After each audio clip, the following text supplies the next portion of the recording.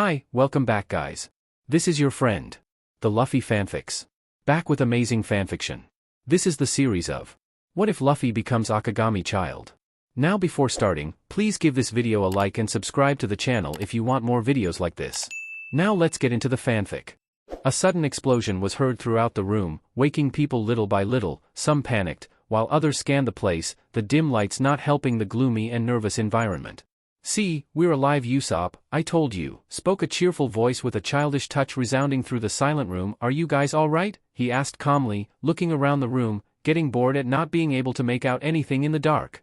"We are all fine, Captain," a green-haired swordsman spoke, frowning at the hostile and strong auras. "What is this place?" he asked, moving closer to the crew, not wanting them to get separated. "Luffy?" An older voice called, freezing the small crew. That sounded like Luffy's grandfather. "Ah, Ji-chan. What are you doing here?" asked with genuine curiosity the captain, realizing his mistake, covered his mouth, making the still silent room tense up. "Garp the hero has a grandson." "Brat, weren't you in the villa?" spoke the marine hero, unaware of the atmosphere in the room, happily approaching before giving a love fist to his beloved grandson. "Why should I be there?" the boy asked, rubbing his head, the crew slowly backing away from him before becoming involved. "Oh, Ji-chan. You know, I have new nakamas," he said, smiling a lot. "You saw some of them in Water 7, his grandfather looked at him and blinked confused. Why did he see Luffy in Water 7?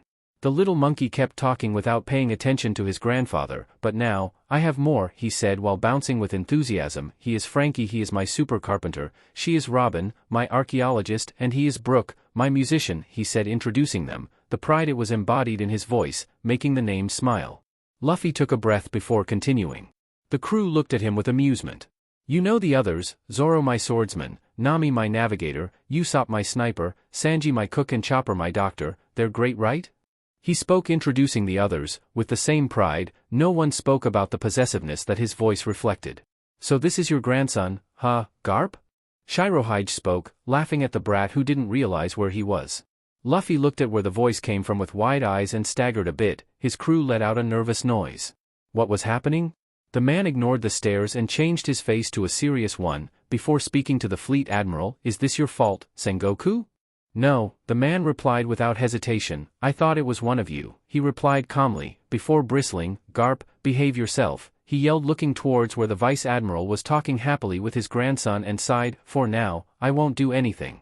I can't activate my powers and we don't have weapons. It's better to stay still. I don't want to cause any disaster," he said, running his fingers across the bridge of his nose. He felt a headache coming on. "You're right," pointed out a smiling redhead, calmly drinking his sake. "Where did he get it from?" Approaching the two imposing figures. "As long as you guys didn't attack first, we can be at peace," he said, looking towards Whitebeard. The man looked back at him and nodded. "For now, we should ask ourselves, why are we here?" The video Den Mushi turned on. "Don't worry, this room is safe for everyone. You can't attack or hurt each other. If you're hungry or thirsty you can ask for something and it will appear, but I think Akagami-san already discovered it." The redhead smiled, victorious and proud of his discovery. His first mate shook his head in amusement. "To answer your question," the voice made a dramatic pause, and feeling the atmosphere in the room drop, he snorted and continued. "They are here to see the future." "Why did we want to see the future?" asked Admiral Akainu, without a hint of finesse in his voice, sounding as if anything would bring him to his breaking point.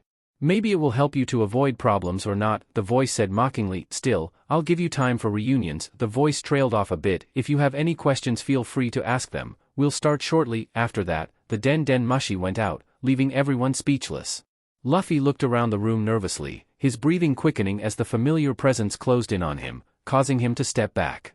"He's not real," Luffy told himself. "He's not real, he's dead." Her gaze fell to the shiny black floor as the worried voices around her slowly faded away. Luffy staggered, covering his ears, the memories hitting him in waves, making him fall to his knees on the ground. His hands glowed red when he saw them again with blood that wasn't his. He gasped, trying in vain to get rid of it by rubbing it hard against his shorts. Warm, all too familiar hands grounded him, his breathing quickening even more as he bit down hard on his lip, choking back the sobs that pooled in his chest. A second pair of hands, Nami, managed her confused mind. They began to make circles on his back, asking him to even out his breathing. He was trying. "Ace?" Luffy finally called out, his voice cracking with effort and tears.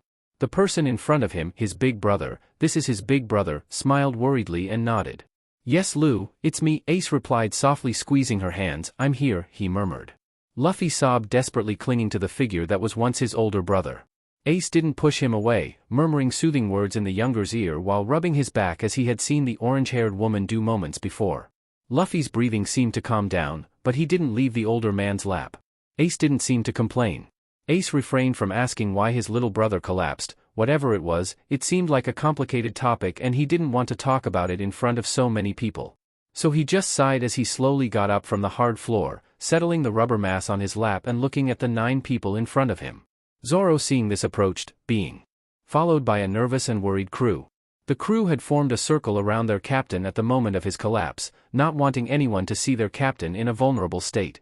The green-haired swordsman had nearly slashed someone who had looked too far in his direction. Zoro glanced at his captain once more and a soft smile spread across his stoic face before disappearing and looking at the commander, greeting him politely. "It's good to finally meet, Commander." Zoro ignored the incredulous looks from his crew. "Luffy has told us a lot about you." "That's good," the freckled smiled, "although, well, I can't say the same about you," he replied. "They are my crew," Luffy murmured into his neck. Ace chuckled and nodded. "It's good to meet you all. I'd like to greet you properly, but oh well," he said, pointing to the boy dangling from him. "Take good care of him," he asked them with a small bow. "However, he has a lot of problems," he noted with amusement. Nami smiled, remembering the Alabasta. "Ace, don't worry, we're used to it," she rejected, ruffling her captain's hair. Ace smiled, turning to the bundle in his arms. "Luffy," he called, "will you tell me what's wrong?" he asked carefully. Sabo had told him that it wasn't good to force a person to speak if they didn't want to. "It's nothing," Luffy dismissed him. "Oh, only, I'm very happy to see you again." Luffy took a deep breath, finally pulling away from the older man, missing the warm touch. Ace looked at him for a few moments before nodding and smiling at the younger. "Then let's go where my captain has wanted to meet you for a while," the freckled man said, happily grabbing the opposite hand. The commander wasn't going to let go of his younger brother anytime soon. "Where Giant Asen?" Luffy asked, returning to his vibrant self, turning to look at his crew with a clear "Are you coming?" he looks, bouncing back on his heels without letting go of Ace's hand. Usopp quickly mumbled a scolding, telling him that he can't give an emperor nicknames. Luffy ignored him, walking towards the giant group of pirates, pulling Ace over in the process. "Luffy," Ace hissed before giving up and drifting off, walking straight towards the mustachioed giant. Whitebeard looked around the small group curiously before his gaze landed on his youngest son and the boy dragging him.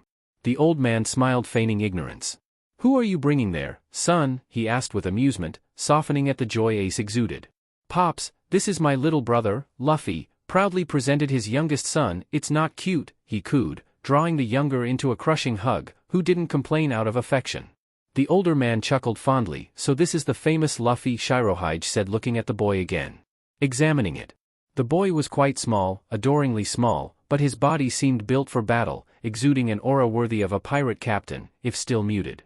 His gaze unconsciously fell to the boy's chest, looking at the disturbing scar on it, before looking away. The old man did not miss the look that crossed the boy when he saw his brother. "Loss." Shirohige held back a sigh. "Feel free to settle in here," Whitebeard offered helpfully. "It's too dangerous outside," the old man announced like a concerned father, earning a few laughs from his children. After the senior emperor finished speaking, the room seemed to come to life, falling back into chaos and confusion. The younger brother of the second commander of the Whitebeard pirates, Fire Fist Ace, is a rookie pirate fresh from the East Blue. Morgan was visualizing it, the wonderful statement in the newspaper, subtly adding, "who are also grandchildren of Garp the First." Yes, Morgan felt that he would not be bored in this room. Ace ignored the scandal and got Luffy's attention. "You said it was your crew, right?" The rubber boy nodded. "Who knew you would have so many nakamas in less than a year?" The freckled man congratulated him, Luffy giving him a look that clearly said, "Are you stupid?" irritating the commander. "I came out 2 years ago, Ace. I'm 19, Luffy replied simply, his navigator patting his face with a tired sigh.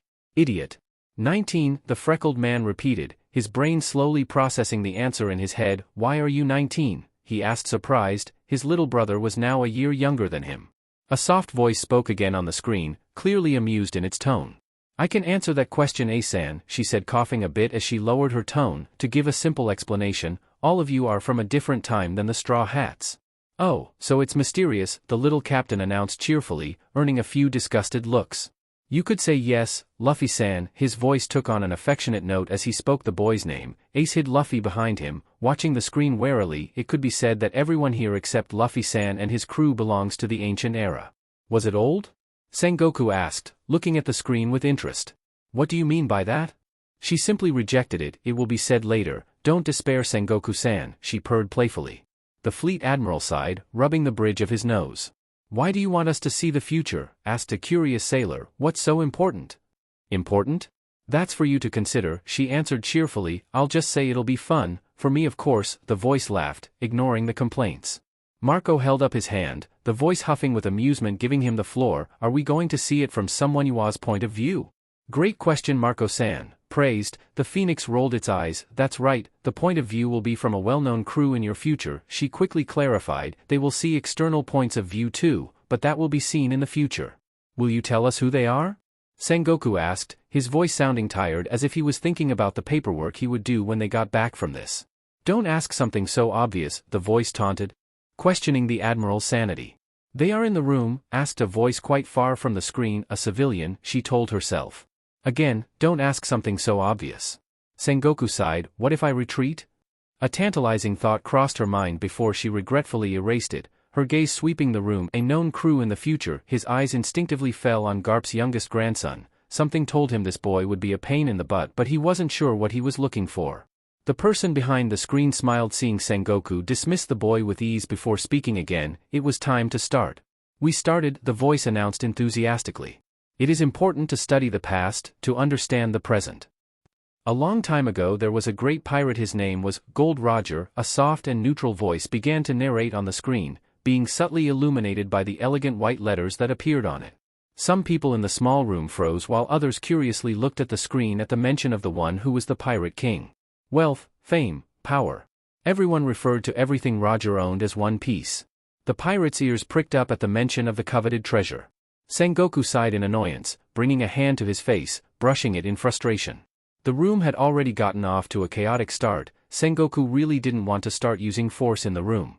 Roger's pirates finally got it, announced a male voice. The screen cleared to show the assembled people staring in disbelief and wonder at the newspaper, celebrating what they thought was impossible. Finally, someone has conquered the sea, chirped another happily. It is the king of the sea. The king of the pirates. The screen went dark. The red-haired emperor, Akagami no Shanks, smiled gently. The emperor clearly remembers that day. Buggy had finally come out of the horrible fever he had contracted days before, and they were out for something to eat, when they saw people taking the newspapers. The redhead remembers very well how he had run towards his ship brother with a huge smile and a newspaper in his hand, practically knocking over a confused blue head. Shanks clearly ignored their complaints as he showed the newspaper to a very surprised Buggy, smiling behind his tears. His captain had made it. The scene changes to show two uniformed men escorting a tall man with a big black mustache and a huge smile plastered on his face. The screen flickers to the same man sitting on the execution platform, looking completely indifferent, his smile more radiant than before. In front of him were two swords forming an X. The silence in the room was dense. They were about to witness a unique moment again. Luffy swallowed, approaching the screen, his crew smiling fondly at the fervent excitement and respect their captain exuded at the moment on the screen. Hey! King of the Pirates, yelled a person in the crowd, drawing the attention of the old pirate captain. What have you done with your treasure? Did you do it right? One Piece. At the mention of the treasure, the man with the mustache began to laugh, being vaguely reprimanded by his tormentors. The small room vibrated with anticipation. Although many people were very afraid of the pirate captain, they couldn't help but admire the man. Captain Smoker clenched his fists. He was trembling. He could not erase from his head the man's smile at his death, receiving it in a wonderful way. Smoker shuddered. Do you want my treasures? Well, whoever finds it can keep it, the man on the platform finally spoke. Silence. One executioner growled as another followed him, raising their swords in the air. I've left everything in that place. Find it, the Pirate King announced, grinning widely at the chaos created. He did not regret it. Og. The swords came down as fast as they came up, digging into the man's sides. The camera zoomed out, showing the man still smiling. The screen went dark. The small room erupted in applause at the scene that started it all. Several pirates toasted excitedly, remembering the excitement of that day. Vice Admiral Akainu looked at the groups of pirates having fun. Ridiculous, he thought. The Red Dog didn't understand why his superiors had given the order not to attack. Its fruits were active, as was the perfectly functioning hockey. His gaze went specifically to the newly formed pirate and second commander of the Whitebeard Pirates. Akainu clenched his fists tighter, digging his nails into the palm of his hand. They are dangerous, too dangerous. Shanks and Shirohige, oblivious to the Marine's murderous thirst, raised their glasses to the sky, silently toasting their mentor and rival. Garp clinked their glasses together, the two old men grinning.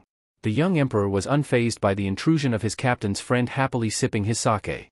The old marine, oblivious to the horrible thought, laughed as he took a sip of his sake and pulled out a packet of rice crackers from his neat white suit. Roger, even dead it's chaos, he said cheerfully, popping a rice cracker into his mouth. Want, he offered to his friend, who pulled him towards the group of marines by the collar, Garp merely shrugging as he was led away.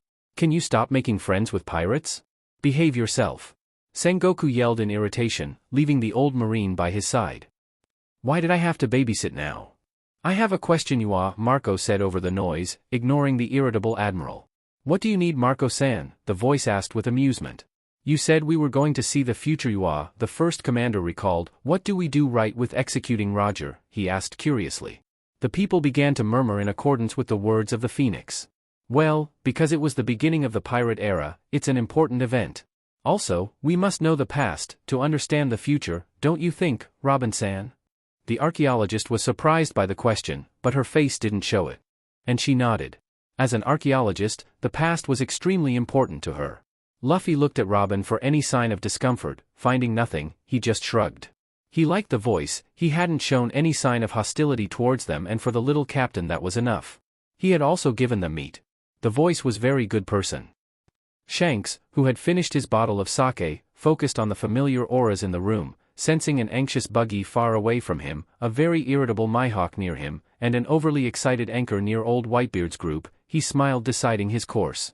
Luffy really loved his brother very much, he had missed him so much and he was very happy, but Shanks's aura was getting closer to him and Luffy couldn't get out of Ace's arms.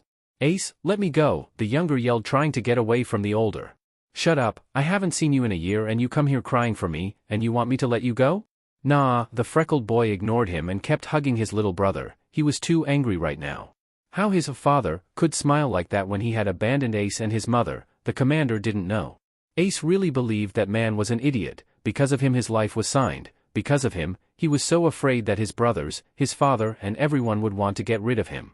From him all his life he had heard about how he deserved to be dead. It was not his fault. It wasn't Ace's fault that he was that BSTRD's son. Ace just wanted to be happy. Ace didn't want to feel the fear of abandonment every time he told someone who his father was. He didn't want to feel the horror of the rejection he had his whole life until Sabo and Luffy arrived. Ace really hated his father, DMN. Luffy felt Ace tremble, stopping his escape. Looking up, Luffy realized something. Ace was still thinking a lot, even though he had so many people with him. Ace was still an idiot, being part of his own death confirmed it. The younger one couldn't help but hug his brother tightly. Luffy loved Ace very much, he also hated him too much. Luffy eyed the redhead suspiciously as he slowly walked away from his clingy brother, running towards the white-mustached giant who was leaving the room in stunned silence. That idiot, Zoro sighed tiredly, lying down on the ground and closing his eyes. His crew followed him, talking to each other calmly, as if their captain wasn't walking to his death. What are they doing? Don't you care about your captain? Luffy ignored the shock of disbelief, looking at the giant hand outstretched in front of him. He smiled quietly. Going up, the old man chuckled and put the boy on his shoulder, looking at the redhead with amusement. Thank you, Shirohige-san, Luffy thanked the happy-go-lucky giant. Shirohige dismissed him calmly. The room fell silent, watching the couple's interaction as if they expected blood to spill at any moment. Shanks raised an eyebrow in amusement and opened his mouth to tease the boy a little. Anchor, don't hide from me. Shanks, don't look at me, you BSTRD, shouted the aforementioned hidden in the giant's neck. I still haven't kept my promise, he murmured, squeezing his straw hat tightly. Does he want to die? The boy has the guts to speak to an emperor like that. What will your relationship be? Many murmurs resounded in the room, finally breaking the silent tension over the newly appointed pirate's lack of self-preservation and his relationship with the two emperors, who easily ignored the stares. Come on, Luffy, Shanks spoke again with a touch of affection in his voice. We are here against our will, he explained, knowing that his son would not see him if he was breaking his promise. Why don't you come down and talk? Oh really? He timidly asked, coming out of the senior emperor's neck. Shanks nodded and suddenly had a lap full of Luffy, grinning widely. Shanks smiled widely, hugging Luffy happily, adjusting him on his lap. Most of the room had seen a lot today. First, Garp the hero had a grandson, who was apparently a pirate, although they had never actually seen him. Second, he had the commander of Whitebeard's 2nd Division as a brother, and more importantly, he seemed to be related to not one, if not two emperors. Is it his father? Asked someone unconsciously. Pandemonium broke out. Does the redhead have a son? Is not it adorable? Is that what you're looking at? Amazing news, write it down, write it down. Too dangerous, you have to kill him. The room froze at the unexpected comment, the low air oppressing the people. Shanks pushed Luffy away from his body, shielding him behind him, looking cold-eyed at the Vice Admiral, urging him to attack. The audacity? Akainu, a dry voice rumbled through the room causing a collective shudder, making everyone turn towards the black screen. I recommend you not to threaten anyone in this room. I don't want to take action, the voice threatened happily. Why should I listen to you? Absolute justice dictates that this child will be a danger for the future. It is better to kill him before that happens. Akainu looked coldly at the screen without giving in to the direct threat.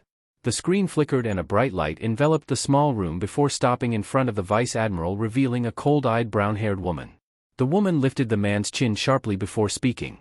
You're funny, she murmured coldly. I can kill you here and now, but that would be a waste. She smiled before letting go of the arrogant BSTRD, as if burning, and shifting her gaze to the man who was studying her carefully. Sengoku, she called, tighten your dog's leash. I don't need him to keep barking, she sneered before walking away and levitating near the screen. Sengoku frowned and sighed. I gave an order and I would like you to carry it out. The Fleet Admiral raised his voice, speaking seriously. The person in front of them was strong, he didn't need casualties in his forces, understood. Vice Admiral? Yes, sir, Akainu replied between his teeth. The brown-haired woman cleared her throat, drawing the attention of the room. It's the first time you've seen me, so introduce me. I'm Layla. She introduced herself with a bow, and as I said before, no one can get hurt in this room, and if they behave well, maybe I can activate their devil fruits, Layla said with dry humor, putting a hand to her face and looking at the people coldly, and then smile. Well, I hope we get along fine, and with that she disappeared. No way. Akagami no Shanks was a pirate feared by all the Blues and the Grand Line, not counting the New World. Anyone who saw him would run out of the place or be scared by his mere presence, but Ben shook his head. Was that how an emperor behaved? Brazenly hugging a rubber boy who just laughed at displays of affection, not caring about his surroundings, Ben was sure this was not good for his captain's reputation, but he really couldn't do anything and didn't want to. Didn't want to deal with self-proclaimed father. A strong blow brought him back to reality, moving a little away from the scene of the incident, not wanting to get involved. Garp had approached them at some point, landing a swipe at the two loving individuals, dragging Ace along in the process. Away from them, two revolutionaries unconsciously raised their hands to their heads in a sympathetic grimace. Sheet, Garp, what's wrong with you? The redhead groaned pitifully, looking at the Vice Admiral in disbelief. The BSTRD had used hockey, as if his normal punch wasn't already monstrous. That's for corrupting my grandson and you too, he growled, pointing at the two pale teenagers. I told you to be Marines. Ace ignored his grandfather's strange mantra, pointing at him angrily. Don't hit Luffy, you old sheet, he yelled, facing Luffy, just like when they were kids. Tell me grandpa, you little brat, a second thump echoed through the room. Never, old man. It seems you lack training, you cheeky brat. What? Get away from me, you BSTRD. Luffy successfully escaped from his grandfather's clutches, leaving Ace as a sacrifice. Sorry, Ace, approaching his calm crew who didn't seem bothered at being the center of attention except for a pale Usopp. Luffy approached him, hanging on his shoulders, watching his sniper relax in his presence. What's wrong, Captain San? Asked Robin with a gleam of humor in her eyes, as if she knew what was going through her lovely captain's mind, unable to hide a smile on her hand. I don't want to see our adventures, he said with a pout, looking at the screen, which seemed to greet him with humor, as if it was amused by his suffering. It's not fun to see the future, he repeated, falling apart on the floor with a tantrum. His crew teased him a bit before taking pity on his grumpy captain. How do you know it's us, Captain? Sanji turned to him with amusement clear on his face. Luffy looked at his cook like he was stupid. Dodging a kick from the irritable blonde, Luffy looked at his crew with a smile.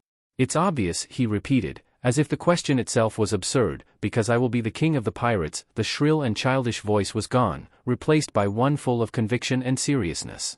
A voice that made you want to go under his command and at the same time have the freedom to do whatever you wanted, a voice that left you in no doubt that this child could achieve whatever he wanted. His crew smiled hair-raisingly. Their captain could say it as many times as he wanted and they would never get tired of hearing it, because they would be there when he did. Garp shook his head, feeling somewhere between proud and angry. Why couldn't his grandson understand that he would make a great Marine? I didn't get it. Do I need to train him more? An eerie shiver ran through Luffy as he moved further away from his grandfather. Do you doubt our captain, Sushi Eyebrows? Zoro mocked his cook with a smile that further irritated Sanji's nerves. What did you say, Marimo? Zoro just smiled at him. Number 7, he muttered. The sword locked the leg and a childish fight started again. Oh, Robin said quietly, sipping some of the cup of tea that Sanji had poured for her at some point. Youths, so full of energy, yo-ho-ho-ho, Brook laughed, like the proud grandfather that he was. Nami stood behind them. You too, she spoke with a clear threat on her face. The two men stopped immediately. Can't you stop fighting for a minute? She exclaimed irritated, not forgetting to hit them both for their nonsense. They were already the center of attention and the two idiots only made it more noticeable. Anything for you, Nami Swan. Sanji sang, quickly recovering from the blow. Zoro chuckled and settled next to Chopper, ignoring the way the younger boy's face lit up. Marco laughed coming out of his trance at the unexpected fight and smiled. That boy will do incredible things in the future, he commented without addressing anyone in particular. It's interesting, Aizo agreed with a fond smile, he already loved the brat. His crew is fun, Haruta continued with amusement. The fun didn't last long as the temperature dropped drastically. All eyes turned to the older emperor who was looking at the boy seriously. Do you think this is a snotty game? Asked Whitebeard. For some reason he wanted to know what this boy thought about that. A game? Luffy repeated in confusion, his crew having become alert to the clear threat in the air. Luffy didn't even flinch at the haki directed at him to kneel him, sending out an obvious weaker blast of his own, clearly telling the man that he wasn't scared. I don't know what you're talking about, old man. Whitebeard refrained from asking when he heard voices come out of the black screen in front of him. Old man, I want to ask you something. Usopp appeared on the screen, radiating nervous energy. It's about the legendary treasure, One Piece. Really? Usopp? The nervous sniper's name was called out and effectively silenced him, his captain stamping his foot on the table and looking at his Usopp through gritted teeth. The room was shocked by the sudden video, freezing at the outrageous scream. I don't want to know where the treasure is. Luffy stated, I don't want to know if it exists or not. We all go to sea risking our lives without knowing anything. If the old man tells us anything, I'll give up being a pirate. Rayleigh wasn't surprised to find himself involved with the small crew. Shanks had told him countless times about the boy who looked like his captain and he was sure he would meet him one day. His expression distorted into amusement at the teenager's nervous question and the other's clear refusal. Maybe it's worth getting closer? The crew on the screen were shocked as if they didn't believe what they were hearing. I'm not going to have a boring adventure. Luffy looked at all of them seriously, hinting that he meant it. Usopp, who had fallen to the ground in fright, fluttered up nervously in front of his captain. Sorry. I already knew that, but I missed it. I don't want to know either, he excused himself, being firm about the lie that had come out of his mouth a few minutes ago. Liar, Nami scoffed with amusement, sticking her tongue out childishly at Usopp.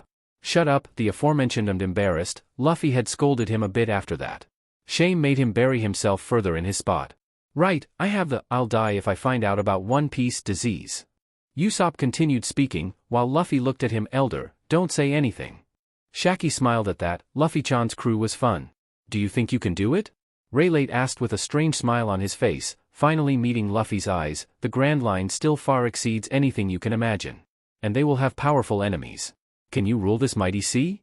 Luffy smiled as if Rayleigh had said something ridiculous. I'm not going to rule anything. The freest person in this sea is the Pirate King. Rayleigh's eyes twitched and his smile widened. The screen went black. Shanks beamed at the response, raising his bottle. For anchor. I toast happily. Ah, her son was really something. Whitebeard's bright laugh collided with Shanks's toast, drawing attention to his place. The old emperor nodded in satisfaction, his question having been answered. I like you, brat. I declare with a smile, be my son. Pops! Ace yelled, looking at his father in astonishment. Even though he knew Luffy was going to refuse, he couldn't help but feel happy to have his little brother in the same boat with him. No, Luffy quickly refused, not hesitating for a moment. Marco had to do a double take at that. Whitebeard just laughed without feeling disappointed by the refusal. He will have a new child at some point, he knows it. People felt mentally tired from the interactions. Too much information had been rammed into their head. First, Silver Rayleigh, oh my god, was close to the new pirate crew, plus he was still alive. Then the quick refusal of the little captain, who, as seen above, was not afraid to come face to face with an emperor, dismissing it as no big deal. Then the fact that the emperor himself seemed to want to favor him after that, while the younger emperor did the same. The civilians, separated from all the chaos, let out a breath. Will this end well? In 20 years the young and strong pirates who will lead the new era will arrive in the new world, and if I die, narrated a jovial voice on the screen with enthusiasm, they will be the ones to defeat Kaido. A small, colorful group of people stopped talking, transfixed as they heard the familiar voice on the screen. The child in the arms of what looked like a samurai trembled, holding back tears. The orange kimono-clad samurai squeezed the child tightly, looking at the screen with a glimmer of hope. Would his country finally be free?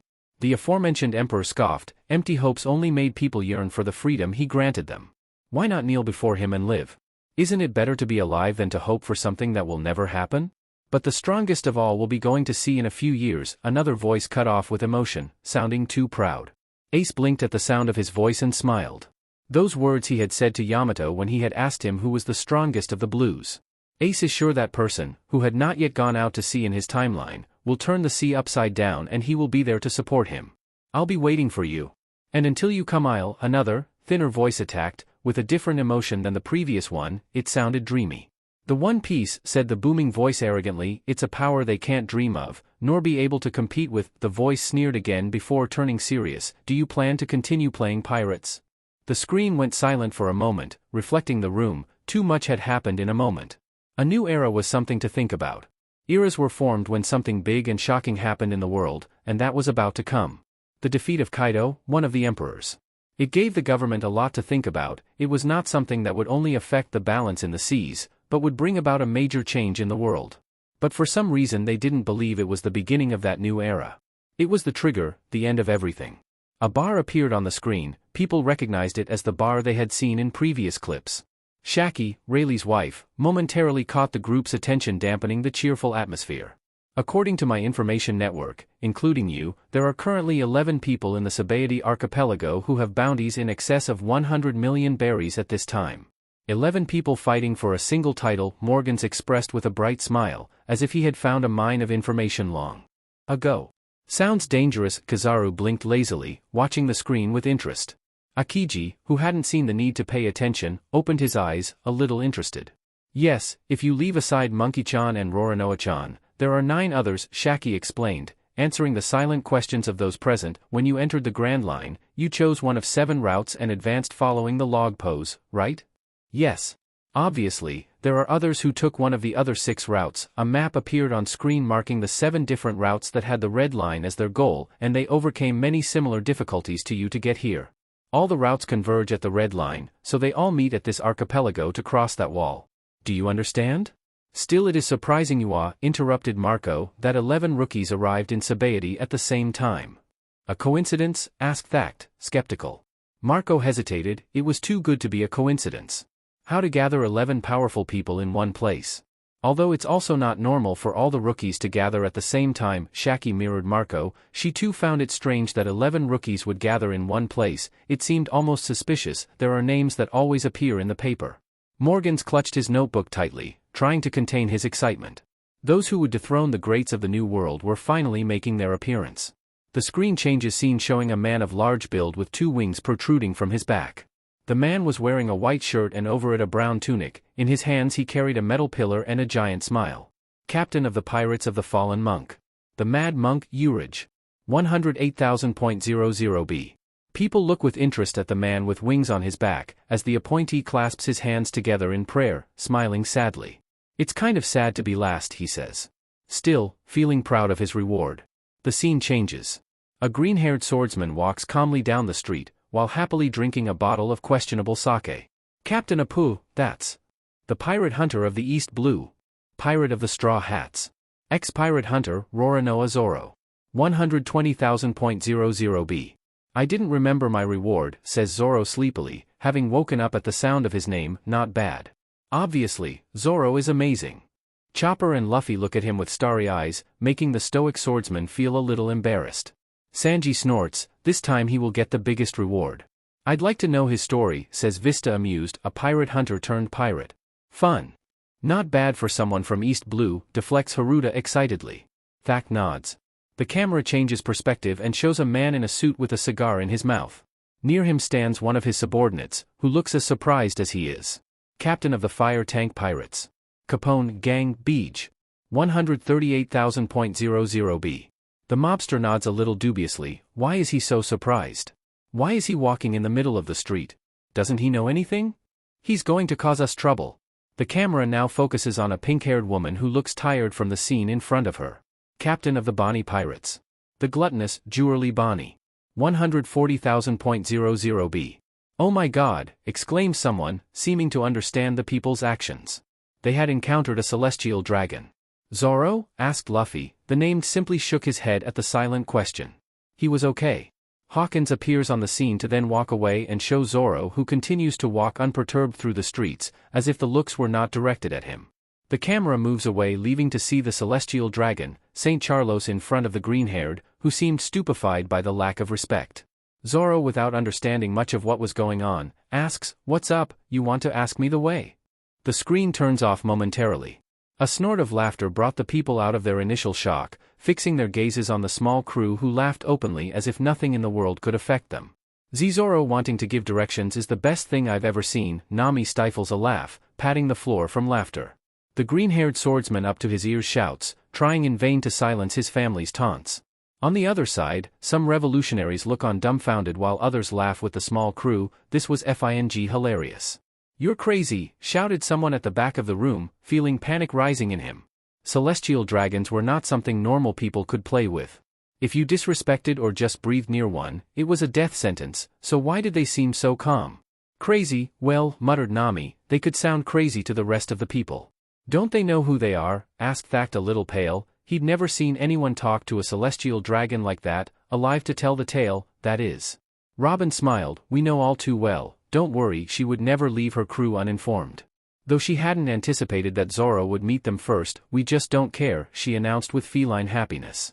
Usopp paled slightly. "Robin, don't say that out loud," he requested, clinging to the equally pale reindeer. Hearing Robin's response, Barbablanca burst out laughing. These adorable children. The screen comes back on showing a blonde man in a mask fighting with Urich. Pirate of the Pirates Kid. Massacre Soldier, Killer. 162,000.00b.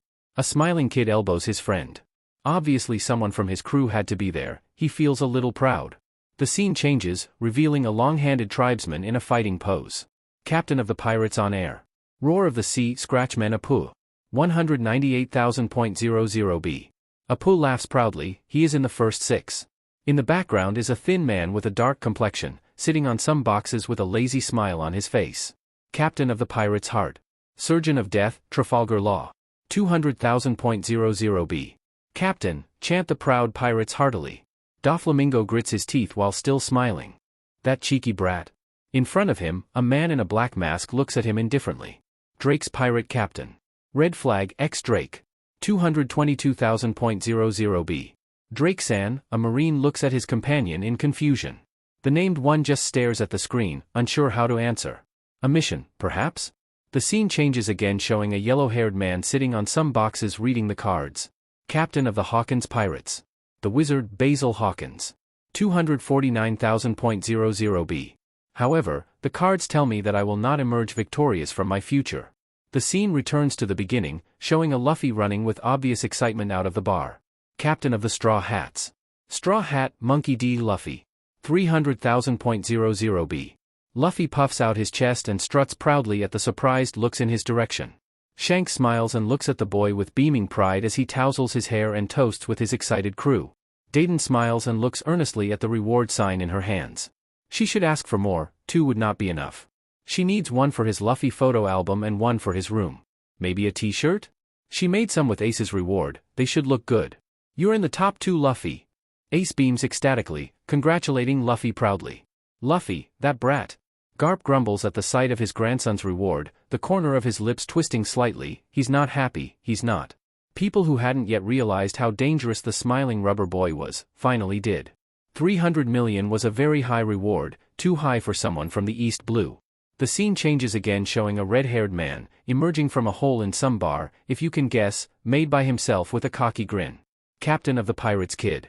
Eustace, Captain Kidd, 315.0000b. The red-haired man smiles smugly. Although his reward is only 15 million difference, he can't help but strut. It was the highest reward. As if the screen were mocking him, the scene changes to a rather colorful ship, being followed by an equally colorful and singing ship.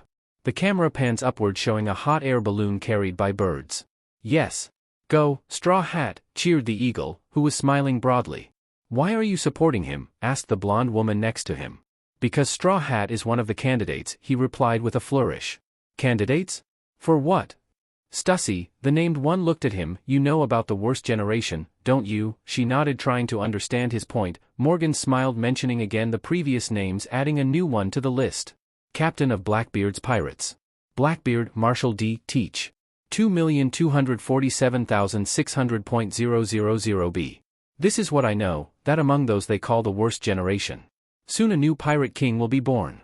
The room murmured in surprise. Among the 11 brats, 9, to be precise, one of them would come out with the crown and be titled king. It was impressive. Both Big Mom and Kaido were not happy. They had not been out to sea for years, and in a few months the rookies wanted to snatch the position, daring brats all of them. It seems that my future self is informed. Morgan smiles, cheerfully writing the said events on the screen. The Barbablanca pirates fixed their gaze on Teach, who had turned away from them at the start and was accompanied by 3 people, and a half-dead horse, who was smiling as if nothing was wrong. Barbablanca shook his head disappointed. Looks like it's not Teach, the person Roger was waiting for. Marco grits his teeth, but denies. No good would come of explanations now. He walks away, trying to calm his annoying crew. Explanations will come later, as will his punishment. To receive such a reward is something he doesn't want to think about. The following item is a super amazing product that will make you forget all your problems in an instant.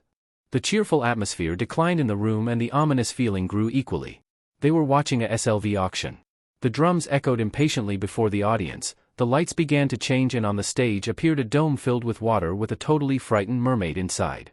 The auction house was delighted with the strange specimen before them. They wanted her, she would be theirs. Part of the crew, Nami, Sanji, Chopper, and Frankie, along with a Gyojin and a starfish, looked on angrily and nervously at the sale of their friend. Those BSTRDS dared to lay their hands on Kami-chan. Nami frowned, vividly remembering that day. Shirahoshi shuddered at the sight of the trapped mermaid. In the same room, 2 supernovas.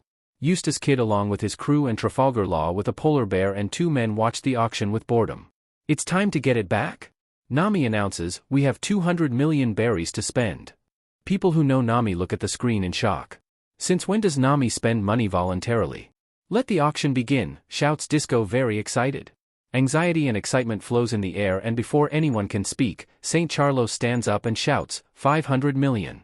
I'll buy it for 500 million berries. The room falls silent after that. No one is brave enough to take on a celestial dragon and offer a higher bid. That's too sudden. We're not even close to that figure. Nami snorts, pale like the rest of her companions. The Straw Hats are looking grim at the moment. If their captain hadn't arrived at the time he did, no one would know what would have happened to Kami. A revolutionary grits his teeth. Even if they had enough, they would die before they could present a counteroffer. The starfish sobs, are they going to sell it to a celestial dragon without us being able to do anything? The room is silent. That's right, they can't do anything, all of them are tied up. Can't we do anything? There's no way, asks a hysterical Chopper to the 2 adults. We can't let them sell her and take our friend away. This is going very badly. I would never have checked, Sanji mutters, gritting his teeth. We pulled out thinking we could solve this with money. But the situation has gotten worse. The small group looks pale and hysterical. Panic permeates them more with each passing second. They can't save their friend. Where would the Navy be? Asks Izo dryly, derision accompanying his harsh words. Helping all of them, Haruta continues angrily. Justice? That's some fake bullshit. It's like it's a miniature version of the world. What a farce, Kid complains. Let's go. Disco announces the end of the auction, as the Kid and his team head for the door. Today's super attraction, Kami the mermaid, goes to the world noble, St. Charlos. For her bid of 500 million berries, announces Disco, and she's. Kid stops right in front of the doors. What's that? He asks, hearing a scream coming from outside. Sold. Katakuri coughs in surprise. His brothers look at him with concern, but he denies dismissing them. He really didn't see that coming. The door of the auction house explodes as Disco bangs his gavel on the table. Something crashes into the back seats of the theater, startling people. What? The person behind the incident coughs, moving away from the debris. Sanji is the first to react, feeling an invisible weight move away from him. Luffy, he shouts in alarm. Luffy, obviously ignoring everything, yells, scolding the man who brought him. What the hell are you doing? Land better. I can't, it's a flying fish. The scolded man defends himself. You told me to charge the place. Zoro rubs his head grumpily. Why are you guys in such a hurry to get back to the sunny? He complains looking around. Where are we? Nami sighs. Seriously, she says with a smile, the atmosphere around her relaxing. You guys can't be serious, she complains with mock annoyance. Trafalgar smiles at the sight of the newcomers and settles into his seat.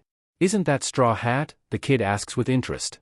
Luffy remembers why he's here and calls out, Cammy. Looking around the room, his gaze lands on the giant crystal ball and he starts running towards it. Cammy, we've been looking for you.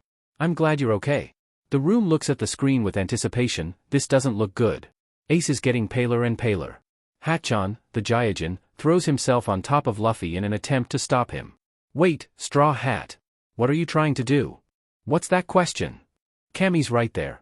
I know. But she's wearing an explosive necklace. We can't take her. Besides, the heavenly dragons are involved. What do I care? Everyone shudders, looking at the young pirate from another light. Normal people could never say that, even feeling as brave as possible.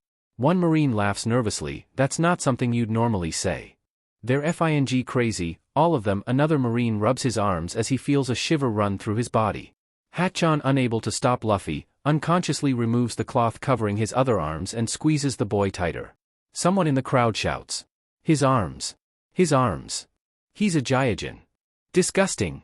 What's a Gyojin doing here? Monster. The sea dwellers cower at the looks they receive. Shirahoshi sobs, hiding behind his father. Luffy grits his teeth. He's about to hit someone. The insults and racist comments continue. Luffy ignores each and every one of them, focusing on getting to Cammy. What the hell is going on? Asks Sanji in confusion. It's like Robin said. Nami mutters, on this island they discriminate against Gyojin and mermaids.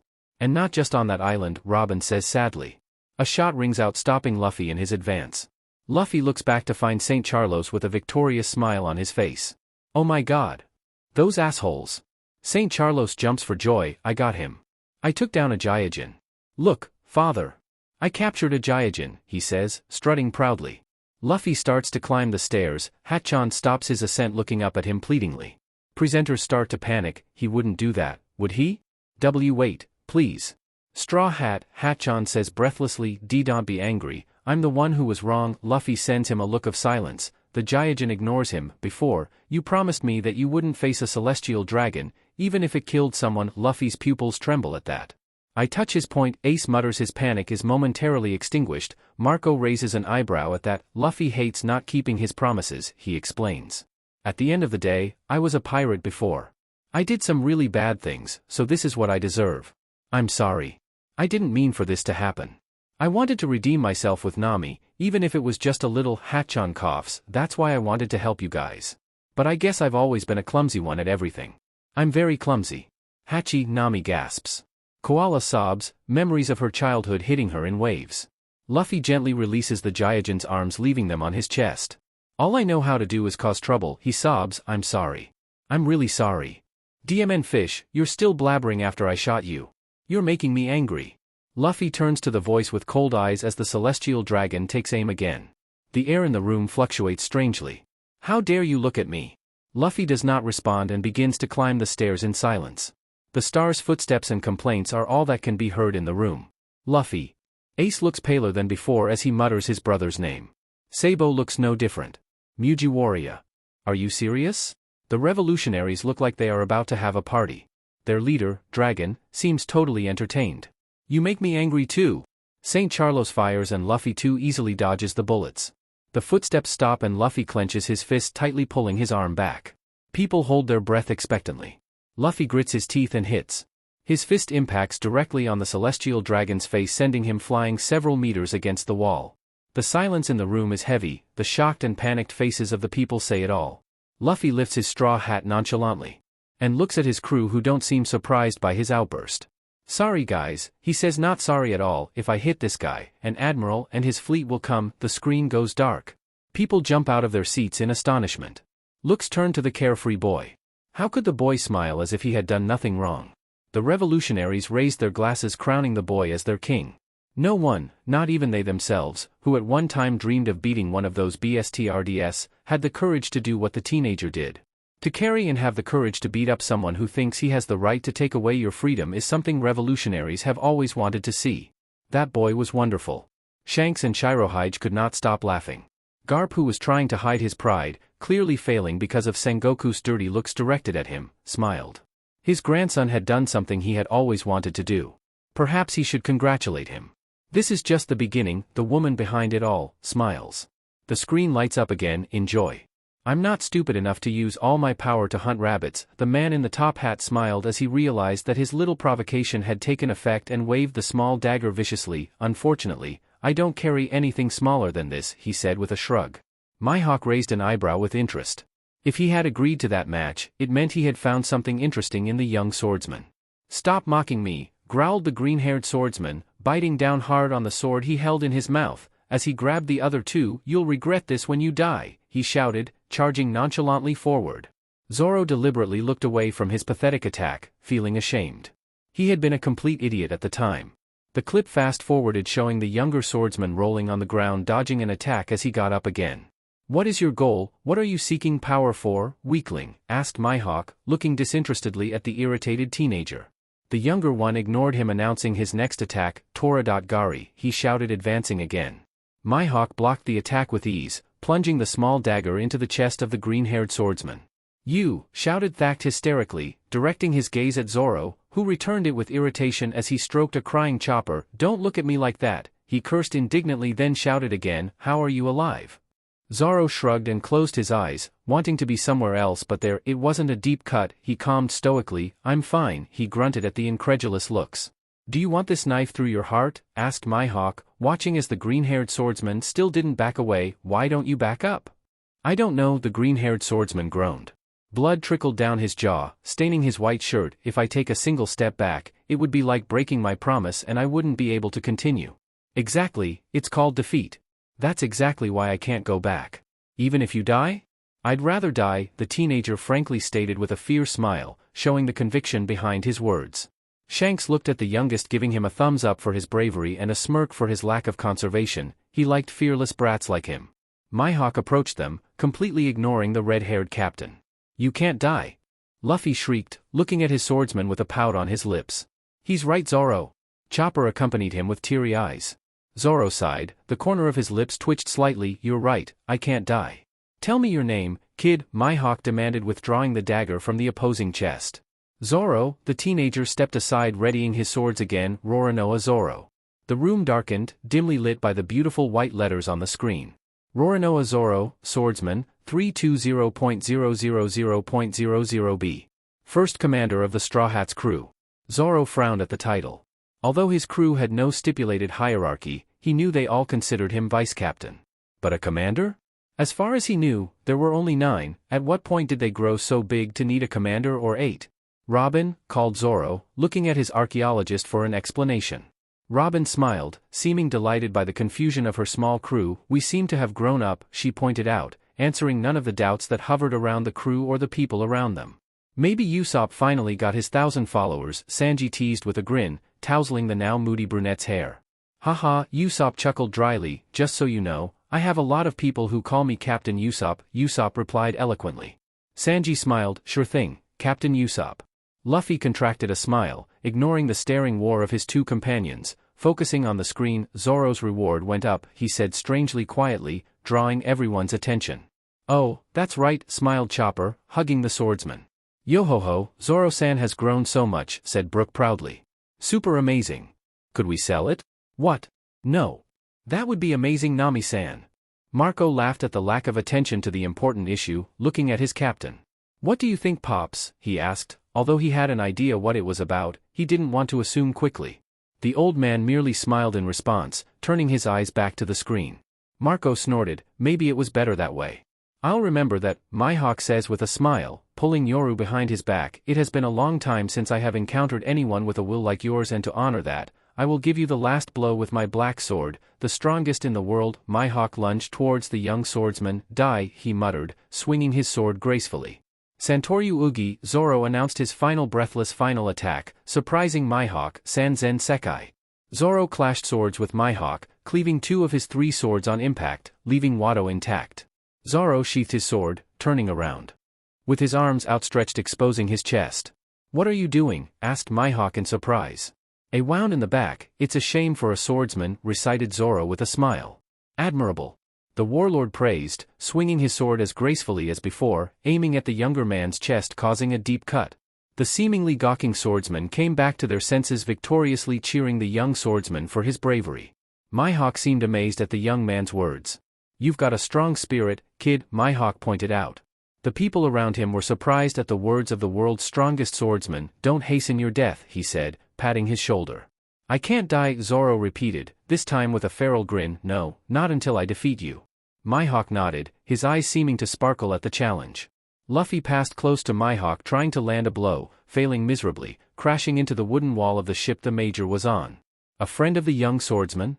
Mihawk asked, not at all bothered by the attack. "Don't worry, that boy is alive," he reassured in a stoic voice. The camera pans away, showing two people pulling Zoro out of the water. Zoro coughs, spitting up a rather disturbing amount of blood while breathing irregularly. "My name is Dracula Mihawk," the man finally introduces himself, without taking his eyes off the dying teenager. "It's still early for you to die. Know thyself, know the world, and," his voice is raised, "get over me, Roronoa Zoro." Groans of disbelief and shock echoed through the room. It seemed that the green-haired teenager had earned the respect of the world's strongest swordsman. "The future is bright," Mihawk thinks with a smile. His gaze quickly soured at the sight of the reddish hair in front of him. "So, they earned your respect, eh, Hawkeye?" The red-haired BSTRD sneers, slipping his arm around the warlord's shoulders, smiling too brightly for Mihawk's mental health. "Shanks," Mihawk says bitterly, as if the interaction itself is taking the life out of him. "Always so serious," Shanks laughs, unfazed by the look of contempt directed at him. "Luffy, can you hear me?" Zoro coughs to level his voice. "Yes." Zoro covers his eyes with one hand, trying to hide his tears, while with the other he shakily raises his sword to the sky. Swearing an oath to the sky. "Were you worried?" mutters Zoro sharply, mocking himself. "If I can't be the best swordsman in the world, you'd be in trouble, wouldn't you?" A shaky smile creases his lips, before he coughs up some blood. The two people next to him shout in concern. The swordsman ignores them and continues. I won't lose to anyone again," he cries out, tears covering her bruised face, "until the day I defeat him and become the strongest. I will not lose again." Luffy looks at the screen with a smile, a shiver runs through his body, clearly remembering that day. "You got a problem with that, Pirate King?" "None." The silent room erupted in murmurs, creating chaos once again. The Marines looked askance at the crew. One of them has revealed himself, and it was only a matter of time before the others did too. Sengoku sighed heavily. This man he had seen on the screen was dangerous, and he hoped that the others would not follow their captain with the same conviction that he did. Maybe he had too much hope. Zoro smiled, although he was only aware that he still didn't trust his captain 100%, staying out of their fight and not interrupting it, blindly trusting him, was something that earned him a place in his heart. "Zoro, you are amazing," Chopper yelled, looking admiringly at his swordsman. "Right?" Luffy smirked, jumping on Zoro, wrapping his legs and arms around the green-haired man's muscular body. Zoro sighed, settling his captain down with ease, using him as a pillow. "It's good that you didn't die from lack of blood, Swordsman-san," Robin says, giving him a quiet smile. The people around her trembled at the words. "Why do you have to worry like that, Robin?" Usopp sobbed, being hugged by Nami. "Are these the brats?" Kaido sneered, giving the fleet admiral a look. "Isn't that funny, Sengoku?" The room was silent, all eyes, both hostile and nervous, settled on the admiral, who still looked irritated. "Why do you ask?" Sengoku asked, hinting at the background of the question. "I don't have any power here," he explained impatiently, noting how angry he felt about it. Being afraid of brats, Newgate scoffed. Although he fully understood Sengoku's fear, he couldn't wait to see the crazy things his new children caused. A marine base is shown on the screen. In the middle of the training ground stands a man bound on a wooden cross with blood and dirt all over him. In front of him, the teenager from the previous clip holding 3 swords with a smile that could look mocking to anyone who saw it. "Which is yours?" "I didn't know which one it was, so I brought all 3, he explained, looking closely at the swordsman. "That was when I recruited Zoro." Luffy smiled, hugging his first member tighter. Zoro growled, irritated at what would come next. "They're all mine, I use Santoryu," the man answered, looking at the boy with irritation.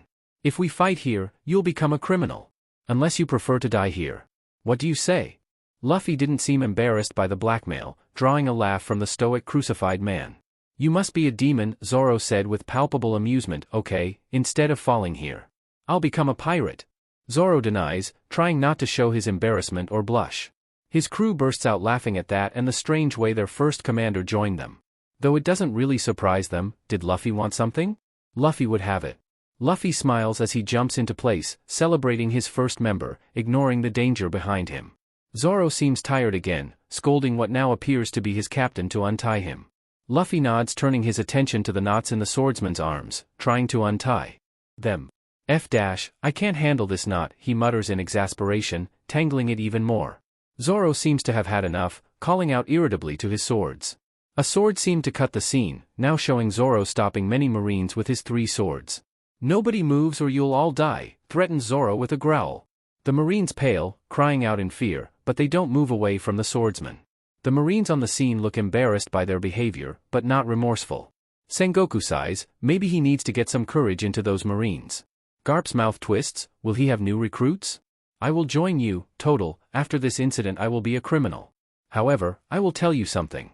I will always choose my dream," Zoro exclaims, looking Luffy in the eyes. Vista was quite impressed. How could the swordsman speak with the sword in his mouth? "What's your dream?" Luffy asks, giving his now swordsman his full attention. "I will become the best swordsman in the world."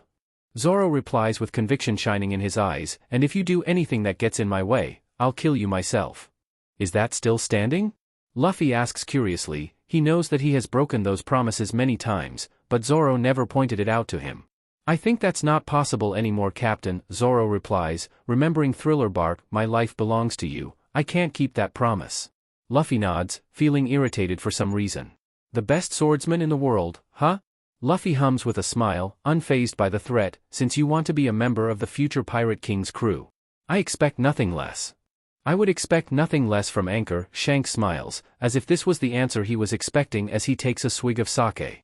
Newgate beams at the clip. "That's a good way to recruit someone," he analyzes, following in Shanks' footsteps, as if it were a toast to the rubber teenager nonsense. "Just because you do it in a similar way, doesn't mean it's a good way." Marco snorts, looking at his father disapprovingly. Izo nods. "It's not right to force someone to join a crew," he exclaims. Everyone nods as if they haven't kidnapped someone. "That aside, you seem to have incredible trust and loyalty to baby Luffy. Do you think it's true? I mean, sometimes people can be acting up." Jozu says, a little worried. He already adores the rubber teenager and doesn't want anything bad to happen to him. "Oi! Everybody freeze!" The voices in the room quickly fade away, staring at the screen in shock. "I'm not going to let anyone go see him," growls Zoro, who seems to be facing the door of a small room, looking at his crew with cold eyes. "Why?" someone asks in a low voice. "Don't you dare go and ask him to come back, Luffy." Zoro ignores the question, focusing on his captain. "I won't accept it until he apologizes first." The atmosphere around the Straw Hats darkens and tenses at the scene. Brook seems lost by the change of atmosphere. "What's going on?" Cracker asks. It was interesting to see a new facet of the brat. Katakuri shakes his head. His vision hockey seems to be limited in this room. "Internal problems?" a marine scoffs, knowing what a little trouble can cause in new crews. "Zoro." Chopper lashes out angrily at the swordsman. "Oh God. I thought it was a stuffed animal. How can that speak? What gives you the right to decide that?" Nami exclaims angrily, glaring at the swordsman. "Silence!" Zoro orders. Nami bites her lip but doesn't continue. It doesn't matter because Luffy and Usopp argued at first. I don't care which one of them was right. When a man decides to have a duel. Zoro starts walking in Luffy's direction, pulling Watto out of his sash. The outcome of said duel is what decides the argument. Zoro stands next to Luffy and points. Usopp lost and left the crew on his own. Usopp looks away, trying to control his tears. As he listened to the mocking and degrading murmurs directed at him, he felt smaller and smaller. "Leave the crew? Ha! A shame. Fight with your captain? He's got guts. Idiot. Listen. This guy here may be an idiot, but he's still our captain." Zoro gives Luffy a little whack on the head with his sword, trying to emphasize his point. Some captains squirm at the insolence. They still can't believe that this person is still alive in the face of such disrespect. If anyone in the crew is not capable of abiding by his orders, let them leave. His gaze travels to each of his mates before settling on his captain. If a captain stops demanding respect, the crew will fall apart. Luffy bites his lips hard without looking away from Zoro's eyes. "I don't care if you want to be easygoing, but if you, the man above me, ever shows weakness, the next one to leave the crew will be me." The swordsman is right, Ben sighs, puffing out some smoke. If a crew doesn't have any respect for their captain, they'll fall from within. "It looks pretty serious," Usopp mutters, seriously looking at his son. What did his son do to make his vice-captain act like this? Zoro sighs. He also wanted to look for Usopp and he knows it, but also, he was the only one with his feet on the ground and not with his heart in his hand. He was the only one who didn't get carried away by the feelings of the moment, giving priority to his captain. He also knows that Luffy understood him, but he also knows that his captain hates to be alone. He knows that Usopp was and is part of Luffy, like him and like everyone. He knows that Luffy would look for them all over the seas not to lose them. So, Zoro couldn't blame his captain for acting that way. He knew it was necessary to be the anchor to keep him stable so he wouldn't collapse in front of everyone. Zoro might have seemed cold, but he always knew what his crew needed, and if that was a reality check, he would never regret giving it to them. I'm glad that idiot wants to come back. But I don't want him to come back if he tries to forget this affair and doesn't try to take his guilt. I won't accept it. Under any circumstances. If that happens, we'll leave him on the island, Zoro clarifies coldly. Wait, Zoro, Nami calls, looking nervously at the swordsman. It's true that his actions weren't the right ones, but we can scold him properly when he comes. Zoro unsheathed his sword and moved it furiously into the ground. Abandoning the crew is a small matter, he snarled, glaring at Nami. The brat's got it figured out, mused Barbablanca seriously. He hated disputes between crews, although it was true that there would always be some. A captain had to know how to resolve them. He understood the green-haired swordsman as he understood the captain. Decisions weren't always easy. No, but... Nami swallowed, not knowing how to convince Zoro. Nami-san, Sanji called out, I hate to admit it, but Mosshead is right. Zoro ignored Sanji, focusing on the others. How can we trust our lives to someone who abandons the ship over a simple discussion? He asked, pulling his sword from the ground, sheathing it again. Here's the important thing.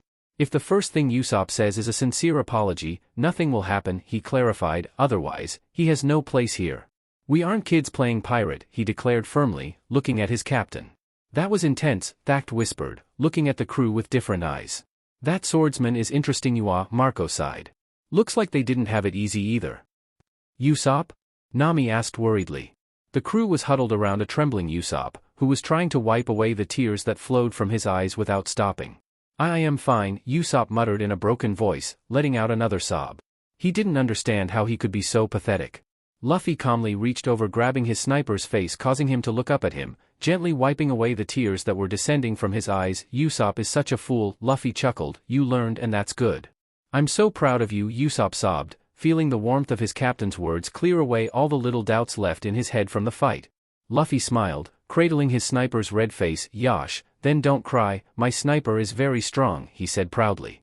His crew smiled, feeling the weight of the scene slowly recede. Zoro shook his head and a small private smile settled on his lips. He was so happy Usopp was back with them. What did it mean to be a swordsman? If Zoro heard that question earlier, he would clearly say his pride. A swordsman without pride is nothing more than an empty shell with no value for the sword. But now? Zoro would laugh at himself. Pride? Pride. What did his DMN pride matter if his captain is in the middle of a war? What did it matter to be the best in the world when he can't save a single person? His hands tremble, but eventually they relax. Pride? Sure, Zoro needed it, but he was willing to throw it away for the sake of following him. The screen is glowing again. Teach me how to be a better swordsman, Zoro begged as he found himself on his knees in front of the stronger swordsman. His body was surrounded by dirty and bloody bandages. He looked like he had just come out of a hard battle. Mihawk looked at the scene with curious eyes, seeming puzzled at the request. Was this the same boy who had surprised him by declaring himself his rival? The thought made him snort. It seemed he had misjudged the boy. Zoro sighed. It would seem that the playful entity wanted everyone to know about her loyal actions towards her captain, a guarantee of something? Zoro wasn't sure, but it didn't bother him. One particular scene crossed his mind at the thought, but he simply dismissed it. There was no need to worry about it now. Mihawk looked at the man in front of him with boredom. You disappoint me, Roronoa. Are you trying to learn techniques from the enemy? Pathetic, the man spat coldly, giving the pitiful boy one last look with a bored sigh. Go away, I will teach nothing to a man as insignificant as you, he declared, taking a sip of his wine. I seem to have misjudged you. Zoro did not move from his kneeling position, seeming not to have the slightest intention of getting up unless he agreed to teach him. What are you doing? Mihawk questioned, trying to understand the behavior of the young man in front of him. Stop, it's painful to see you like this. Zoro smiled bitterly at the scene. He wanted to be stronger, for him, for his crew, and most of all for his captain. Zoro never thought he would kneel before someone other than his captain, but the situation engulfed him with despair, showing him that they were not ready yet. They were not ready to go back to sea. They needed to become strong, and Zoro did. he lowered his head and begged to be stronger so he would never again feel the despair he woke up with that day away from his crew, from his captain. Zoro bowed his head and prayed to be stronger because he didn't want to do it again, because he didn't want to bow his head to anyone if it wasn't his captain, his king. Mihawk's eyes glittered in derision at that. You have not defeated the baboons and are not capable of reaching the sea, the swordsman pointed viciously, as if plunging a dagger into the younger man's fine wounds. I will teach nothing to a man who has no chance against me. I have defeated them all, Zoro declared. The only thing left for me to do is to get your head. His voice trembled, but the firmness in his words made Mihawk back down. But, I'm still not strong enough to think of defeating you. Mihawk seemed surprised by the statement, his gaze drifting to the younger man. What was so important anyway, to throw away his pride like it was nothing? I don't understand, Mihawk let his thoughts out loud, giving Zoro a confused look. You have declared yourself my enemy, so why are you kneeling down to ask me to teach you? What is your objective? Mihawk asked earnestly, scrutinizing the younger swordsman as if he was seeing him for the first time. Zoro gasped and raised his head. To look his target in the eyes, his goal. To surpass you, he shouted firmly.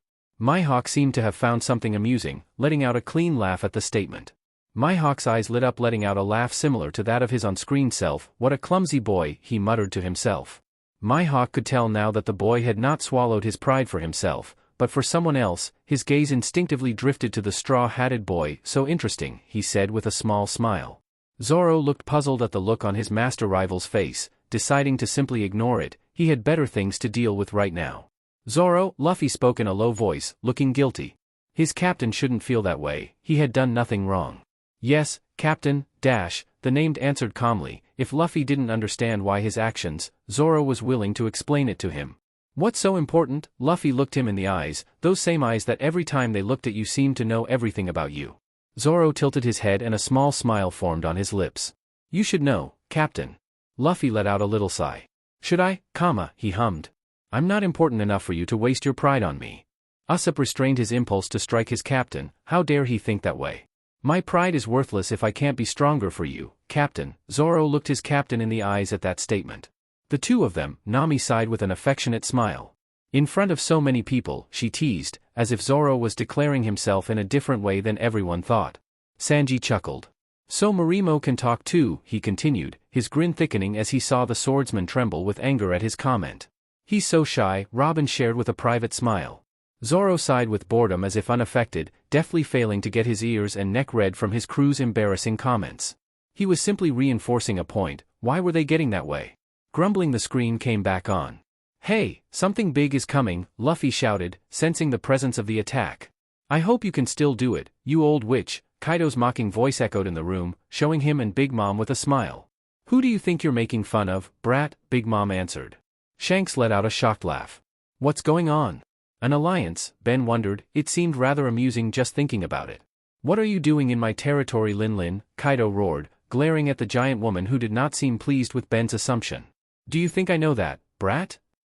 That's crazy, Zoro cried. We won't be able to dodge it in time, warned Killer. Huh? Killer? Kid turned to his crewmate with doubt written all over his face. I don't know either, Captain, Killer quickly defended himself. Hakai, shouted the two emperors in unison. Kaido saw Zoro move to position himself in front of the attack, taking him by surprise. What? All of you, run, the swordsman shouted. Zoro, Luffy screamed in a panicked voice. We can't let this get us, he continued, ignoring the concerned voice of his captain. The attack reached him and was almost completely stopped. Impressive, Mihawk praised, impressed with the young man again. He seemed to have grown even more as the days went by. To stop an attack of that power, Shirohige smiled. It seems the brat has talent. Zoro, you can't do that, it's dangerous, Luffy scolded him, though his proud smile belied his words. I can't promise anything, Captain, Zoro sighed with a smile. Besides, I'm not that strong yet, he said to himself. Zoro had realized that his on-screen self and his current self were not the same. That made him feel uneasy. He knew he had become stronger. He checked when he saw his past self tied to that cross. He knew he had become stronger than 2 years ago, but that didn't seem to be enough. Shirohige seemed to see the swordsman's little conflict and patted his back with a smile. People grow strong over time, there is no need to rush him. You're on a good path, boy, don't rush it. Zoro looked Barba Blanca in the eyes and nodded, understanding the elder's words. Thank you, old man. Shirohige let out a laugh and smiled brighter than before. You're welcome, brat. Look at your face, straw hat, Kaido pointed and laughed. It's like last time, you're unconscious, but you're still looking at me, he said walking towards Luffy with a smile on his face. I'm going to rip out your eyes and smash your skull, a pause. Or maybe I'll just crush your heart. The most sensitive people in the room trembled at the coldness of Kaido's words and the ease with which he spoke them. Crazy BSTRD, Shanks rolled his eyes, looking at Luffy on the ground with concern. Tereo, I have reached my limits. Zoro readied his swords without looking at Law. Zoroya. Trafalgar didn't seem surprised at his appearance on screen along with the unruly crew, he almost seemed to have expected it. His irritation stemmed from the adorable nickname the pirate hunter called him, as if they were friends. Why Tereo, he blurted out, his name was not so difficult to pronounce. We can't go on with this forever, Zoro explained. If this doesn't work and I die trying, I'll leave the rest to you, he said. Unnecessary, Luffy clicked his tongue, dropping the cold comment into the room. Why do you say that, Anchor? Shanks asked with amusement, ruffling his little boy's hair. Although he understood the anger, he still wanted to know what he thought. That means he gave up on his dream, Luffy complained, his childish and grumpy side seemed to come out when he was not surrounded by his nakamas. Why should he die protecting me, if I'm the captain, he growled. Shanks smiled, there really were times when Luffy reminded him of his captain. Why should they get hurt when I am their captain, Rayleigh? His captain cried out in agony, the hard fight still lingering in the bodies of some of his crewmates. And plunging his captain into sadness. Well, it's because they want to protect something precious, Shanks tried to explain to the grumpy boy in his arms. A captain can't always protect his crew alone, Luffy. Luffy pursed his lips as memories flooded his head. I know that. Shanks ped his head to one side, but asked no further, approaching his little boy in comfort. Hey, Kaido, that's my captain you've got there, Zoro exclaimed, infusing his katanas with haki. You'll have to take my head before you get to him. Luffy clenched his hand into a fist, absolutely none of his nakamas should sacrifice themselves for him. How hypocritical of him. 3 heads and 9 swords were formed in an illusion. Kiki Kutoyu Ashura Bakai Moja no Tawamur, Zoro recited, cutting Kaido making him spit blood. Arg, Kaido groaned, touching his new bleeding scar. Diaminate, it can't be. Kaido jumped up from his seat, his haki overflowing with anger aimed at the nervous little crew. Zoro didn't even flinch at the murderous intent, staring at the Emperor coolly. Luffy looked at him, pressing Kaido with his haki. What did it matter that he didn't feel it at all? How dare he threaten his crew? All right, Shanks called out calmly, trying to contain his grin. Can you calm down, Kaido? Even though we want to know things and it hasn't happened yet, sit down, he demanded. You won't solve anything by fighting with some brats. The smile finally loosened when he finished speaking, but his eyes were cold, urging Kaido to make a move. So sensitive, Big Mom scoffed. Kaido looked at Akagami, who had made no secret at all of his intention to hit him if he touched any of the brats, and sat silently. Although he was not at all amused by the situation, the red-haired brat was right. Sanji blanched as he watched the changing scene on screen and averted his gaze to his swordsman, who simply grimaced, as if he didn't care in the slightest. If the situation were different, Sanji would laugh at how stupid he was being, but now? Sanji wanted to get out of here. His captain, his captain. He didn't need to see this. Sanji gritted his teeth, feeling helpless. Even though he wanted to do something, his eyes couldn't look away from Zoro, but what could he do? Though he seemed calm, Sanji watched as his hand turned white on the hilt of his sword, as his back that always seemed straight was now a little more hunched, and as those eyes that always boiled with ferocity and pride now trembled with fear and uncertainty. These were small changes, that people outside of his crew wouldn't even bother to point them out, but Sanji knew, so well, too well. How could he not? Sanji witnessed firsthand how his idiot companion jumped the moment Luffy's life was in danger, how he didn't hesitate to give his life in exchange for his captain's. Didn't he do the same? Perhaps, although the meaning was different, the action was the same. Sanji never thought of Zoro as a replaceable person, but he did think of himself as someone like that. Although deep down Sanji knew that Luffy would never change him, his head seemed to ignore that logic and move on, but Zoro was different. He stood in front of his captain like a shield and didn't waver. Unlike Sanji, who seemed irreplaceable, Zoro never thought of himself as anything like that. And maybe that was why Sanji jumped. How could he let a man like that die? He hated men, but for some reason, he never hated any of his crew. Kuma seemed to stand out from the debris falling everywhere. Bodies both living and dead permeated everyone's view, but the bear seemed bored without even noticing them, walking towards a particular place, stopping in front of a quietly sleeping figure. Kuma, some Marines looked surprised to see him on the screen.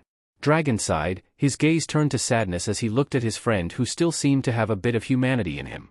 He still blamed himself for not being able to stop it, but what could he do? The past was the past, he couldn't change anything if he kept blaming himself for things because of it, when he could change something now. Is there nothing to stop you from taking Luffy's head? Zoro shouted, the mixture of emotions echoed in his voice as well as the exhaustion of the long fight. Zoro seemed to hold back a sigh at that, he was still having nightmares. He wasn't a person who was easily afraid, but he wouldn't lie that, at that moment, his heart was going a mile a minute, his body moved rigidly watching the enemy's movement like a scared rabbit, but he couldn't allow himself to be weak, not there. Zoro knew that, if he faltered at that moment, his captain's head would no longer be on his shoulders. That's the only thing I'm committed to, Kuma said calmly, looking at the captain without touching him yet. Very well. You can have a head, Zoro gasped. But, I beg you, he cried, bowing his head toward Kuma. Don't finish Luffy. Have mercy and take my life instead. I know I'm not as good as him yet, but this is the head of a man who is determined to become the best swordsman in the world. Even though you have great ambition, do you want to put yourself in this man's place and die? Kuma asked, tilting his head curiously. If it gives me a chance to save my crew, how good would my ambition be if I can't even protect the captain I serve? Luffy is the man who will become the king of pirates. The atmosphere in the room cooled, the loyalty exuded by the words and the weight they carried left everyone speechless. It was dangerous, very dangerous. The screen flickered showing Kuma pressing on Luffy's chest, popping out a giant red bubble in the shape of a paw. What I have removed from his body is his pain and fatigue, Kuma explained. This is all the damage he has accumulated during his battle with Moria and the rest. If you want to put yourself in his place, then you should take all this damage. Zoro's body trembled, but he showed no signs of backing down. Anyway, it would be impossible for you, who are already near death, to take all this and survive. It would be deadly. Kuma grabbed a small part of that pain and threw it towards Zoro. Let's do a little test. Moria opened her eyes in surprise. He hadn't recognized the place where they were, but now that he visualized it well, it wasn't that place Thriller Bark? Fury flowed into his eyes, screaming pathetically at the small crew. Those little BSTRDS. What are they doing in my territory? As if they were the words of a fly, the people around did not even pay attention. Why would they? A pathetic figure only shows how pathetic he is if he talks, but doesn't bite. Doflamingo looked with amusement at his companion, as he watched him grow redder with anger at being ignored. Marco on the other hand looked at the red ball with distrust. Dangerous, that red ball resembling a bare palm that looked totally innocent ruffled all the commander's hair, making his senses alert. That energy was dangerous. The bubble bounced innocently on Zoro's chest making him scream in pain, not being able to stand anymore. The swordsman fell to the ground spitting blood while gasping for air. How's that? Kuma scoffed. Zoro smiled a little. How to describe it? It was the most unbearable thing Zoro had ever experienced, but he would do it again, no matter how much his body shrank at the thought, and he had to clench his fists to keep calm at the thought. Zoro would do it again. If it meant keeping Luffy's head attached to his men, Zoro would do anything. Zoro stood up shakily before asking a question. Could we do this somewhere else? The screen darkens for a few seconds before brightening again, showing someone running hurriedly through the rubble. Sanji ped his head desperately as if searching for something, letting out an exclamation of surprise to find Zoro dripping blood from head to toe. All that's blood? Sanji shouted in a hysterical frenzy. Where did that bear go? What happened? He asked quickly approaching his swordsman. Zoro looked at him, his body trembling as if he would collapse at any moment. Here, nothing has happened.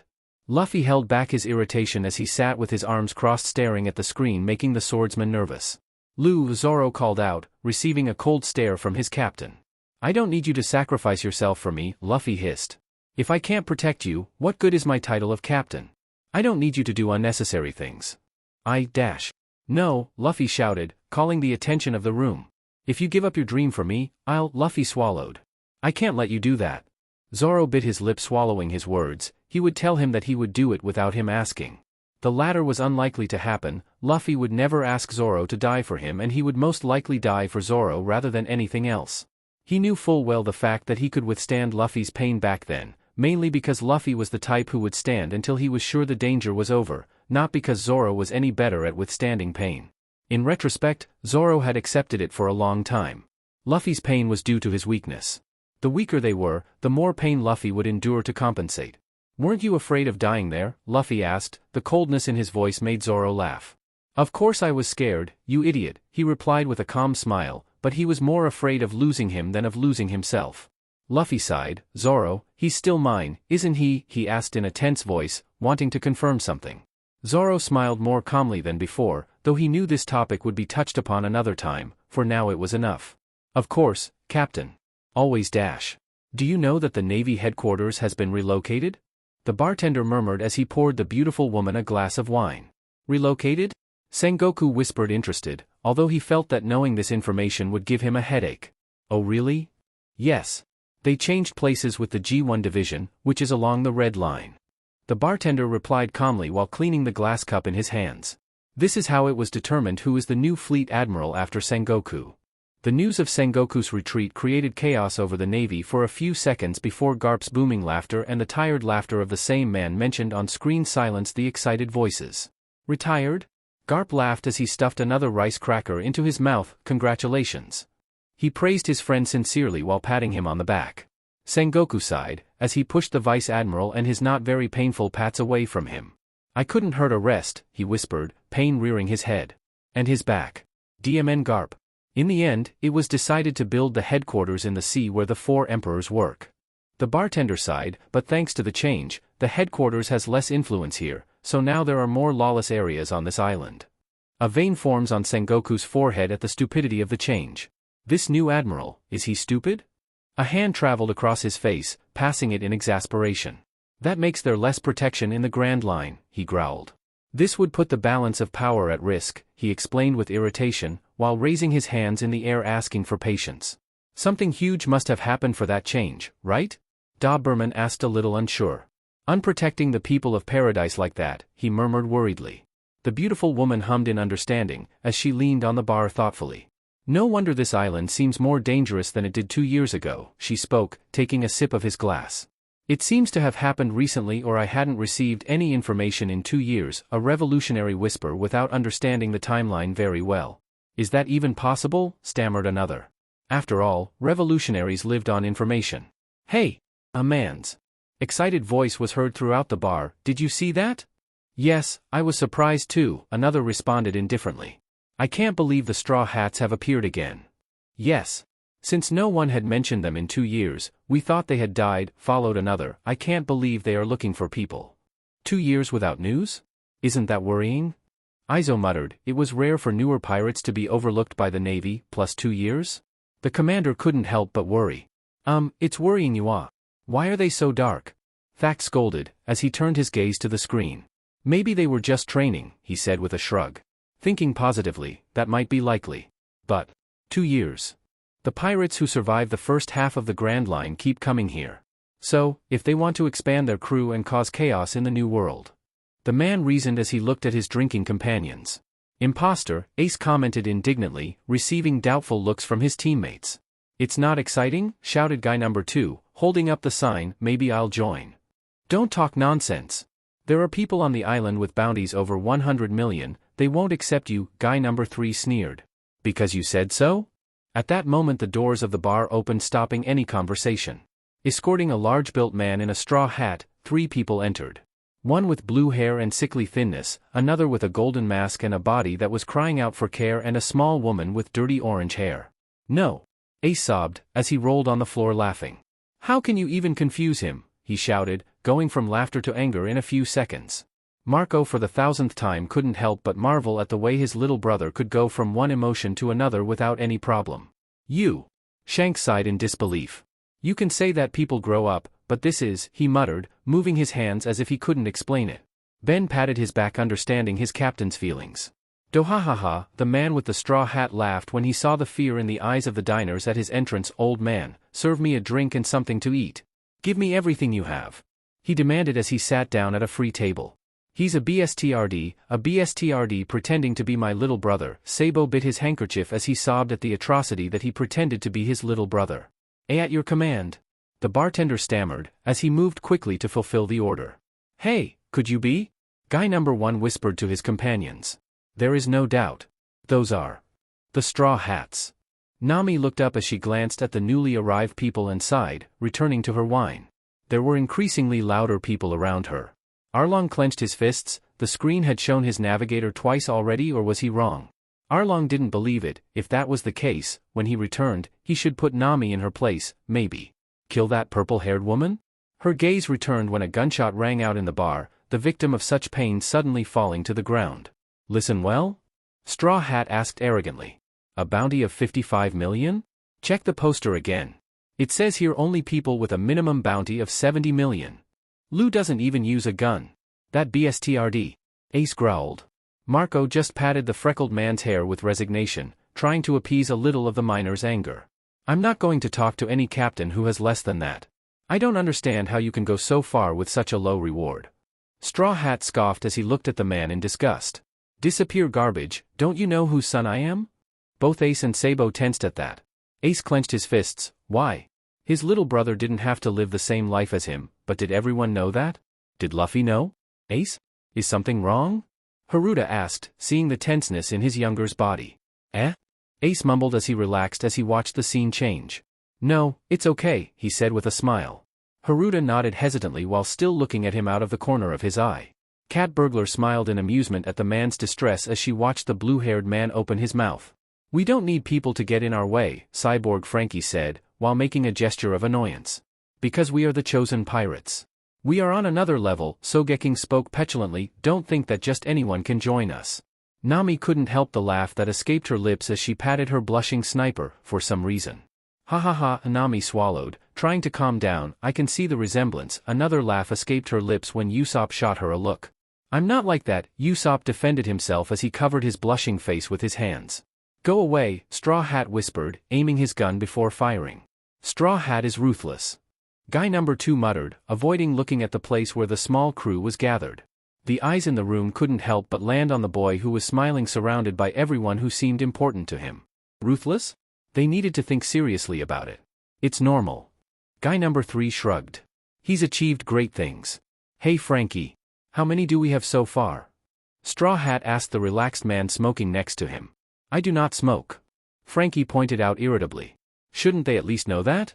Ugh, I can't believe they confused us with them, Nami groaned, patting the cyborg's giant back in comfort. Our fame grew a lot in 2 years, Robin said with a smile, so we would have imitators. About 100 people, Cyborg Frankie answers, 3 whole pirate gangs joined us. There's a reward for 10 of them. That's good. 2 of those are high-level rookies. Straw Hat nods with satisfaction, they will be of great use to us. Old man, we want more drink. The bartender nodded as he ran at the order given. Straw Hat smiled at that, placing his eyes on the red-haired woman at the bar. Woman, he called in a sullen voice, you've been sitting there. For a while. The customers looked at the girl with pity. Stop drinking so relaxed and come with us. You're very pretty, he called, being ignored again. Hey woman. Can't you hear me? Nami's dull anger surged before a shiver ran through her body. That BSTRD really didn't know anything about her captain. He's calling you, the bartender murmured in his direction. Nami sighed boredly, eyeing the man from head to toe before returning her gaze to her drink. No, thanks. I'm waiting for someone. The bartender leaned nervously in his direction. Hey, you better do what he says, he whispered. It's Straw Hat, Luffy, remember? I remember? He's my captain, idiot, Nami growled. That crazy pirate who went into the Summit War 2 years ago. You know him, right? The bartender continued his nervous tirade, glancing sideways at the woman who didn't seem interested at all. War? Ace choked, Luffy, he murmured on the verge of collapse. Now Hina understands the reason for the relocation of the barracks, Hina murmured as she let out a drag from her cigarette. A rookie? In a war? A sailor asked confused. Another partner? Is not too much? Sogeking seemed to find this amusing because he smiled. Are you waiting for someone? He's sure to be a weakling who will cry sorry when he hears our captain's name. Come now. Nami finally had enough and turned to look at the group with displeasure. I'll only say it once. You're not on my level, so I'm not going to have anything to do with you. Nami, navigator and cartographer, 66 million B. 8th commander of the Straw Hat crew. Nami visibly paled at the reward displayed on the screen as her surroundings became noisy. Melarine. Sanji screamed, as he melted into the ground at the sensuality that his still angry navigator exuded. Angry, you look even more beautiful. Wow, Nami's reward is very high, Chopper smiled. Nah, Robin. Do you think my reward is high too? He asked with hope dancing in his small eyes. Robin didn't have the heart to tell him no, so he just smiled encouragingly, while comforting his poor navigator. You're loud, Cook. Zoro finally had enough of Sanji's cries, making the opponent turn towards him. Any complaints, Mosshead? Do you want to fight, Cook? Ah, the two shouted in unison, starting a fight again. The people in the room seemed to ignore her easily. Do you understand, Straw Hat? Who was it? Nami finished with a bored scoff. The Straw Hat man stood up abruptly, sweeping over his table. Did you say who it was? I'm Straw Hat, Luffy. You do not, one group shouted, feeling dissatisfied. Ah, that BSTRD. Ace growled, look, this adorable thing, he shouted, grabbing his brother by the cheeks, proudly showing him off to the room. Shanks couldn't help but laugh.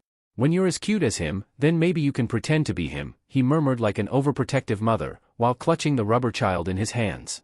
The people in the room couldn't help but step back with a bead of sweat on their foreheads. It was better to stay away. Sabo nodded at his twin's words. His little brother was too cute to compare to that. Ace, stop you ah, Marco muttered embarrassedly, failing to ignore the ravings of the overprotective brother in front of him. You should apologize, or you will be in danger. The bartender stammered, rapidly turning pale with each passing second. Nami turned away, ignoring the outburst, returning to her unattended drink. What guts you have? Straw Hat shouts, red in anger, pointing his gun in Nami's direction. Cat Burglar stops him, taking the gun from him. I'll take care of it, she said with a smile, approaching the bar. You're a funny woman, she murmured, putting her arm around Nami's shoulders, placing the gun on her opposite face. Let's make it easy. Do you want to have a drink with Captain Luffy or do you prefer to die? Nami looks at her without deigning her with a response. In case you don't know, there is also a bounty on my head. Nami shudders, remembering the number. Please don't remember, she sobs. I'm the cat thief, Nami. Don't underestimate me, the woman shouted proudly, still pointing the gun at Nami's face. It's embarrassing, a pirate whispered sadly. You can't blame her, another said with a bit of sympathy. She doesn't know the real one is in front of her. Hisatsu, Midori Bashi. A male voice shouted from the entrance. The two women turn around before the smaller one disappears from her place in front of Nami, devil. Pink smoke spreads through the bar, carnivorous plants appearing in its place, trapping the woman and the noisy crew. What's that? A surprised marine shouts. Nami seems to be equally surprised as she mutters, what is that plant? Beautiful, a voice next to her makes her turn around in amazement. Do you want to have something to drink? All surprise seems to disappear from his face, being replaced by an infuriating affection lighting up her expression. The figure of the man rebels, showing Usopp, who smiles at her. Nami runs over to him, hugging him tightly to her chest as if they haven't seen each other in a long time. Usopp, how long? She shouts happily, jumping with excitement. Look how you've grown. You've gotten stronger. You've grown quite a bit too. Usopp muttered chokily as he tried to keep up with his navigator's excitement. Sanji bites his handkerchief, looking at the screen enviously, giving his sniper a death glare. Usopp cowers in fear, hiding behind an irritated Zoro. Did you do this? Nami asks with interest. That's right, Usopp responds proudly, it's my new weapon, Pop Green, he says, showing the green slingshot. Don't think I was staring at the sea doing nothing for 2 years. I'm sorry, but He stops, pointing at himself with a smile. I no longer belong to the weak trio with Chopper and you. I became a warrior who is not scared by anything. Hey! Chopper yells, offended. Zoro scoffs, looking at his trembling sniper behind him. You're still a coward. Of course not, he mutters, quickly emerging from his hiding place. I'm pretty reliable now, he says with a proud smile. Zoro hums in response. Hey brat, did you do this? Sogeking asks angrily. Usopp's eyes widen at the figure in front of him. What? Sogeking? Why? Chopper and Luffy seem to make connections before shouting at the same time. Sogeking? Usopp shakes his head seriously. No, he's an imposter. Luffy and Chopper seem amazed at that. Of course. Since he's famous like us, he has imposters too, Chopper squeals excitedly. Usopp, forget about them, Nami said, grabbing her surprised sniper's hand. Let's go somewhere else. I have another favor to ask of you. Wait. Straw Hat shouted, still hanging from the plant. Huh? Luffy? Let's go. Hey, you didn't pay the bill. The bartender seems to materialize out of nowhere, yelling at him for payment, still shaking with fear. He's not entirely a coward, I can give him that, a pirate sneered, applauding the bartender's bravery in asking for payment in that situation. Usopp tosses him a bag of coins before smiling, keep the change. The two leave the bar before the camera returns inside, showing bubbles with rain clouds spreading inside the bar. The scene changes, showing the bar from outside being hit by a powerful lightning bolt. The screen turns off. What was that? That has to be a devil fruit, an unconvinced marine muttered. Nami hums, it's just science, she answers with a smile. The screen appears off for a few moments, allowing people to move around the room. Two people approach the small crew and are greeted enthusiastically. Nojiko. Nami greeted her older sister with a hug. The purple-haired woman smiles, returning the hug. The doubts in his head seem to silence when his sister smiles at him with true happiness like he hasn't seen her smile in years. Her gaze drifts to the tattoo that also appears to be different, a tangerine and a pinwheel superimposed over the Arlong gang tattoo she saw again a few days ago. You look beautiful, Nojiko finally murmurs into Nami's hair, feeling how her heart seems calm at seeing her sister happy after all her suffering. I'm glad you're okay. Nami smiles, I'm fine now, she murmurs. You've grown up well, Genzo nods close to them, the two laugh bringing the man closer to the hug. Arlong seemed to have enough of the charade, pushing everyone out of his way.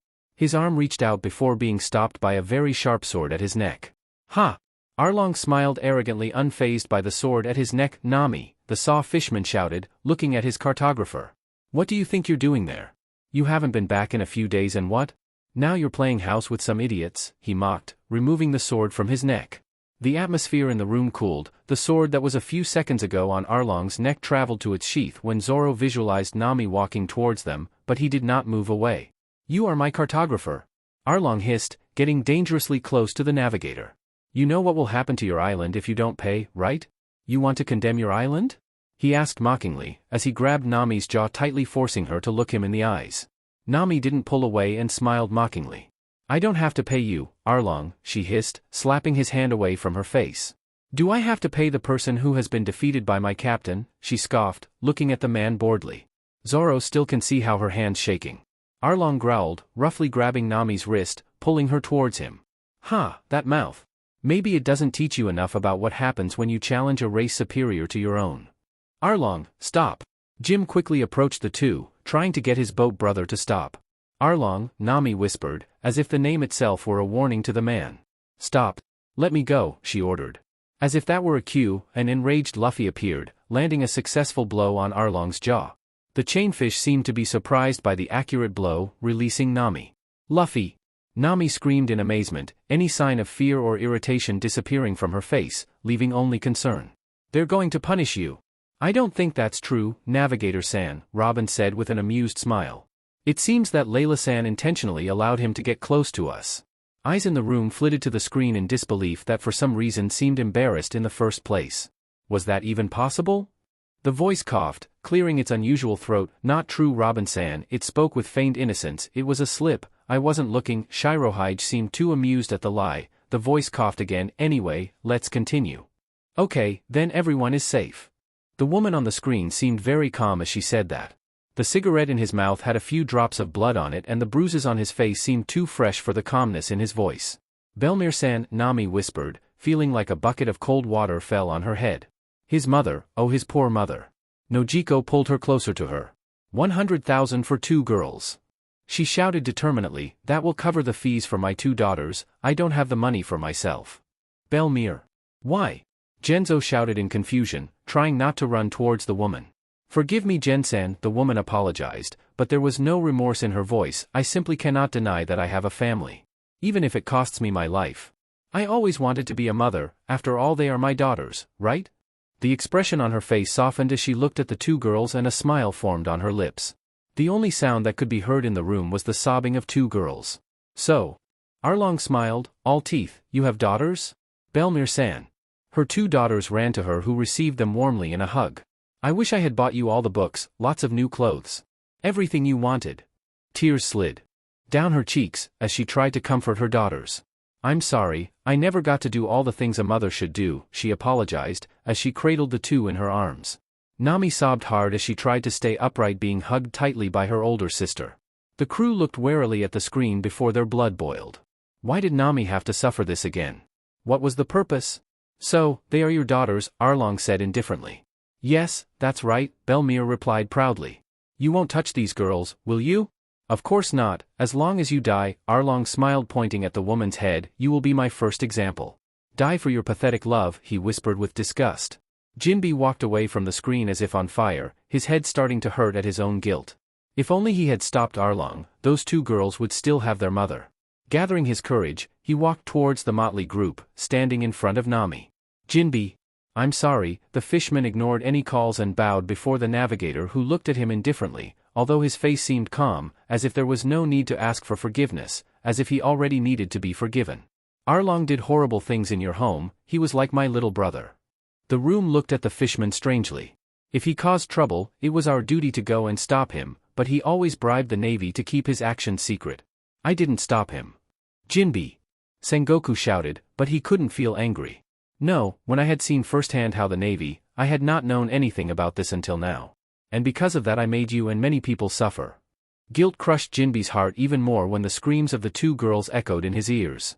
His legs bent, kneeling on the ground, in a sign of repentance. I feel responsible. I will accept any punishment. If it makes you feel better. Oh, Jinbe, King Neptune whispered, feeling his incompetence, stabbing him at his friend's words. Nami knelt in front of the fishman, smiling lovingly at him. Jinbe, I don't hate you, she whispered. Why was it true? She didn't hate him, she couldn't. It's true that I suffered a lot for the Arlong pirates, but within that suffering I met good people and that made me who I am now, so stop apologizing for what happened. It's not your fault, she concluded, patting her future companion on the back in consolation. I don't deserve those words. Jinbe sobbed, as he felt all the guilt disappear from his body. Thank you very much, he murmured, placing his head on the floor, letting the tears roll freely. Shirohige smiled fondly as he watched the small crew surround his son with concern. He hoped that the guilt of many years would finally be resolved. Harada-san, teach me more about the climate of the new world. Nami shouted with ambition coloring her voice, I want to know everything. Oh, we're off to a good start, Newgate commented with a smile. She's ambitious, said Ben. You seem desperate, the old man commented, sipping some of his coffee. Of course. Nami leaned over the table, the lives of my companions depend on it. I am the navigator, at sea, I have a great responsibility, she said as she placed a hand on her chest. I have to be able to take my captain wherever he wants no matter what. If Luffy is going to be the king of the pirates, I can't be a simple navigator. The screen went off. She has an excellent navigator, Sabo praised with a soft smile. Koala nodded in response. She didn't doubt anything, groaned a marine. The loyalty of those two is no joke, growled another. Sengoku ran a hand through his hair. Few crews had such faith in their captain. A tired sigh left his lips and the thought of retiring earlier didn't sound so bad now. Nami, you're not just a navigator. Luffy shouted, drawing the attention of the room, a childish pout forming on his face. You are the Pirate King's navigator and the person who will make the map of the world. The one with the straw hat raised his arms with excitement. That makes you great. Nami smiled fondly. That's right, you are our super navigator, praised Frankie, doing his typical pose. Yes, Nami-san is amazing, Sanji praised with hearts in his eyes. You're not that bad, which? The comment seemed to be easily ignored. I know, she said simply, messing up the miner's hair. The crew laughed at their captain's outburst. They knew what was going to happen to everyone. It didn't bother them either. They felt warm and happy every time the rubber boy praised them, not that they were going to say it. The screen turns on showing a group of people running through a forest. Luffy, Sanji and Nami, two minks and a tall blur. Who is he? Asked a confused marine. It doesn't look good. Jinbe looked at the screen in confusion. He looked clearly. It's a surprise, the voice said boredly. The room went blank at that. Were there more surprises? We have to escape from Big Mom, but we have to do something about this, or we won't make it to the Sunny, Nami murmured anxiously. Are they in Mama's territory? Broly groaned in disbelief. They won't get out alive, Perispero said boredly. Mom is chasing them. The people in the room visibly paled. How crazy would they have to be to get into an emperor's territory? First a war and then the territory of an emperor, Morgan squealed happily. This is pure gold. Isn't there a way? Sanji asked. It seems that Lola's Vivre card won't help us. Because Mom is behind us, said the blur. All the more reason for you to keep feeding him, Nami. Oh, she's really chasing them, a pirate screeched in fear. Yeah. Nami turns around with her weather tact creating a small bubble with a cloud of lightning inside. Zeus, purr. A fluffy cloud flew over, eating the storm bubbles along the way. Delicious. If we let Zeus go back to Mom, we won't be able to escape from her. It's true. Did Zeus just get robbed? Daifuku asked dumbfounded. Well, her nickname is Thief Cat, that makes sense, Shanks murmured, holding back a laugh. How do you dare? Big Mom roared. Big Mom walked quickly towards their direction, her face showing a crazy expression. Come back, Zeus. Do you have a twinge? Cracker asked. What did they do to make Mom so angry? No. He's going to scold me, cried the cloud in terror. Hey! Zeus turns around in surprise at the voice behind him, Prometheus. Why do you disobey Mom's orders, Zeus? Zeus! Nami interrupts, turning to wink at the cloud. "Look here," she says, extending the weather tacked upward again, forming an egg at the end of the staff, an exquisite weather egg filled with juicy storm clouds. She really knows what she's doing. Ben smiles, delighted with the navigator's intelligence. Zeus approaches, drooling. "It looks delicious." "Hey! Wait, Zeus. I'll do it." After eating another delicious cloud, he says, drooling again. "I can't lie, but Zeus is very cute," Nami says with a smile. "Your eyes say otherwise, Nami," Usopp answered with a drop on his head, looking at his navigator's greedy gaze. "They won't escape," Big Mom shouted, launching an air-slashing attack with her sword. "Cake! This is the end?" Nami asked, regulating her breathing. "Itadaki," Zeus murmured, eating the climate-tacked egg, surprising Nami. "What a delicious cloud." Zeus opens his eyes in surprise. "But if as delicious," Zeus praised, growing larger and darker like a storm cloud. "My weather egg is inside Zeus." Nami lets out with understanding. "What do you think you do?" says the sun indignantly. "Hey, Zeus." Nami turns to the group. "Sanji-kun, pick me up and run." "Okay, Nami-san," both Sanji say at the same time. Sanji takes Nami in his arms, starting to run. "The rest of you run as fast as you can." "You have a plan?" asked the blur, following the order. Nami nods. "I'm counting on you, Zeus." An electric current is seen at the tip of the climatact, forming a strong blizzard. Zeus breeze tempo. The storm cloud turns yellow, plummeting towards Big Mom, creating a loud explosion. The screen turns off. The people in the room look at the screen in genuine surprise. Morgan's eyes shine with excitement. "That's a little humiliating," one Marine mutters. "I'm going to kill you," Big Mom yells. "We are going to die," yelled Usopp and Chopper in unison. "Calm down," the voice murmurs. "It's not their fault that your weapon is used against you." The voice chokes out a laugh. "Let's get along." "Is she really on our side?" Frankie said with a grimace. "I can tell he really enjoys it," Robin replied, with a smile. "Hey! That's not Dash," their host's confused scream echoed throughout the room, followed by a sudden blackout, plunging the room into chaos. Ace moved quickly, illuminating his fruit out of inertia, showing the scene unfolding in front of him. Akainu, who seemed ready to attack him and his brother, was being stopped by an angry fairy who seemed to tighten the seastone HNDCFFS every time the Marine moved. Newgate seemed to have enough of the darkness, turning to see where the screen should be, taking his Bicento, which had appeared before him a few seconds ago. "Explain," he asked. At the request the lights turned on, illuminating the room again. "Explain?" The voice purred with a dark background. "I just wanted to give you gifts." The voice defended itself guiltily, "but it seems there are a lot of ungrateful rats." At that, Akainu's HNDCFFS seemed to tighten even more, keeping the man in place. Sengoku sighed, looking at his subordinate tied to sea stone. "He really looked like a mad dog." "I don't think this is necessary," Sengoku muttered, receiving verbal attacks from all sides. "No?" The fairy scoffed, walking away from the lava man, returning to her place in front of the screen. "It looked like your subordinate was about to jump on my son, and you don't think it's necessary?" The admiral just looked at the small being in confusion, before opening his mouth again to speak. "Why do you care for him so much?" he asked, interested. "Pirate King? Sure, okay, Sengoku can see it, but why?" She seemed to think about it for a few minutes before smiling. "Why shouldn't I? After all, it is his duty in this place." "What do you want?" "What do you want from us?" The man seemed to finally reach his limit. "What do you want from him?" He pointed to the boy, who also seemed curious. The fairy smiled, all teeth, looking sinisterly pretty. "Want?" she murmured. "Do I need a reason to have fun? Are we mere spectacle to you?" Doflamingo asked mockingly, though his tone seemed dark. "Yes," she answered dryly. "Ah. But Sengoku, make no mistake," she warned, seeing the man for the first time. "I'm not doing it for you." Before Sengoku could ask, a beautiful glass coffin appeared in front of the screen. Although it was made entirely of glass, the inside was difficult to see.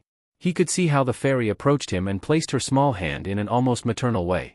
"The reason is here," she whispered tenderly, answering the unspoken question. "I need memories, both painful and happy, for him. There is no other reason. That's why you are here. It's my whim." Shanks attempted to approach the coffin but was blocked by a barrier. Also receiving a blow on the back of the head from his vice-captain, turning around with a grimace, he asked out loud, "And the reason for everyone here is?" "Oh, empathy? I don't know," she said with a shrug, as if she didn't really care. "Take it as an opportunity, see your future, your present and your past, and reason about it. Since you can still correct your mistakes before being too late." After that she disappeared, taking the glass coffin with her. Sengoku could only sigh. "It seems like they will be here for a while." I have no other choice. The screen lights up showing Usopp stepping on his giant kabuto. I'm a sniper. Backing up is the best thing I do. He shouted, while putting on his glasses. I shoot the enemy from the shadows to protect my companions, he whispered proudly with a smile crossing his face. Captain, it's my son. Usopp shouted at his captain, pointing at the screen like a little boy at the aquarium. The redhead hypocritically ignored him, taking another sip of his sake. He wasn't going to waste his only neuron to listen to Usopp's ravings, again, about his beloved wife and son. Ben frowned, biting his cigarette in irritation. Not again, please. The older man rubbed his eyes tiredly before snatching the bottle from his captain. Since they were going to be here for hours, why not take a break from taking care of his idiots for a day? Ignoring the redhead's protests, he took a sip of the stolen sake, miming happily as he felt the burning in his throat. Kaya-san. It's Usopp-san, some children shouted, looking at their captain with admiration. The blonde smiled affectionately. Doflamingo frowned at the scene, but his smile never faded. Doffy is Dressrosa, Treble murmured, looking nervously at his captain. I know, he replied. They won't get out of there alive, he hissed angrily, looking at the screen again. They're inside the bird cage after all, he clarified, still smiling. Usopp, you are amazing, Chopper shouted with stars in his eyes. You look so trustworthy, Zoro spoke, giving his sniper a little smile. Cool. Usopp put one hand on his hip and with the other he pointed at himself. Leave everything in the hands of the great Usopp-sama. Chopper and Luffy squealed with excitement. Sanji patted him on the shoulder, making Usopp turn to look at him. Well, then you should deal with the pink bird behind us, he pointed out. Its murderous thirst is directed at you anyway. The blonde smirked at him, taking a drag on his cigarette, raising his thumbs in encouragement. Usopp paled. For now, he murmured, swallowing dryly. Let's leave it at that, he said, looking away from the blonde. Usopp placed the ammo in the kabuto, stomping on it harder, asking Viola where Sugar was and the dimensions of the window. Impossible, a marine murmured. Does he want to hit it from that far away? Usopp-kun? Viola asked worriedly, looking at the sniper who was radiating nervousness. I can't. Usopp swallowed dryly, as he tried to get the words out of his mouth. Stop shaking, beads of sweat slid down his face. Usopp tried to aim again, but his trembling hands betrayed his thoughts. The sniper seemed to give up and screamed, launching the missile. The missile hit the wall, showing Sugar turning Luffy into a toy. Luffy, the crew screamed in fear. The pirates and marines laughed. Besides fighting with their captain, he couldn't protect him either. Was he useless? Why was he still on the crew? Usopp tenses. No. He had to protect Luffy, he couldn't. He couldn't be so useless. Usopp opened his eyes and took a deep breath, shaking his head repeatedly, focusing on the window. Viola was pointing at him, pulling at the ammo in his hands, gritting his teeth furiously. I'll give it to him, no matter what it takes. What? Vision Haki. Luffy looked at his friend with a giant smile on his face. Usopp, you have Vision Haki. His friend gave him a weak smile. The rubber wearer didn't notice, looking back at the screen as it vibrated with excitement. Usopp was literally crying as he muttered, that's my son. Did you see that? You're amazing, son. Ben's eyebrow twitched. Hey, Luffy. The sea without you is something I never want to see. Usopp finally relaxed, opening his eyes, suddenly visualizing the auras from the window. Luffy smiled. The feeling was the same for him. Usopp sobbed harder. Ben was 1 second away, from having a not-so-nice talk with his sniper. I see Luffy. Usopp exclaimed, here I come, he said firmly, preparing his kabuto, super grown-up Great Kuro Kabuto. Hisatsu, Enkiori Bagworm, he shouted, releasing the shot. The projectile propelled rapidly upward. The wind blows from west to east, wind force, 4. It has a slight tailwind. The people shoot it down, pointing their weapons at it. 2, 1. The first thruster, Kyakubashi. Incredible. It's so precise. First, a slight rise. Then it releases its rear section. 2 seconds later, the second thruster is activated. Usopp calculates, the outer cover is detached and the ammunition advances horizontally. Sugar is shown again in the middle of Law and Luffy. It will pass the wall and continue straight to the target. Doflamingo gritted his teeth in rage. Lose a little momentum, but this ammo is made. The ammo stops in front of Sugar, making the green-haired girl scream from fright before fainting, to traumatize the enemy again. Usopp, sniper, 200 million B. 5th commander of the Straw Hat crew.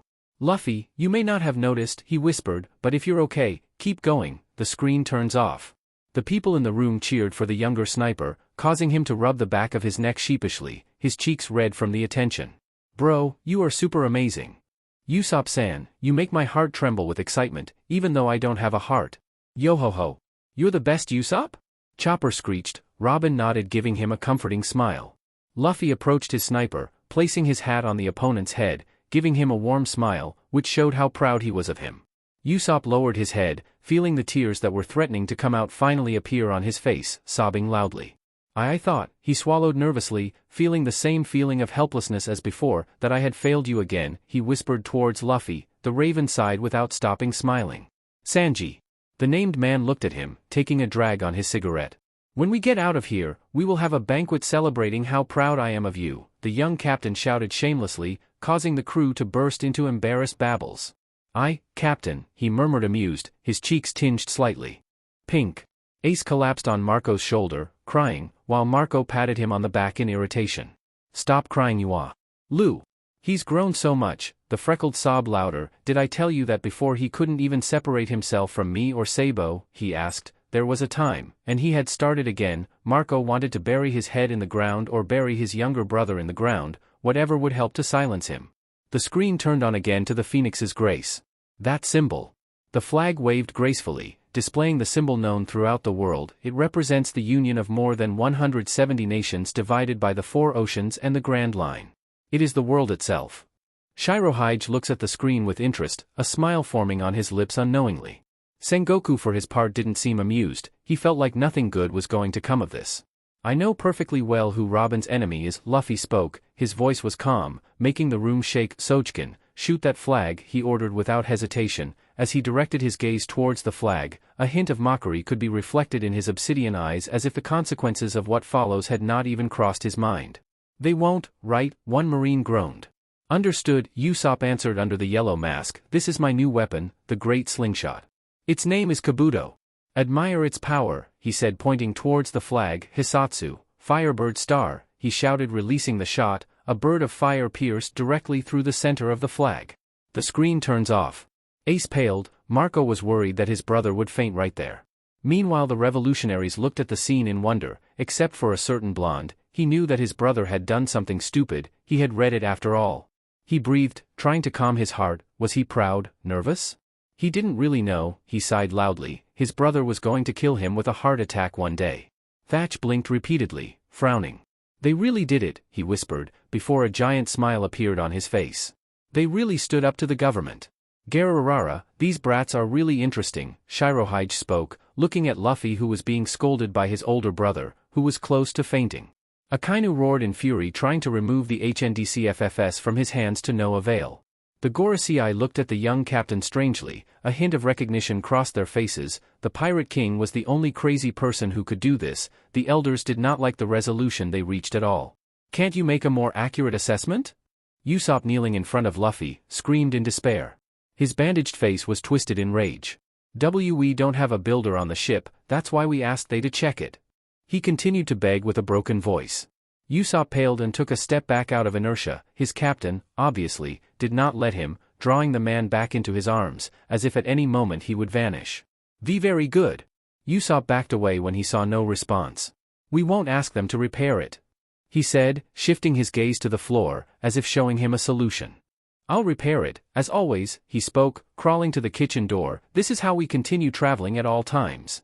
Okay, I'll start now. Usopp paled as his legs gave out. Help me, guys. Usopp felt his heart racing at the sight of his pathetic self on the screen. He clearly remembered how he felt that day, how he felt his eyes burning with unshed tears, how his body refused to cooperate, and his head was spinning. In the same word over and over again, useless. You, Frankie pointed at Usopp mockingly. You don't even know how to hammer well? Usopp swallowed the lump in his throat and smiled. I know. Wait, Usopp, Sanji called to the desperate man. Usopp ignored him. Of course, we don't have enough wood, he mocked, breathing hard. I'll go buy it at the shipyard. How busy we're going to be, he smiled, trying to swallow the tears that threatened his eyes. Frankie sighed. What's going on? What were you thinking here, he asked, feeling angry for some reason.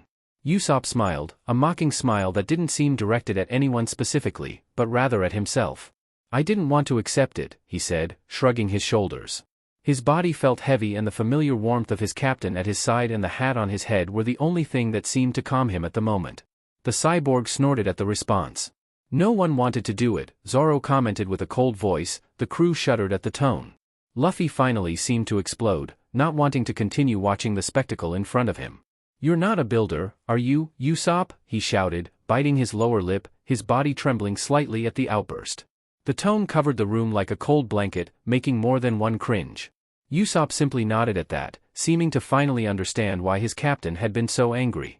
He was clinging to an empty hope, while his captain thought about the future of his crew, even if it was painful. Usopp wanted to laugh so hard and cry himself to sleep. He hated the past self so much that it made him nauseous. "It's the first time I've seen him so angry," Ace muttered with a grimace. Aizo didn't know the full context of the situation. He simply sighed. Anyone would explode in this situation. What's more, he seems to have held back quite a bit. "Luffy!" Nami scolded, although it sounded more like a desperate call in the face of an imminent fight. "Yes, you're right. And?" Usopp shouted, glaring at Luffy, his hand clenching the ship magazine he was holding.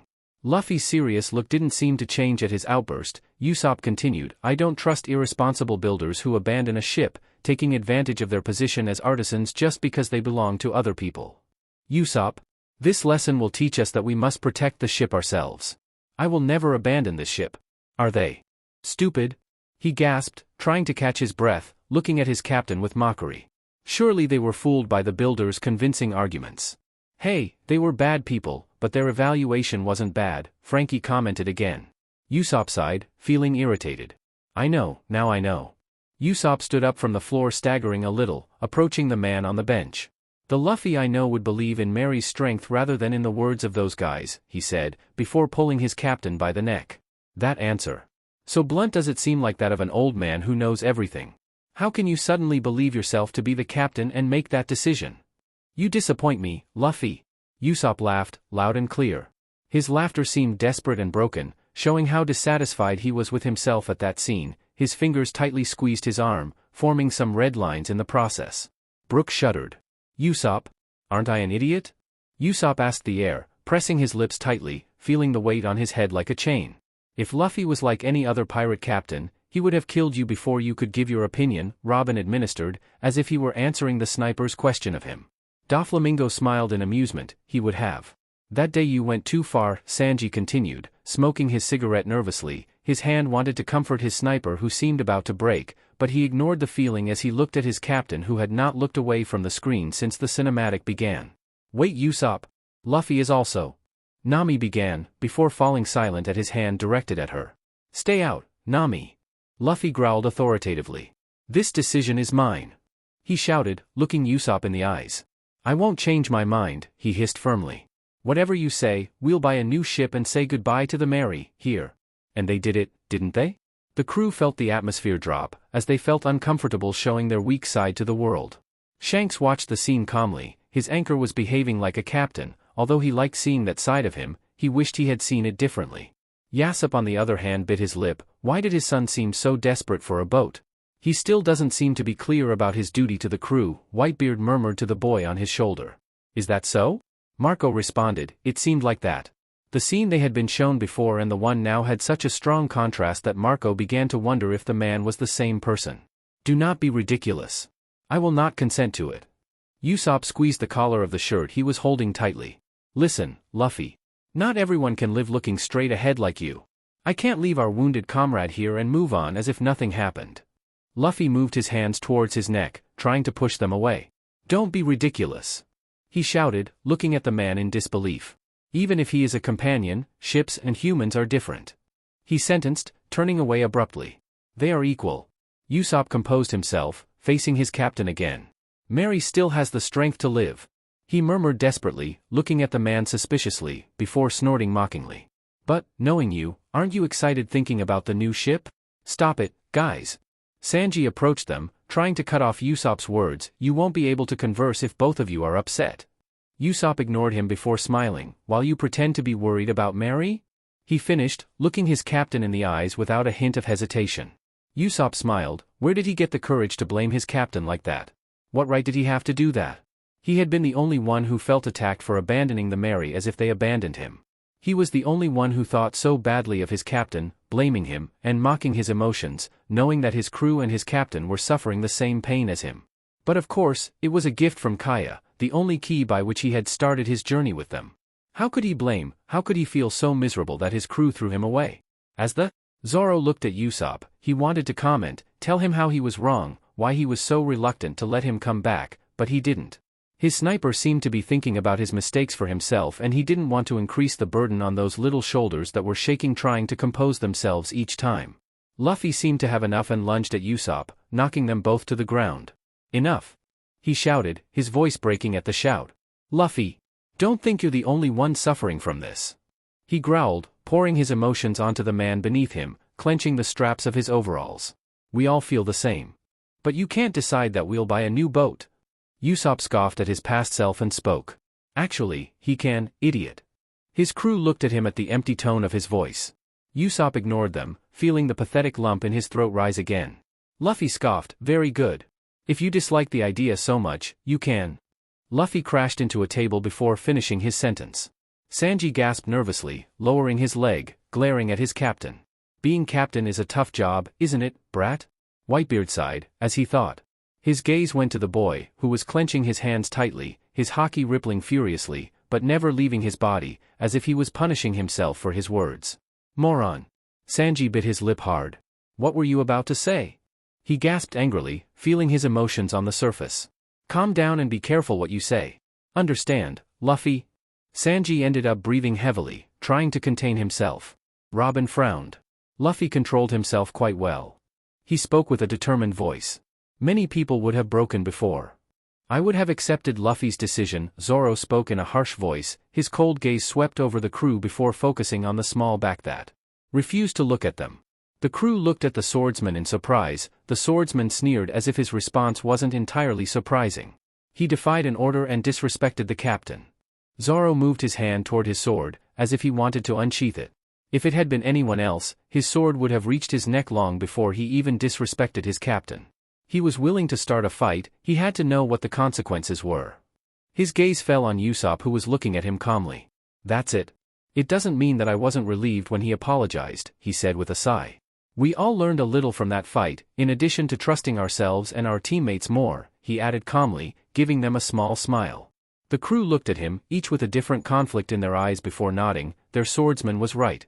Luffy composed himself, pressing the hat tightly on his head, covering his eyes. "I'm sorry. he muttered in a broken voice, his anger fading quickly, as he panted to cool his head. "It doesn't matter. That's how you really feel, isn't it?" Usopp scoffed, still on the ground. "What did you say?" The fury that seemed to have faded returned like a hurricane, causing Luffy to cast a cold glance at the sniper. "You go ahead and destroy the useless companions one after another," Usopp continued, his voice breaking as his speech continued. "If you're going to abandon the Mary, why don't you abandon me?" "Ah, he said that, didn't he?" Usopp had blurted out his feelings like that. What a fool he was. Throw it away? Maybe he was going through a new illness that made him talk nonsense. If his captain was someone Usopp's past head was imagining, Usopp would never have had a spot on the crew in the first place. "Don't talk nonsense, Usopp," Sanji scolded irritably. "Nonsense?" "Yes, it was nonsense. No, I'm serious." He took a while to think about it. Usopp spoke, raising his head, looking at Luffy directly. Luffy growled, glaring at the man like a tiger at his prey. "To tell the truth, I was thinking that I can't get close to his monstrous strength. Like today. I can't even keep an eye on the money. I won't stop causing you problems," she explained, calmly getting up from the floor. And he couldn't. Usopp was far from reaching someone like Zoro or Sanji, but he didn't care, not anymore. Those FING 2 years made him understand, resolve the disorder of thoughts in his head. Although it was a slow process, he began to understand why Luffy wanted him by his side. Force? Skill? He had none of that. The only thing he had was his aim and a slingshot, plus his life, which belonged to his captain like everything else. "You don't need weak companions, do you?" Usopp smiled bitterly. "Luffy, you will be the king of the pirates, but I don't need to reach that high. If I think about it, when I was going to go to sea, you asked me to join." He spat, his body trembled, but his gaze did not move away from the obsidian eyes that looked at him intensely. "It's all that unites us, we don't have to. Why travel together if we have different opinions?" He finished, walking towards the door, opening it calmly. "So stupid," Frankie snapped with a grimace. "I'm leaving the crew," Usopp muttered in a toneless voice, before leaving. The screen went off. Brook cleared his throat, his eyes never leaving the sniper at all times, watching as the emotions fluctuated throughout the scene on his friend's face. Brook vibrated, before finally opening his mouth. Usopp-san, why? Why? Usopp repeated the question, savoring the anxiety in the room before smiling. It seems like I was angry, he replied, the weight of the hat on his head finally grounding him. We saw it, Sanji looked at him obviously. Usopp ignored him, focusing on Brook. I love running away, so I did it, he said with amusement, his voice cracking. I was running away from what I felt, because if I ran away, I could leave reality and believe it was all a lie. He scratched his hand wrist for comfort. Lies, yes. I wish everything had been one. So Usopp wouldn't have needed to run away, perhaps, in another world, he could have been brave and made Luffy's decision like he was. I talked to Luffy after their fight, Nami commented, biting her lip. I wanted one of them to come to their senses and apologize, but he wouldn't listen to me. Marco hesitated, not wanting to break the crew's dynamic before sighing and speaking. Luffy shouldn't apologize, he's the captain and he had decided. His partner didn't respect his and challenged him, he pointed out. Nami hesitated at that. A captain must give himself respect, Luffy did, although I know it hurts, sometimes, they are decisions you make for the good of the crew, Ben continued calmly, patting the small back that seemed to understand the weight of his words. If the captain makes a decision, it is fulfilled. Whitebeard raised his bicento, hitting the ground with it, making it shake. His gaze shifted to Luffy. Sometimes it is not easy to be a captain, we are also human, he clarified. The younger one pursed his lips, looking at the man with cold eyes. But the lives of many people are under our responsibility and the decisions we make can lead to our death. Whitebeard finally collided with the cold obsidian and asked, do you regret it? Luffy clicked his tongue. No, he responded coldly, not being intimidated by the pressure that the older emperor was exerting on him. If I hadn't made that decision, we would all have died, he snapped dryly, as if the same question was stupid to him. Newgate looked at the boy for a few more seconds before laughing. You really are adorable. Don't you want to be my son? He asked with amusement. Shanks growled, no, why was that old man trying to steal his anchor? The atmosphere in the room lightened, making Marco sigh. This was what he had to deal with every day. I'm sorry. The desperate apology bounced around the room, making more than one person jump.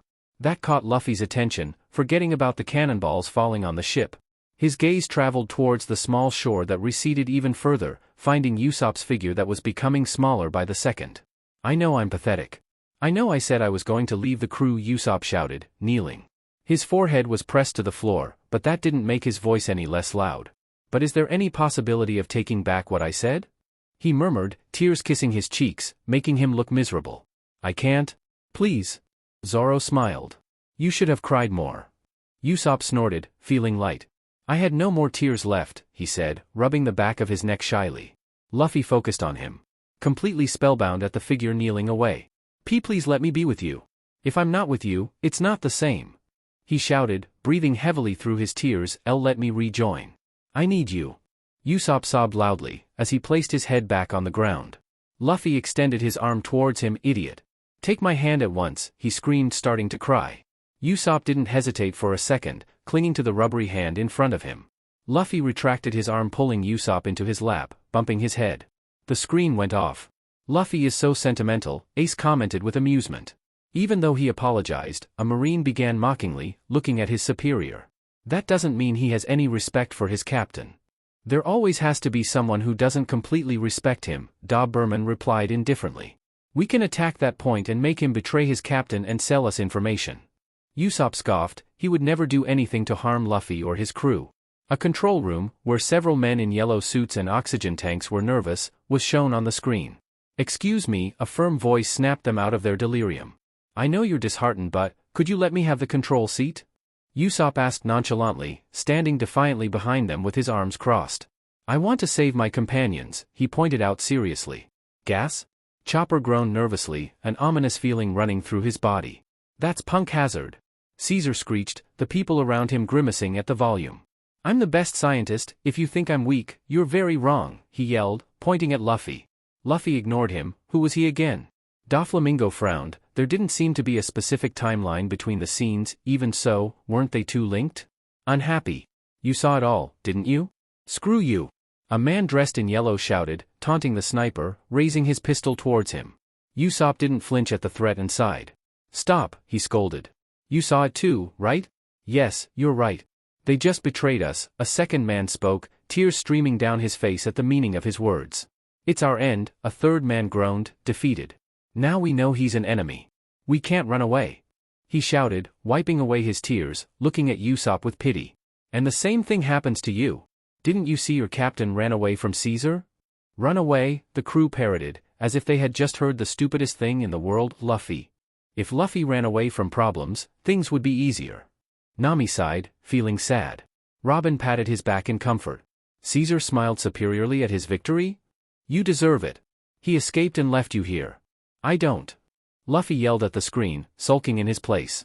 Frankie patted his captain's bare head. We know, Luffy bro. You are too super to do that. Hey, are you guys badmouthing my captain in front of me? Usopp snapped, annoyed at the disrespect. The giant screen in front of him showed the image of Luffy running in the opposite direction of Caesar before suddenly braking and running back with greater momentum. If he were a man capable of betraying us, everything would be much easier. Usopp spoke fondly, looking at the men with venom. We would have fled before him. Are you talking about yourself? Sanji asked mockingly. Be quiet. But he never stops believing in us, so he leaves us no choice but to support him. Usopp raised his kabuto, pointing it towards the men. And we swear to live up to his expectations as long as we are still alive. Usopp, you look great. Chopper beamed, praising the blushing man. Usopp is great. Luffy stressed, tying himself around the sniper. Usopp smiled, placing the straw hat on the head of its owner. You're great too, Captain. For me, anyone who is hungry is a customer, the blonde murmured, placing a plate of rice on the floor, looking at the man in front of him. I'm sorry, but I'm not a customer, the other man replied with a certain disdain in his voice, ignoring the plate of food even as his stomach growled. The ocean is vast and cruel, right? Sanji asked without waiting for a response from the opponent, sitting next to him. The ocean is terrible if you don't have food or water. It's terribly cruel, the blonde let out a drag on his cigarette as if remembering something. I understand better than anyone how a hungry person feels. I don't care if you die for your pride, but if you eat and stay alive, you can see what the future holds, don't you think? Sanji wasn't lying, maybe his existence was useless, but he couldn't lie and say that he hated being alive. Being alive allowed him to meet many people, allowed him to have many adventures. Sanji couldn't deny that he liked being alive. The pirate, Jin, looked at the plate in front of him in conflict before gobbling it down. How delicious. How delicious.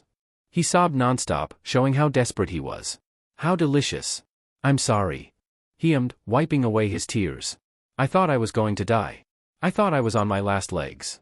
Jin trembled, giving the blonde a grateful look. It's the first time I've eaten something so delicious. It's fing delicious, right? The blonde smiled. Vinsmoke Sanji, cook, 330 million B. Third commander of the Straw Hat Crew. Third? Sanji shouted, forgetting that his reward was greater than Zoro's for a moment. No wait, that doesn't make sense. Also, why did they call it Vinsmoke? That wasn't his name anymore. He was simply Sanji, the cook of the future king of the pirates. Sanji clicked his tongue in disgust. This is unexpected, Robin said, analyzing the situation calmly. Zoro simply smiled. Even if the eyebrow had beaten him in reward, he was still a third party. Sengoku, who had ignored the unimportant commotion, looked at the letters on the screen in amazement. What was a Vinsmoke doing in the East Blue? A laugh caught the attention of both, who turned their gaze towards the ceiling where the voice came from. I found a cook! Luffy murmured excitedly. You say it like it's already yours, Luffy, Ace scoffed. His little brother smiled before speaking. Sanji was mine from the moment I saw him, just like all of them. He said, addressing the now blushing crew. Don't say those things out loud, you shitty rubber.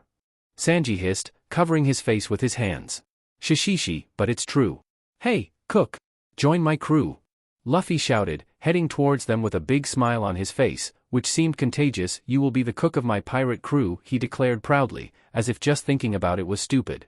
How could I refuse, Captain? Sanji joked with a sigh, ruffling the younger boy's hair affectionately. Luffy chirped, wrapping his arms around the cook in a weird rubbery hug. Sanji didn't complain, allowing himself to be pampered. Ah, the two men chanted, one more bewildered than the other. Luffy came down from the roof and stood in front of Sanji and Jin. Are you a pirate? Sanji asked. Luffy nodded without losing his smile. Anyway, don't do anything strange to this restaurant. The owner of this place was previously a cook for a pirate crew. The little captain opened his mouth in surprise. For that DMN old man, this restaurant is a treasure. Who are you calling old man, brat? growled a voice next to Sanji before he flew away. Luffy seemed to move away successfully before flying away with him. What was that for? Sanji growled at the man who was looking at him with a smile as he wiped the fake dust off his suit. I see you've gotten taller, Eggplant, Zeph spoke in a softer tone. A few hours, days, seconds ago he had seen a smaller Sanji Fing in his kitchen and had been very happy to see him again in his aged version. I'm a little better now, Sanji said softly. He wanted to cry. The last time he had seen this old man, his father, had been almost 3 years ago, and he wasn't going to deny that he had missed him a lot. Stop by the Baratai when you have time, okay? Zeph said calmly. The other brats miss you, I miss you, it wasn't said. At the end of that sentence a series of complaints were heard. Who is going to miss that 5th-class cook? I hope that shitty waiter stays there, which were strangely ignored as dog barking. Sanji smiled. I will. Luffy nodded, before getting to the point again. Hey, he called, join my crew. I refuse, Sanji answered calmly, as if he still didn't realize who he was dealing with. There's a reason why I have to work here. No. I refuse. Luffy denied flatly, disconcerting the cook, bringing his face closer to him. Sanji turned his face away in surprise at the sudden approach before opening his mouth. What? What does that mean? He asked, sounding a little too surprised for his liking.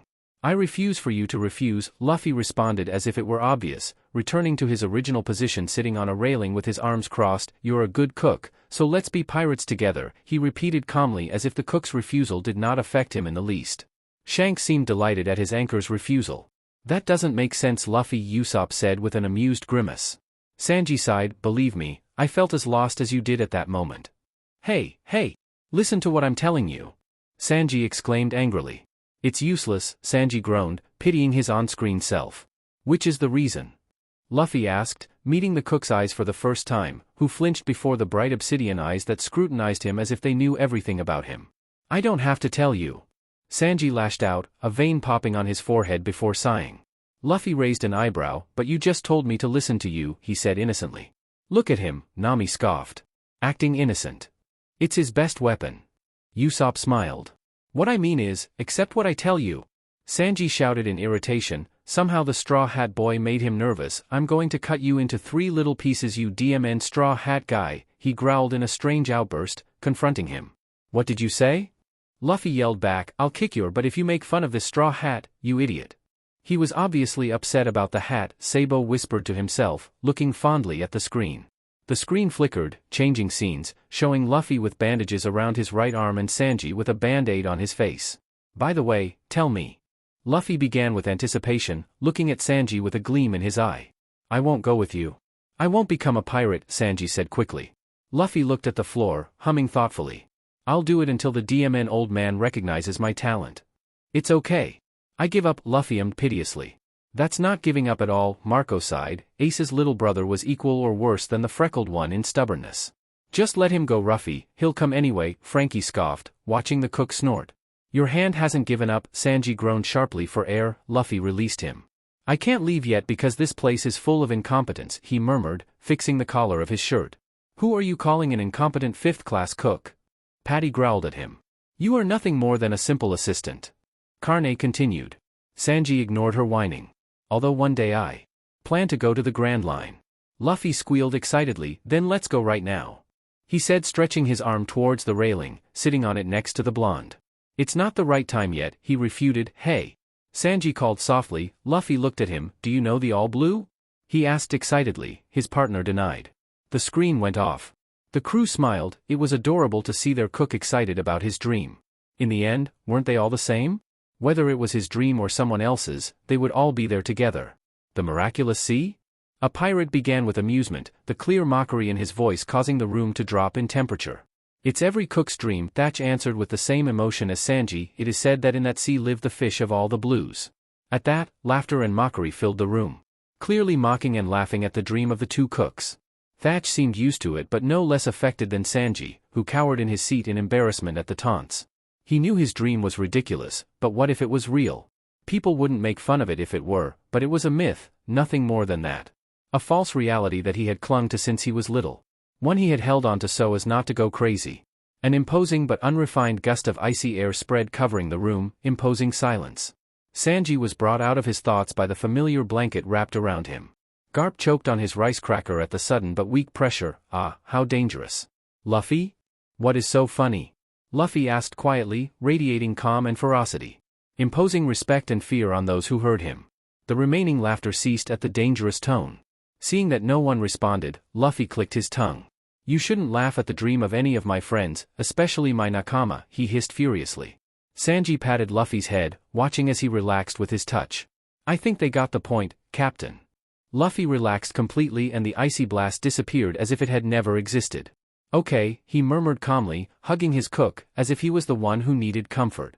Sanji shook his head with a smile. So, he has that power, Garp managed to say. He had had his doubts whether his grandson was going to have such power, but it seemed that in the end, it was hereditary. God. Sengoku murmured in surprise.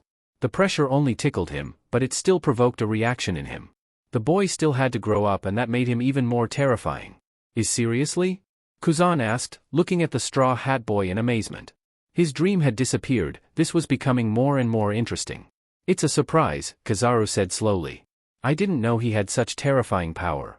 Fufufu, interesting brat. Akainu on his side growled, he wanted to jump on that brat and kill him, how could he now leave that child alive when he showed such power? He growled, the cuffs on his hands and legs clinging to him as if they knew his thoughts. That brat, Whitebeard, more than surprised, seemed resigned, as if the idea of Kid recruiting him was no longer such a good idea.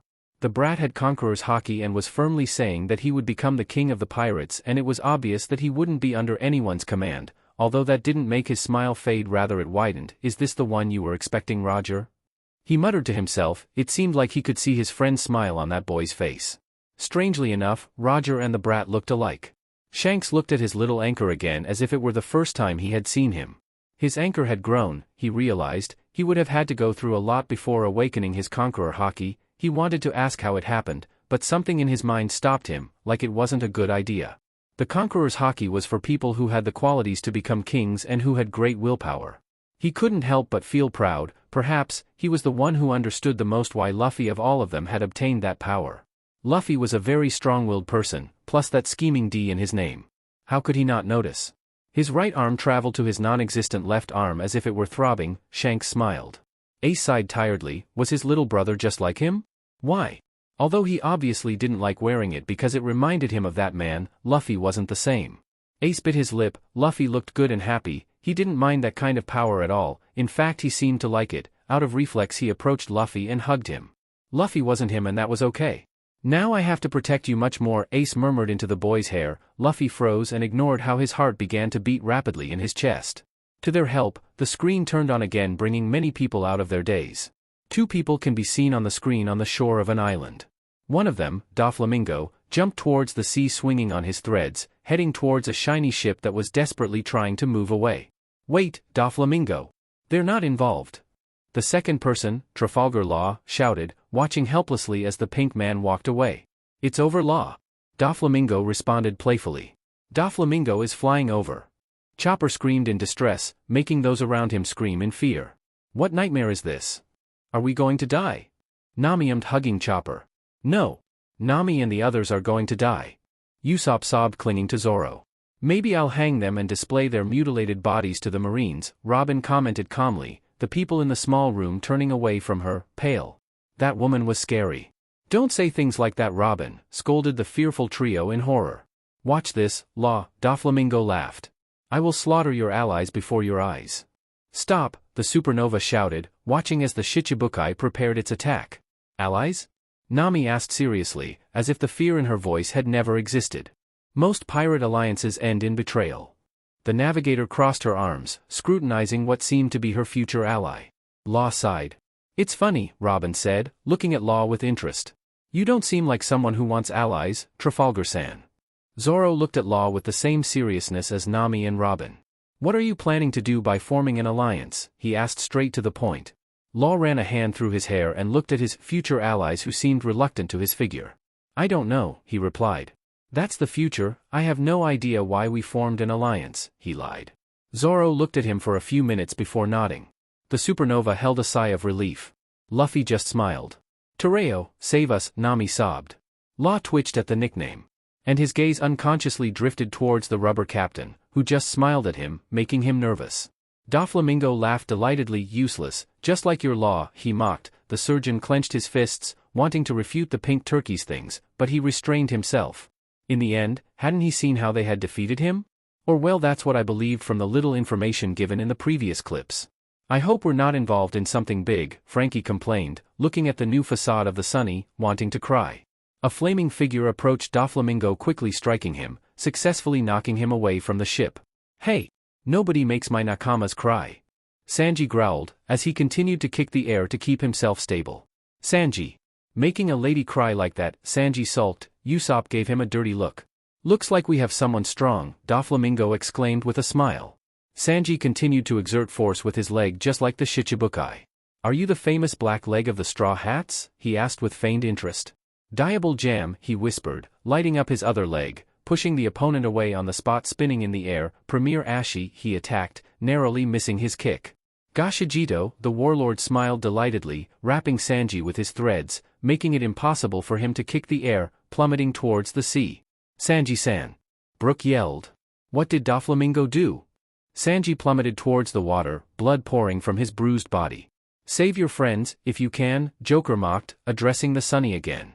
Sanji grunted, trying to get back into the air. Doflamingo is coming. Chopper screamed in panic. It must be a joke. Young master. Stay away. Stay away. No. Sanji stood up successfully, quickly jumping into the air. It's the CP9 technique, right? Usopp asked, looking at the screen in amazement. Sanji nodded. I improved it a little, he said with a smile. Diable Jam, pull a Friar Spectre, he shouted, kicking the Shichibukai a couple of times. What power! You don't do it badly, praised the one in pink, covering himself from the attacks. Way to go, Sanji. Let's go.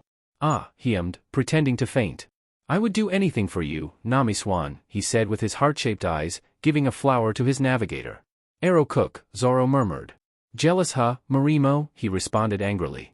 Who's going to be jealous of you, DMN curly eyebrows, the swordsman growled, starting a fight with Sanji.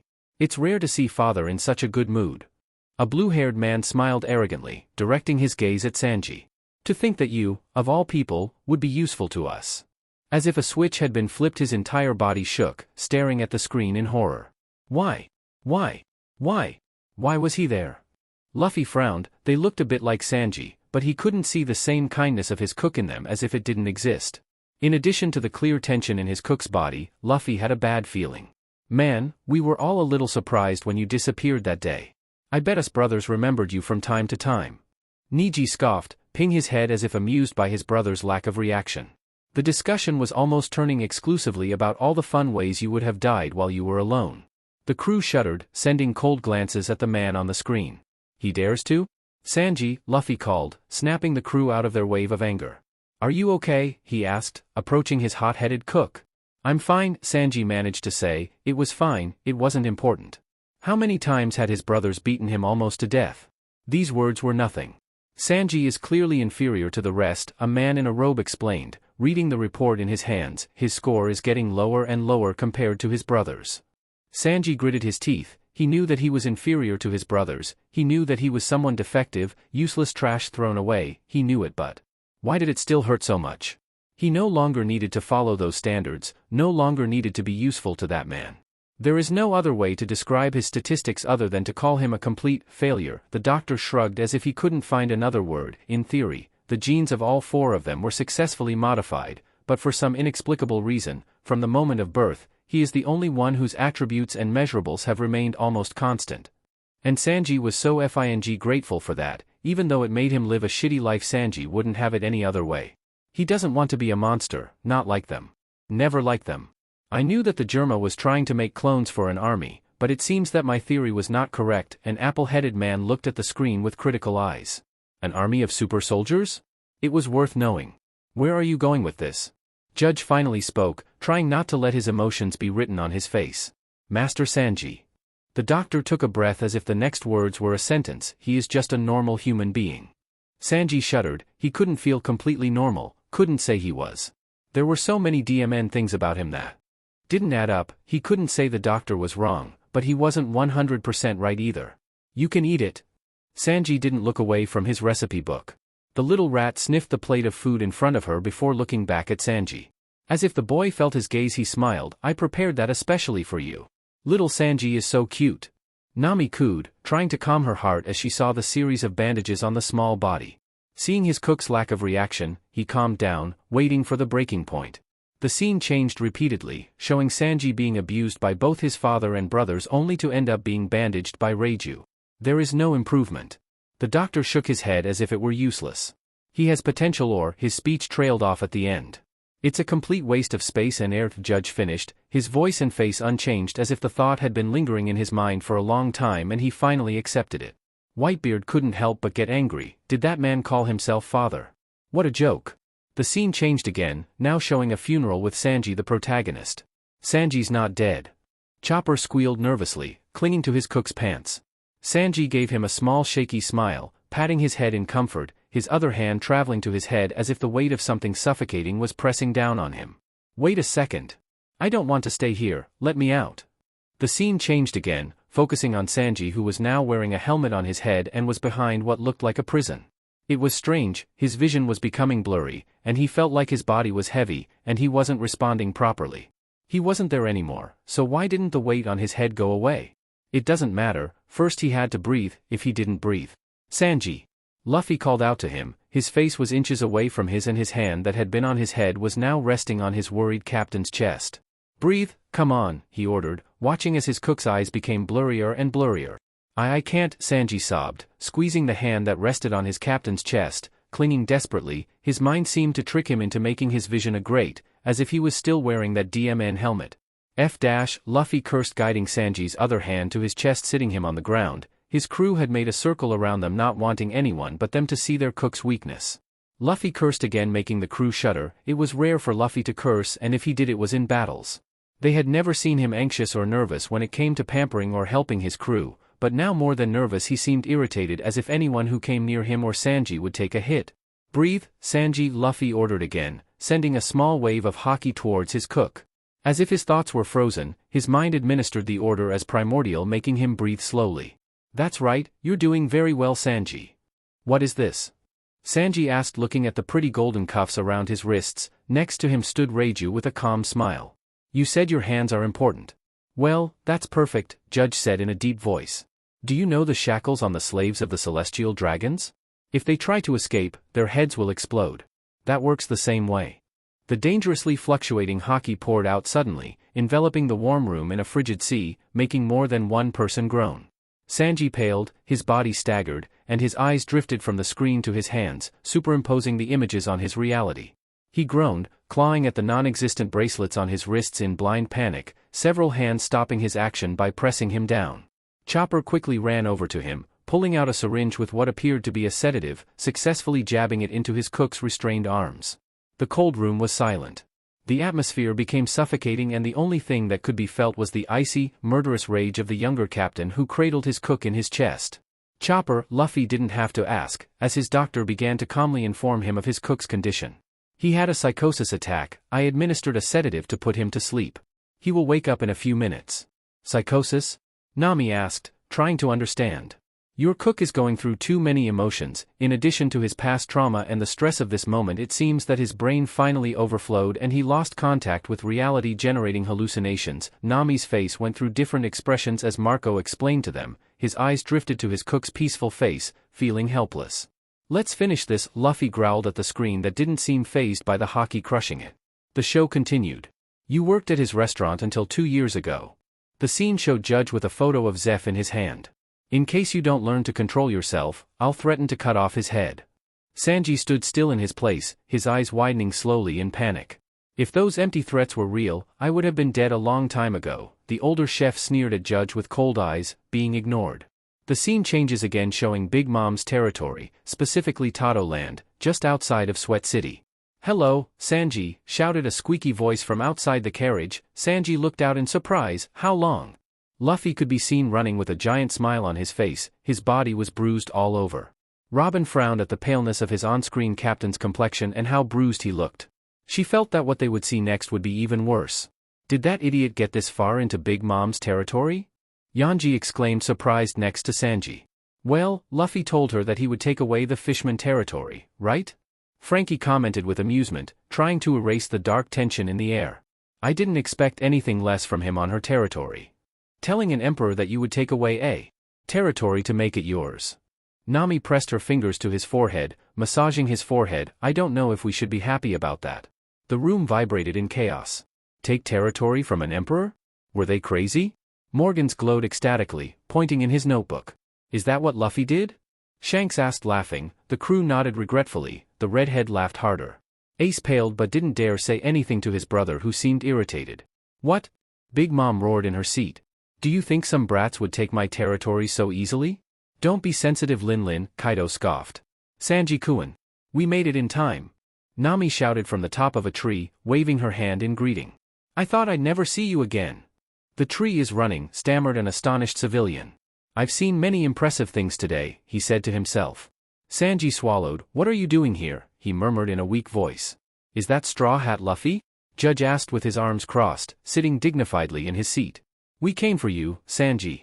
Luffy shouted, launching himself towards the moving carriage, scaring Yanji. Let's go, Sanji, he said calmly, holding firmly onto the carriage door. In the note you said you would be back, but I didn't want to wait. That's so, Luffy. Ace spoke with a soft smile on his face. Marco sighed. He was never going to understand the freckled man's mood swings. Sanji gritted his teeth tightly and shook his head repeatedly, erasing the memories that came to him. I was going to come alone, but... Luffy's speech blurred, and a series of voices overshadowed his in a disorderly manner. You're a sacrifice, Sanji, Judge's voice echoed unpleasantly. I haven't changed.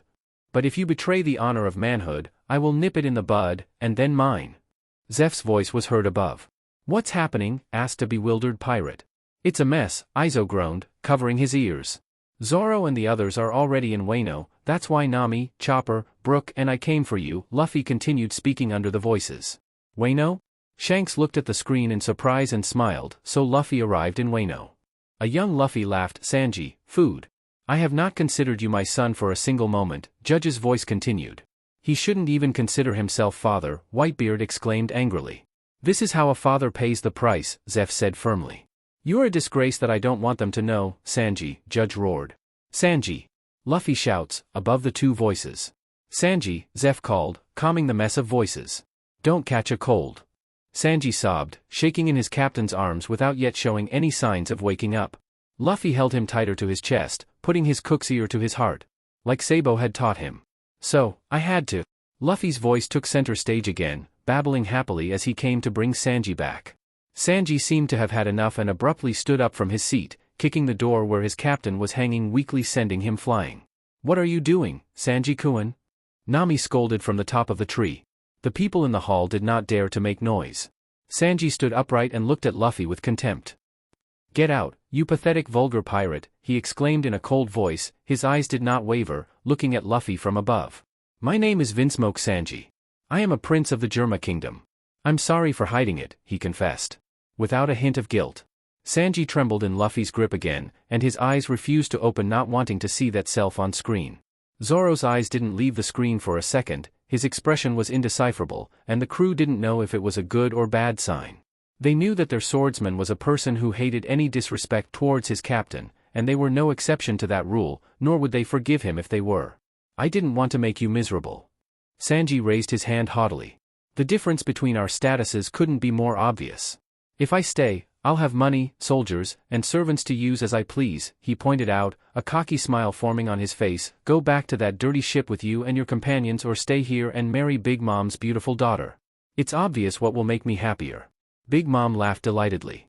Liar, Sanji growled to himself on screen, having a decent distance from his captain, who didn't seem very happy about the gesture. Get out, he ordered. That's all I want to say, he said firmly. I don't know why you came, but I appreciate you taking the trouble. That said, if it was for me, you should have done the opposite. Sanji put his hands in his pockets pants with an air of grandeur, hiding his golden HNDCFFS. Instead of surrounding myself with poor and weak people like you, I prefer to be part of the rich and powerful Big Mom pirates. I will be happier, he commented with a sullen smile. Actually, I'm not sure you can be the king of the pirates. It's only human to want to go with the flow. I never. Sanji turned to Luffy terrified, his expression turning blue at the serious words that his future self was saying to his captain. That's a lie, Luffy, I don't, he swallowed, feeling his throat dry from nerves. I would never think that. Luffy let out a sigh. He knew it, Sanji didn't need to clarify it. Don't joke like that, Sanji-kun. Stop saying that. Nami scolded. Sanji looked at her coldly, scaring the navigator. Nami opened her eyes in surprise and her emotions took over her for a moment. Let's go rescue you and like that. Nami, Luffy's cold voice echoes in the room. Nami looked at him with bewilderment. Don't continue, he ordered. The navigator looked away. So, all this time you were fooling me, Luffy summarized in a calm voice. How can he be so calm? Usopp stuttered nervously. Luffy is like that, Robin answered calmly. What do you mean, Robin-san? Brook interrupted. Luffy knows us too well, the black-haired woman continued, shrugging her arms and smiling. We are an open book for him. Zoro nodded in confirmation, still looking at the screen. Yes, that's right, Sanji answered, lifting his leg and setting it on fire. I despised you, he spat angrily. I bet you didn't expect it, and it will be difficult to accept, he commented in a deep voice. I'll prove it to you. Get ready. Luffy clenched his teeth, but he didn't move. Diable jam. Sanji wiped his face repeatedly as he watched his screen self despise the only person who didn't make fun of his dream, the only person who loved how he cooked and loved him simply for being him. His head was spinning, but his eyes didn't leave the screen. He had to punish himself. How could he be by Luffy's side if he couldn't take this? He wouldn't repeat those mistakes, he couldn't do it. He didn't want his captain to throw him away like his father did for being useless. He couldn't be thrown away again. I wouldn't resist it. No, Sanji-kun. Nami shouted in panic. Joe shot? The youngest flew backwards, recomposing himself in the air, standing firmly on the grass, moving his head forward, letting a stream of blood fall. Luffy, you're bleeding. Nami pointed out on the verge of tears. Sanji-kun, really? Prepare to fight, use your haki or you will die. I just want to talk to you. Why do I need haki? Luffy asked, breathing hard. Sanji's eyes trembled. I'm not going to fight you, he exclaimed seriously. That's why Sanji hated that part of his captain so much. He was sure that if Luffy hit him right now he wouldn't take revenge or dare to raise his hand against his captain again. He needed to be punished, but Luffy just ignored him like a spoiled child. He's a bit of an idiot, isn't he? A pirate spoke with mockery. His companion is better off without him and yet he continues to cling. You were always this selfish. Sanji shouted angrily, kicking Luffy again. Selfish, Zoro spits, his fist shaking. Maybe if he wanted to hit his cook. The scene changed. Excuse me, Master. Sanji, Nami spoke, walking directly towards the blonde. Sanji looked at her, receiving a slap. Oh God. Nami whispered, bringing her hands to her mouth in shock. See you never. I apologize for this abrupt approach, she said, before running off in the direction of Luffy, who was on the ground, bleeding seriously. Sanji felt dizzy, his throat was dry from crying and he could feel that at any moment he would vomit. Luffy got up from the ground with difficulty, breathing heavily. Wait, Sanji. I screamed loudly. Vulgar pirate? Luffy repeated in disbelief.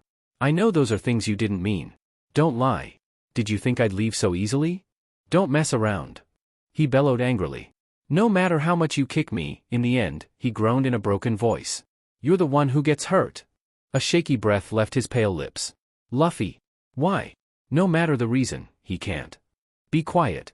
Luffy scolded. Nami quickly stopped talking. Our journey is not over, he shouted again towards the carriage. I'll wait here. If you don't come back, I'll stay here starving. You're my ship's cook. Are you still cooking for rats? His hand traveled to his mouth, and he swallowed, the bitter taste remaining in his mouth, but he ignored it. I will only eat what you cook. Even if I am hungry or spears rain down on me, I will not move from here and I will be waiting for you. Luffy swallowed air, breathing hard. You have to come back, Sanji. Without you. His voice finally broke. I can't be the Pirate King. Sanji finally burst into tears, and as if Luffy was waiting for that moment he approached him, rewarding him with his straw hat and his arms wrapped around him tightly. I am sorry. I'm so sorry, Luffy, Sanji sobbed, squeezing his captain's vest tightly to anchor himself to the ground.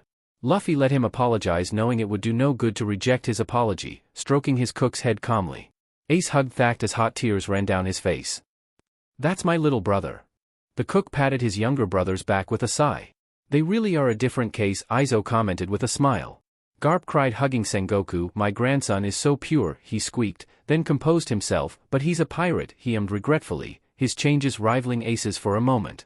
Garp, stay serious, please. Sengoku felt like punching him. Sabo, are you crying? Koala asked mockingly. No, the blonde sobbed, covering his face. Yanji, you should stop seeing Sanji that way, Reiju spoke with amusement, looking at his younger brother's disgusted face. Do you defend him now? Niji asked boredly. The pinkette denied. He just looks stupid, she said, looking at Sanji again. A small smile furrowed her face. He looked happy where he was. Sanji, now surrounded by his crew, seemed calmer. His face was red with tears, but that did not stop him from smiling at his family while they showered him with affection. Vinsmoke, Sanji, Smoker recited, biting the cigar in his mouth. I knew he wasn't dead. It seems that he abandoned his family, sir, Tashigi responded. Smoker nodded. It's still dangerous, he warned suspiciously. They are modified humans after all. Judge frowned. He did not understand why his son was so desired by that little captain. With that doubt in mind, he approached the small crew. Sanji tensed at the figure of the man approaching them but made no sign of getting up from where he was. The temperature of the room dropped, and Sanji felt like a hot ray passed through his body, making him shiver at the warmth that radiated from the room. Despite the warmth and comfort that the Straw Hats felt at the change in temperature, the room couldn't think the same. It was cold, too cold. Judge stared at Sanji before he was sickened by the sight and turned his attention to Luffy, who had stood up to stand in front of him, putting the room on edge. What's good about him? Straw Hat Luffy, Judge asked with genuine curiosity, unlike his children who were robots without feelings. The king of Germa still seemed to have a little humanity left. Why risk your life and that of your crew just to save him? He spat out the last bit with contempt. He didn't understand. He really didn't understand what was so good about a broken creation. Sanji is Germa's failure. Luffy put a hand to his face, massaging his hair. Why did he need to hear this man's nonsense? The idiot just needed to stay quiet and get away from his Sanji. Realizing that he was wasting energy on something useless, he put away his haki, looking at the man with boredom. Given the lack of response, Judge mocked and continued, his skin does not serve as a shield. He works as a cook because he has no pride in his royal blood. The guy knows he's a cook for his crew, right? Luffy was a little bewildered at the man's endless list. He moves easily like an idiot and his soft mind makes him risk his life for the weak. Yeah, he didn't like that either. Sometimes Sanji was too nice for his good. Should I scold him for that? No, he doesn't think that's a good idea. It might make him sad. A failed soldier who is far from perfect. That's all it is. Judge finally finished. Luffy couldn't help but let out a sigh. The man loved to talk. Why don't you say anything? He asked, looking at the tired boy in front of him. Asen, Luffy began calmly. Why list all of Sanji's good things as if they were bad? The room fell into a stunned silence, staring at the boy with varying degrees of disbelief. Judge was no different.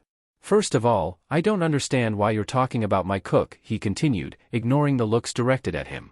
You don't have the right or the permission to do so, and the mere fact that you threatened him is something we should talk about.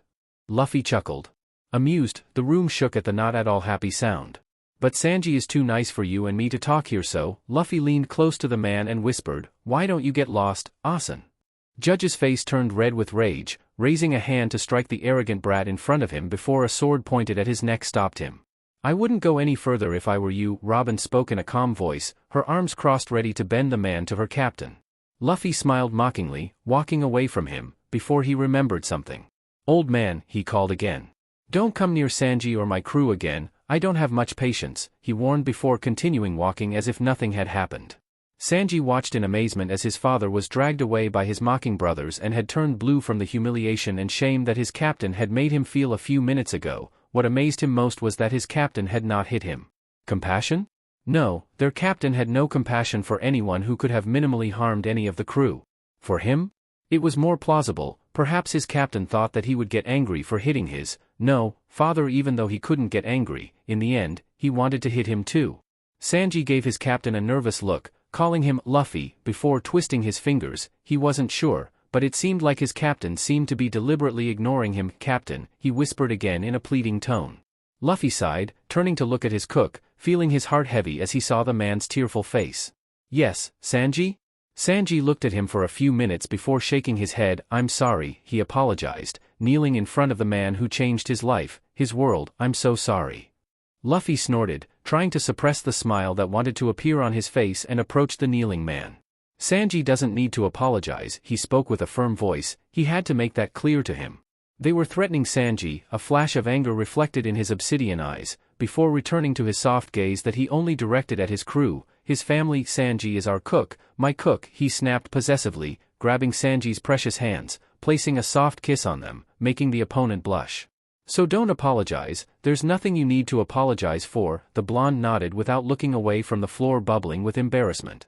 To say they weren't used to Luffy's little displays of affection was an understatement, always kissing and lunging at them. Luffy was an enigma, as mesmerizing as the moon and as bright as the sun. It was refreshing for them to be as close to someone as their captain was. "You should stop embarrassing us in public, you shitty captain," Sanji stammered, blushing up to his ears. "Besides, only ladies have the right to kiss me," he said, trying to push his captain off him. "Oh, you really look like a target now, Arrowcook." Zoro wasted no time and sneered, making Sanji growl in response, still embarrassed. Makino smiled tenderly at the scene. "They're too cute," Aizu squealed, looking at the small crew that was bothering their cook. Haruta nodded happily. "Luffy is as clingy as ever," Ace murmured with a smile. "That reminds me of the times I hit him for kissing my cheek." A flash of reality crossed the freckled man's eyes, collapsing into sadness. "When I was little, I didn't really appreciate his little displays of affection," he sobbed hard. "I'm an idiot," he whimpered, trying to control his tears. Aizu patted his younger brother's back in irritation. Sabo looked at Ace from afar with jealousy. The idiot had had more time with his beautiful little brother than he had, and still he had not taken advantage of it. "Ha, idiot," he gloated, looking at the suffering of his less pretty brother, before returning to his gloomy expression and look at the screen in silent request. "They are very domestic, you are," Marco spoke, approaching his brothers with a loving smile on his face, ignoring Ace's outburst. "Do you know the kingdom of Alabasta?" a soft and elegant voice asked on the screen. People took their eyes off the tender scene and looked at the screen that was back on. "It's Vivi," Chopper said, pointing at the screen with his hoof, excited to see one of his nakamas again. "Ah, Vivi-chan, as pretty as the day you left," Sanji hummed, recovering from his past embarrassment, his cheeks still slightly blushing. The princess approached them in silence, being followed by Igaram. King Cobra's eyes shone when he saw his daughter still alive, feeling his heartbeat again. He had been so nervous and desperate not to know anything about his daughter when he left on that dangerous mission that he had vehemently refused. But seeing her there, walking with the same elegance as his wife, Cobra couldn't help but breathe a sigh of relief. "No."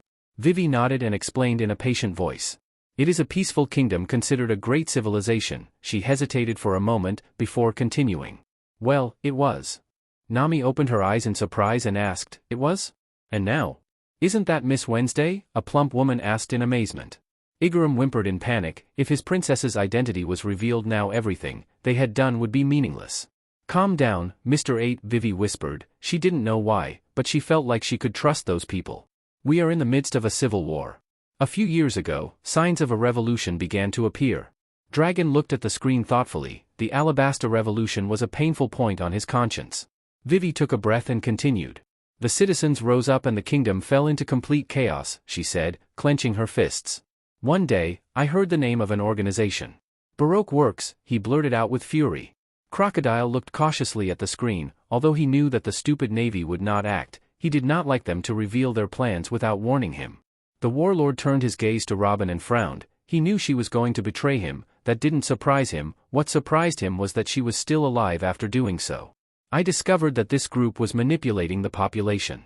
But there was no possible way to get more information apart from that, and I couldn't do anything," Vivi explained helplessly. Her pained gaze turned towards the people in front of her, "and I asked for help to Igaram, who always got into my problems since I was a child."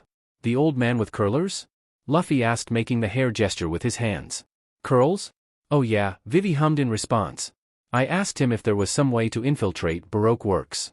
Maybe that way I could see who was running everything and discover their goal." "The princess should not worry, we have Mr. Crocodile with us," a citizen of Alabasta commented calmly. The other citizens nodded. Crocodile smiled mockingly, all of them stupid. "What a daring princess," Zoro commented, with a small smile. "Well? Did you find out what her goal was?" Vivi nodded. "The founding of an ideal nation," Nami quoted. Vivi was surprised. That's what Igaram-san said. "So? Yes. The boss says it is to create an ideal nation, but it is a huge lie. His real objective is to take over the kingdom of Alabasta." "But isn't Alabasta affiliated with the Navy?" a marine asked in bewilderment. "It shouldn't be easy to take over the kingdom like that." "Ah, the naivety," Doflamingo scoffed. "I have to come back as soon as possible to tell them the truth and stop the conflict. If I don't do something." Vivi's voice trembled. "Who is behind this?" Luffy asked, looking at Vivi curiously. Vivi's nervous face changed to a scandalized one. "The identity of the boss?" he shouted in panic, looking at Luffy in horror. "You shouldn't have asked that. You know who it is, right?" Zoro asked, bored with the scandal. "Not even we know. How would a princess who has been undercover know?" Mr. 3 asked in disbelief. Don't ask. Anything but that. Their lives will be in danger too. Nami laughed nervously, then I'd rather not know.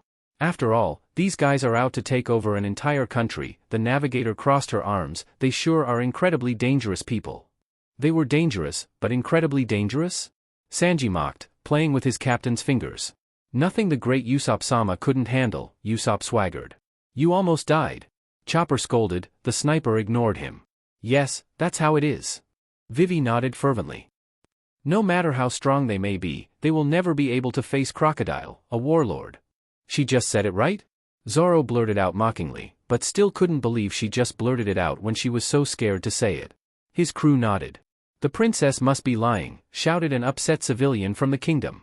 In the end, it's the king who ignored us. Mr. Crocodile has been protecting us all this time, said another in the same way. Crocodile has been manipulating them. Vivi shouted, revealing her face to be red with anger. He's been manipulating us all. She sobbed, moving in front of the screen closer to the small crew. Vivi. Nami murmured, squeezing the princess's shoulder in support, making her look at her sadly. I know we don't know each other, she began in a broken voice, but thank you for listening to me. Vivi made a subtle bow towards them. Nami downplayed it. We will help you, don't hesitate, said the navigator, with a smile. I knew something was wrong, Smoker blurted out angrily, ignoring the panic in the room. That's why the warlords should disappear, Fujitora commented. Sengoku looked at him disapprovingly.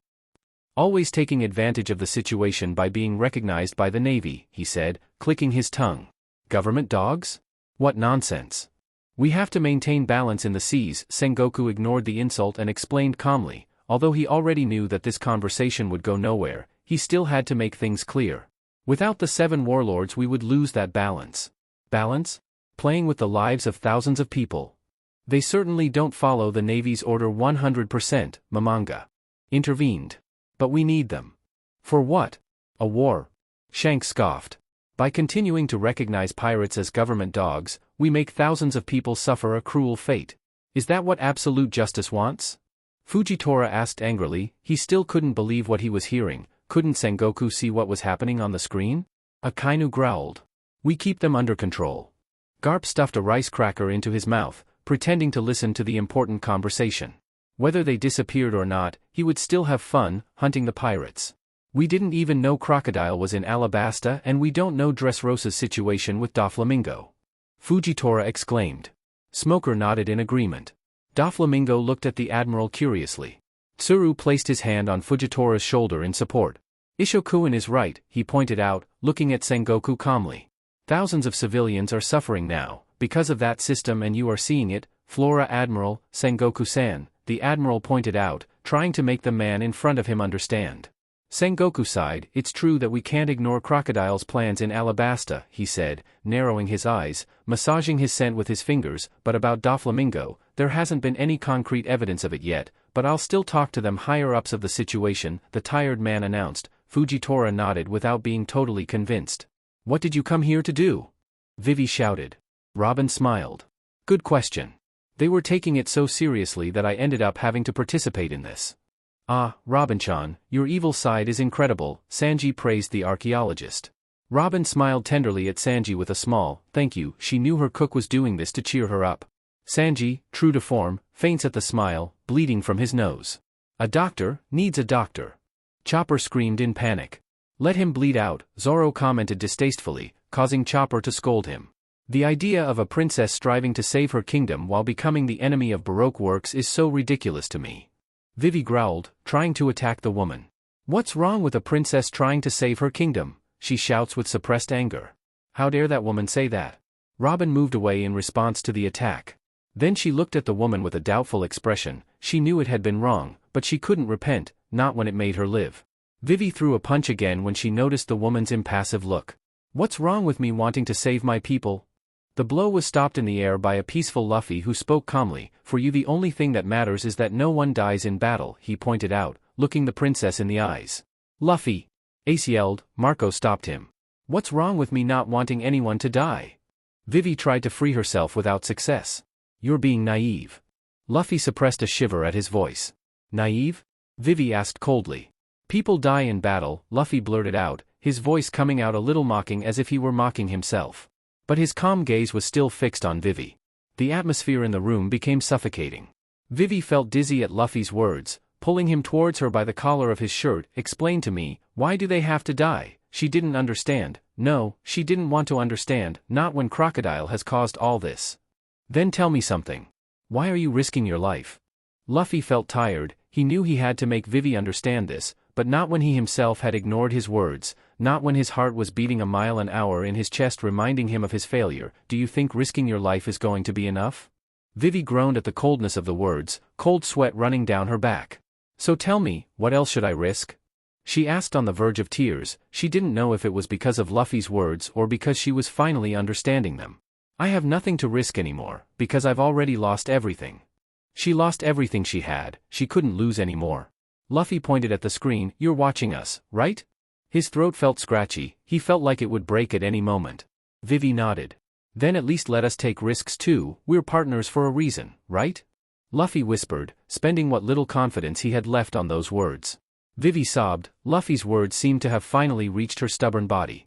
Nami ran towards her, wrapping her in a hug. Luffy looked at them for a few minutes before turning away from them, trying to regulate his breathing by squeezing the side of his shorts, controlling his expression. This was stupid, he was over it. He had ignored it. Ace quickly approached as he saw his younger brother turning pale at an outrageous rate, placing a hand on his shoulder. Luffy called. Luffy was alarmed by the voice, that voice that seemed to haunt him in his dreams, and he moved away from his brother's touch as if it were burning. Lu, he asked again, backing away from the boy, trying not to panic. Huh? I'm fine, the named man gasped, wiping the sweat from the palm of his hands on his shorts, giving the freckled man a plastic smile. Ace shuddered. Luffy inhaled sharply, watching the screen change scenes. They needed to get out of here. Is there anyone on the ship who has knowledge of medicine?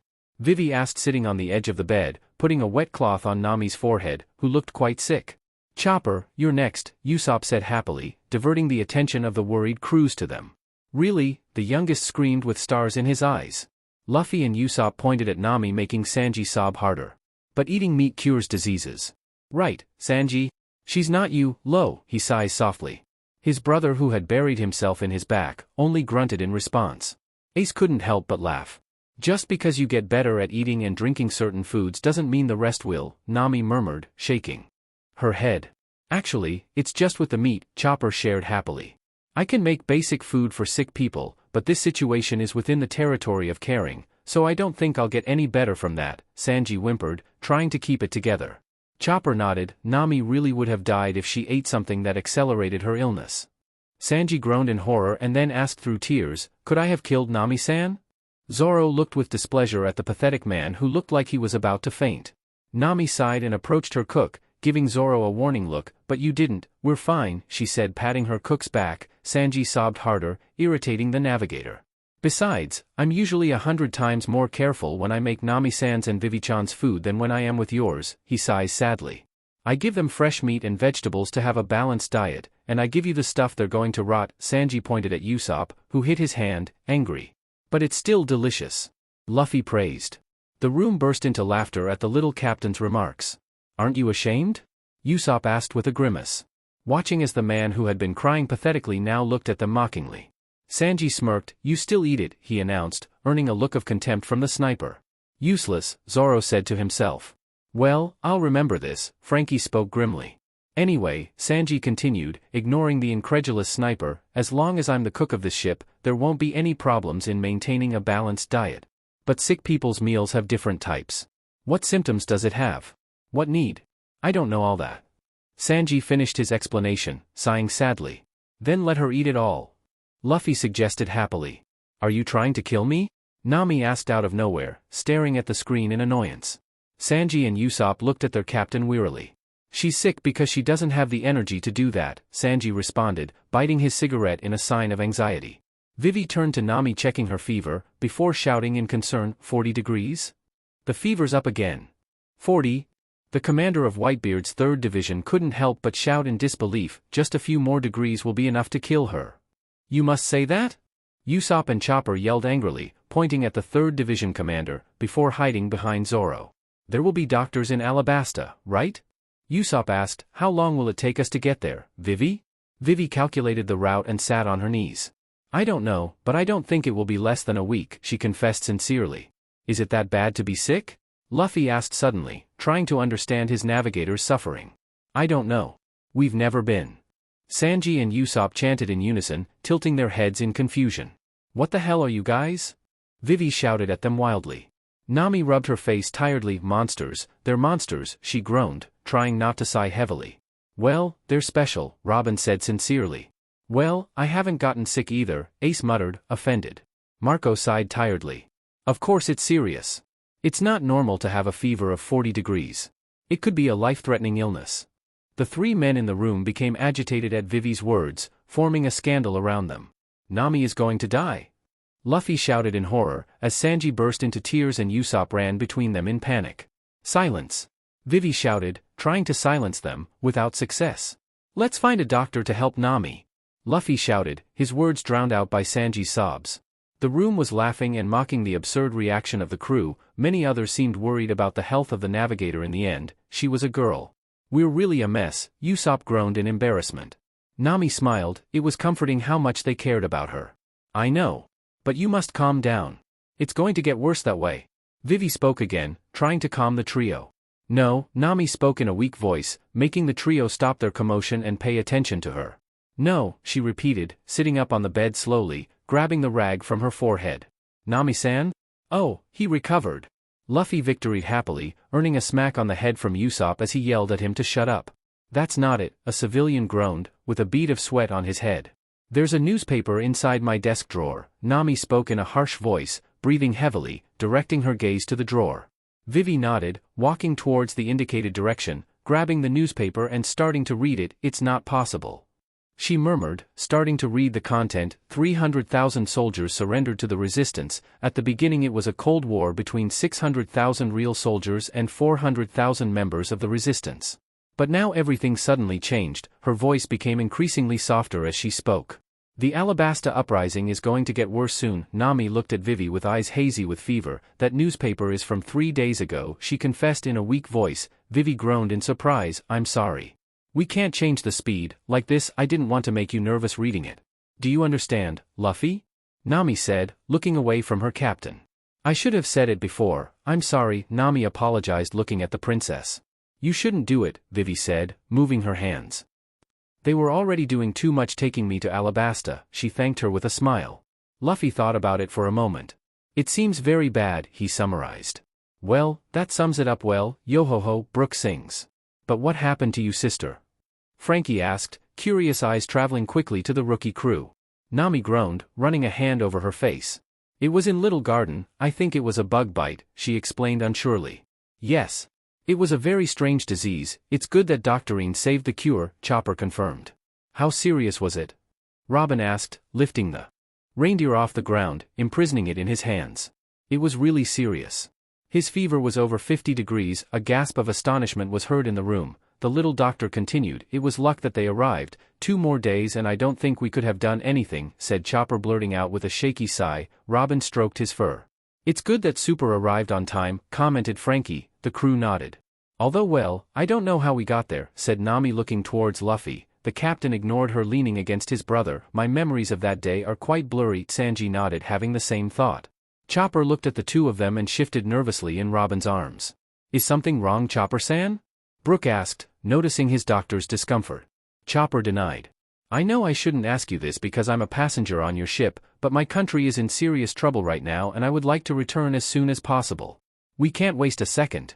So, I want the ship to head to Alabasta at maximum speed. Vivi looked at them seriously. Luffy frowned but didn't speak. They're pirates, but still, murmured a civilian, incredulous at the princess's selfishness. It was incredible how in just a few clips he had become attached to the rookie crew. She's just putting her navigator at risk, shouted an angry pirate.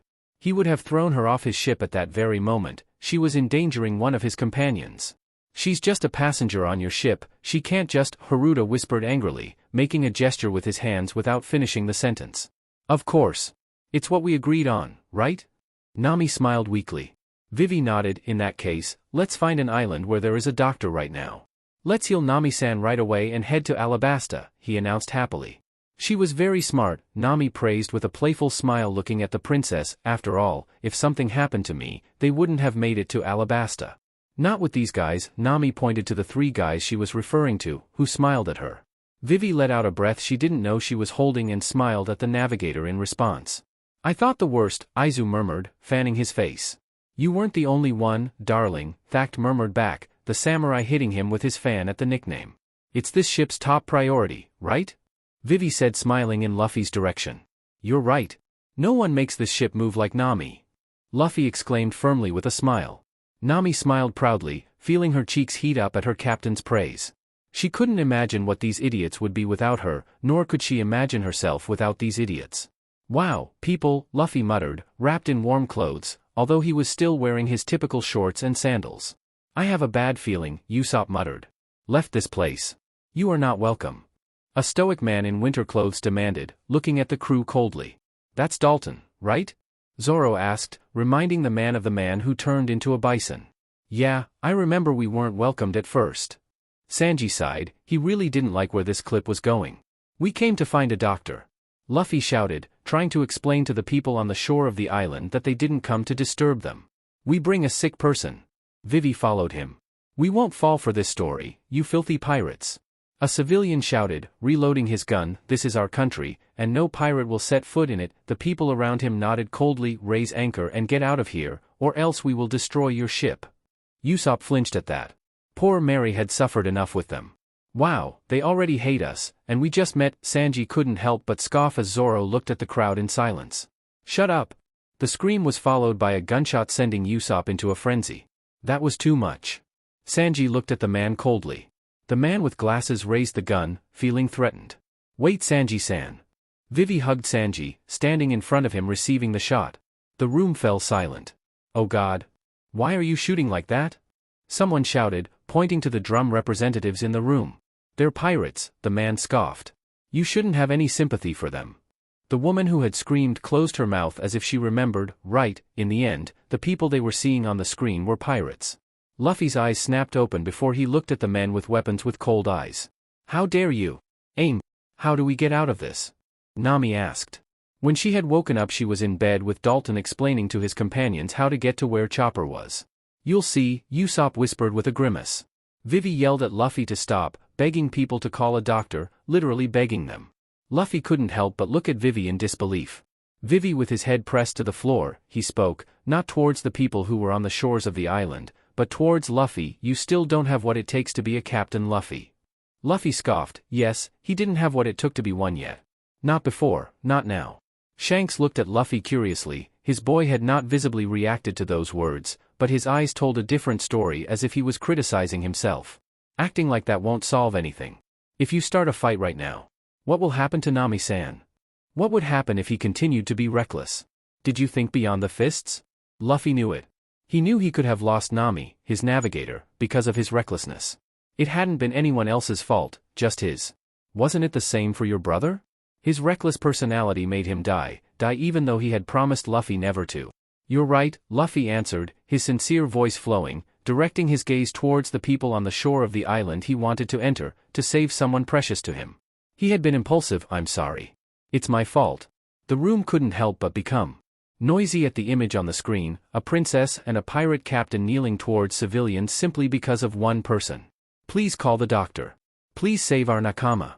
Nami bit her lips, she didn't like it, she hated it. She didn't want Luffy to kneel before anyone, she knew what he had done was wrong, but still her brain couldn't process that image correctly. I learned a lot from you, Vivi. Luffy smiled at the princess sincerely. Vivi stirred before returning the smile. I learned a lot from you too, Captain. I will take you to our town, follow us. Hey, Nami. Can you hear me? The screen cleared showing Luffy trying to wake up Nami, who looked a little purple. You really look bad, Nami. Robin snapped everyone out of their shock, looking at their on-screen navigator with a critical eye. Yeah, I didn't know I looked so bad, Nami replied with a grimace. Nami opened her eyes slowly, taking in the figure of her captain in front of her. Her eyes seemed distant, as if she were trying to emerge from unconsciousness. Luffy smiled as she opened her eyes. The only way to get seen by a doctor is to climb a mountain. Let's go up it, he explained calmly, ignoring the comments behind him. Nami ummed heavily, making everyone quiet. I have to get better as soon as possible, she murmured brokenly. I have to hurry up for Vivi. Vivi hugged the navigator tightly. You don't have to do it for me. You have to recover for yourself. Nami laughed, returning the hug. It's okay. Nami raised her hand gently, giving Luffy a weak smile. I'm counting on you, Captain. Luffy smiled, patting Nami's hand. I like it that way. Leave it to me. I didn't let you fall even once. Luffy commented proudly.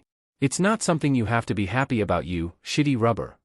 Sanji growled, pointing accusingly at his captain. Luffy simply smiled at him. Nami ignored her cook and patted Luffy's head in reward. Thank you, Captain. I can't believe it. Usopp said in disbelief, looking at Luffy who was carrying Nami on his back with special care. Like Captain, like Navigator. Hey, what do you mean by that? Nami shouted, shaking the sniper before releasing him, causing the sniper to fall to the ground with a bang. I was tired of being sick, you know? She said, looking at him. We had important things to do. Usopp snorted. She was right. Come on. Let's do it before Nami dies. Luffy said before starting to run. Don't kill her prematurely. The small crew screamed. Robin couldn't help but smile. Sanji and Luffy began their walk towards the mountain. Won't Anchor be cold? Shanks asked with a grimace, watching as Luffy walked up the mountain in sandals and shorts. It's rubber, maybe it doesn't affect him much, Ben answered with a little doubt in his voice. It makes me cold just looking at it, Aizu continued. Haruta nodded. Wahawaha, don't train him to be weak, Garp commented, putting another rice cracker in his mouth, ignoring the glances directed at him. Throwing ourselves into a forest full of snakes is not training, DMN old man. Ace growled, hiding behind Marco after the terrifying look his grandfather gave him. Oh? Garp moved, pulling the freckled man behind the commander, hitting him with a love fist. You clearly lack training, brat, he said, smiling brightly. Ace paled. By the way, Luffy, why aren't you wearing shoes? It hurts just looking at you. Sanji asked without stopping his walk. That's my palisu. Luffy responded, keeping up with the rhythm with Nami on his back. Politics, Sabo and Ace corrected at the same time. Marco smiled with amusement. It's interesting that you know that word, you are. Ace grumbled. I'm not as idiotic as Luffy, he said proudly. I don't think you should be proud of that, Vista murmured. Whitebeard laughed. Palisu? I think you mean politics. Sanji chided. Oh really? In the distance a growl was heard, the screen focusing on an animal with fur as white as snow, red eyes, long ears and sharp teeth looking at the couple in the distance. What's that? Smoothie asked, looking at the creature with some curiosity. That's a Lapon, a voice answered calmly, approaching the rookie crew, making Chopper's eyes shine with tears as he saw his mentor. Lapon? Monster rabbits, she replied simply, brushing it off as she looked at the crying reindeer running towards her. Doctorine! Chopper cried, lunging towards the woman. Hey, Chopper! Ah, the old witch, Sanji and Zoro muttered at the same time, before being kicked to the ground. Be careful what they say. I'm not even 140 yet, spoke Kureha above the two with a smile. It's as intense as ever, Nami murmured, a bead of sweat on her forehead. I still didn't understand how that woman hadn't killed them. You know what? People in snowy countries never sleep. Luffy commented casually, continuing his path up the mountain. Oh? Why? Because they would freeze to sleep, said Luffy, informing his cook of a fact he didn't know. Don't talk nonsense. It's not possible. Sanji shouted. It's true. Someone told me that a long time ago. Luffy insisted. Well, he has a point, Robin nodded at his captain's thought. Actually? Fasa asked in disbelief. The 15th commander couldn't believe the little captain's nonsense without asking first. Yeah, well, Robin started. Luffy is talking about what would happen if you stayed outside without keeping warm. Basically, you would die like ice cubes, he finished with a smile. The 15th division commander shivered. Yo-ho-ho, how horrible, Brook said quietly. Just thinking about that makes my skin crawl. I still don't have skin, yo-ho-ho. A rabbit jumped towards Luffy trying to bite him. The raven didn't even look at the rabbit, easily dodging it, causing the Lapon to miss miserably and hit the snow behind them. Luffy did not show any signs of noticing the attack following his argument with Sanji. It was probably Usopp, said Sanji, who also did not notice the attack. You. Chopper blinked. It really doesn't bother you. Well, they weren't a problem until later, Sanji huffed, puffing on his cigarette in annoyance. No. I heard it in a bar in my village. Luffy explained. Sanji looked skeptical. You should really stop telling Luffy fantasy stories, brother, Frankie sighed, patting the sniper's shoulder. Usopp groaned in annoyance. Usopp didn't tell me, Luffy shouted from where he was, not caring about the strength of his voice. Shanks told me, he said with a wide smile. Shanks nodded. Buggy told me, he murmured, searching the room for something, visualizing a red dot hiding from him.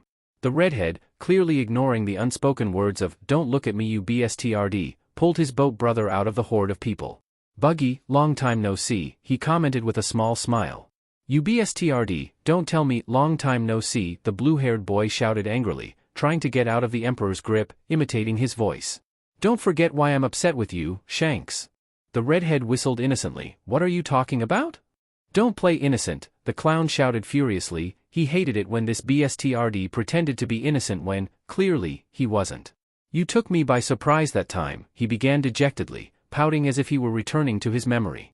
"And I lost that treasure map and I became a user," he sobbed, remembering his trauma. "Did that happen?" Shanks murmured, far from Buggy's suffering.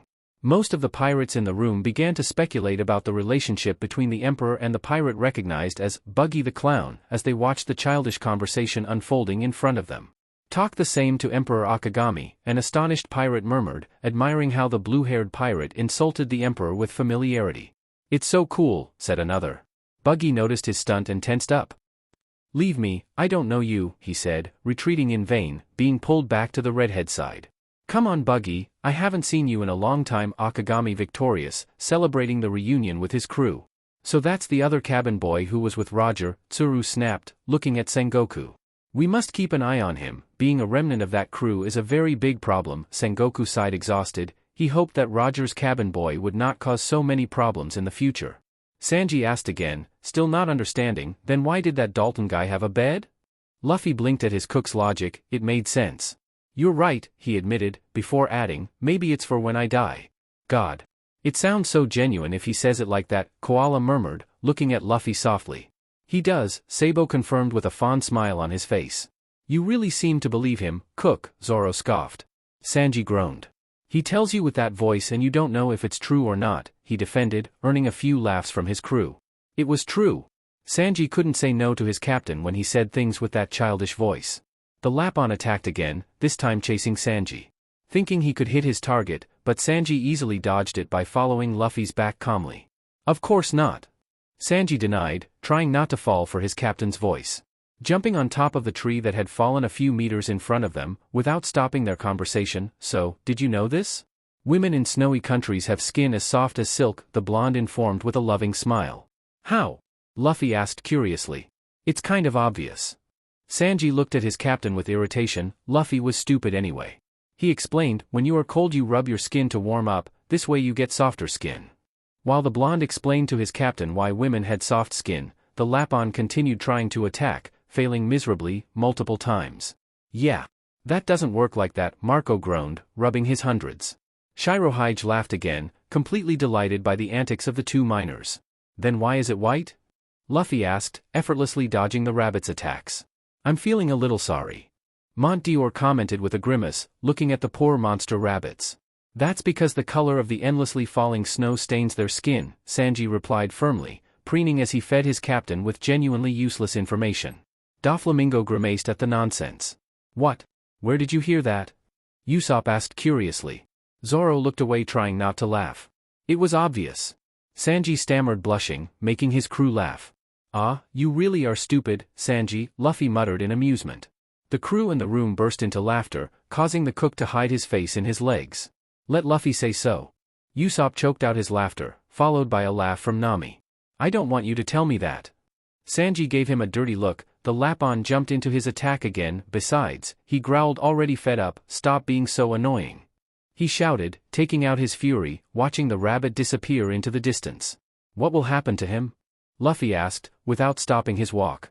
"I really shouldn't have done that," Sanji lamented, frowning. "But it really had become a bother." "Yeah, you shouldn't have done that, Sanji," Chopper scolded. "Lapons are very protective." "What happened?" Nami asked. She didn't remember any of that, her whole mind was blurry. "You'll see," Sanji murmured darkly. "It was truly an experience that I would not want to repeat." The camera followed Sanji and Luffy on their journey up the snowy mountain, showing that each step they took became more difficult to move forward. "How did they get up there?" Thatch interrupted, looking at Luffy, who whistled. Ace narrowed his eyes at his little brother. He was hiding something.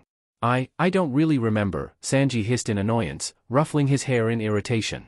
Nami nodded in agreement, sporadically remembering Luffy's voice, but nothing more. Chopper knew how they got there, but if his captain hadn't said anything, did he have the right to? He let out a sigh, looking at his captain.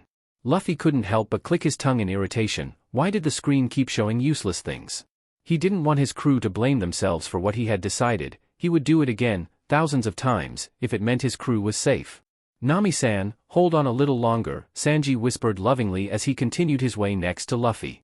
We'll take you to a doctor in seconds. The snow in this area is very deep. Luffy commented, diverting Sanji's attention to him. He felt like every step he took he was sinking deeper into the snow. Hey, Luffy! Sanji barked in annoyance, trying to keep his voice down. Run more carefully. You'll make Nami-san worse. Then why don't you carry it, Cook? Zoro growled. Sanji stammered, blushing, making the navigator point out his behavior as obvious. The swordsman nodded, giving him a point. Luffy is unlikely to do anything wrong, Nami said with complete confidence towards her captain.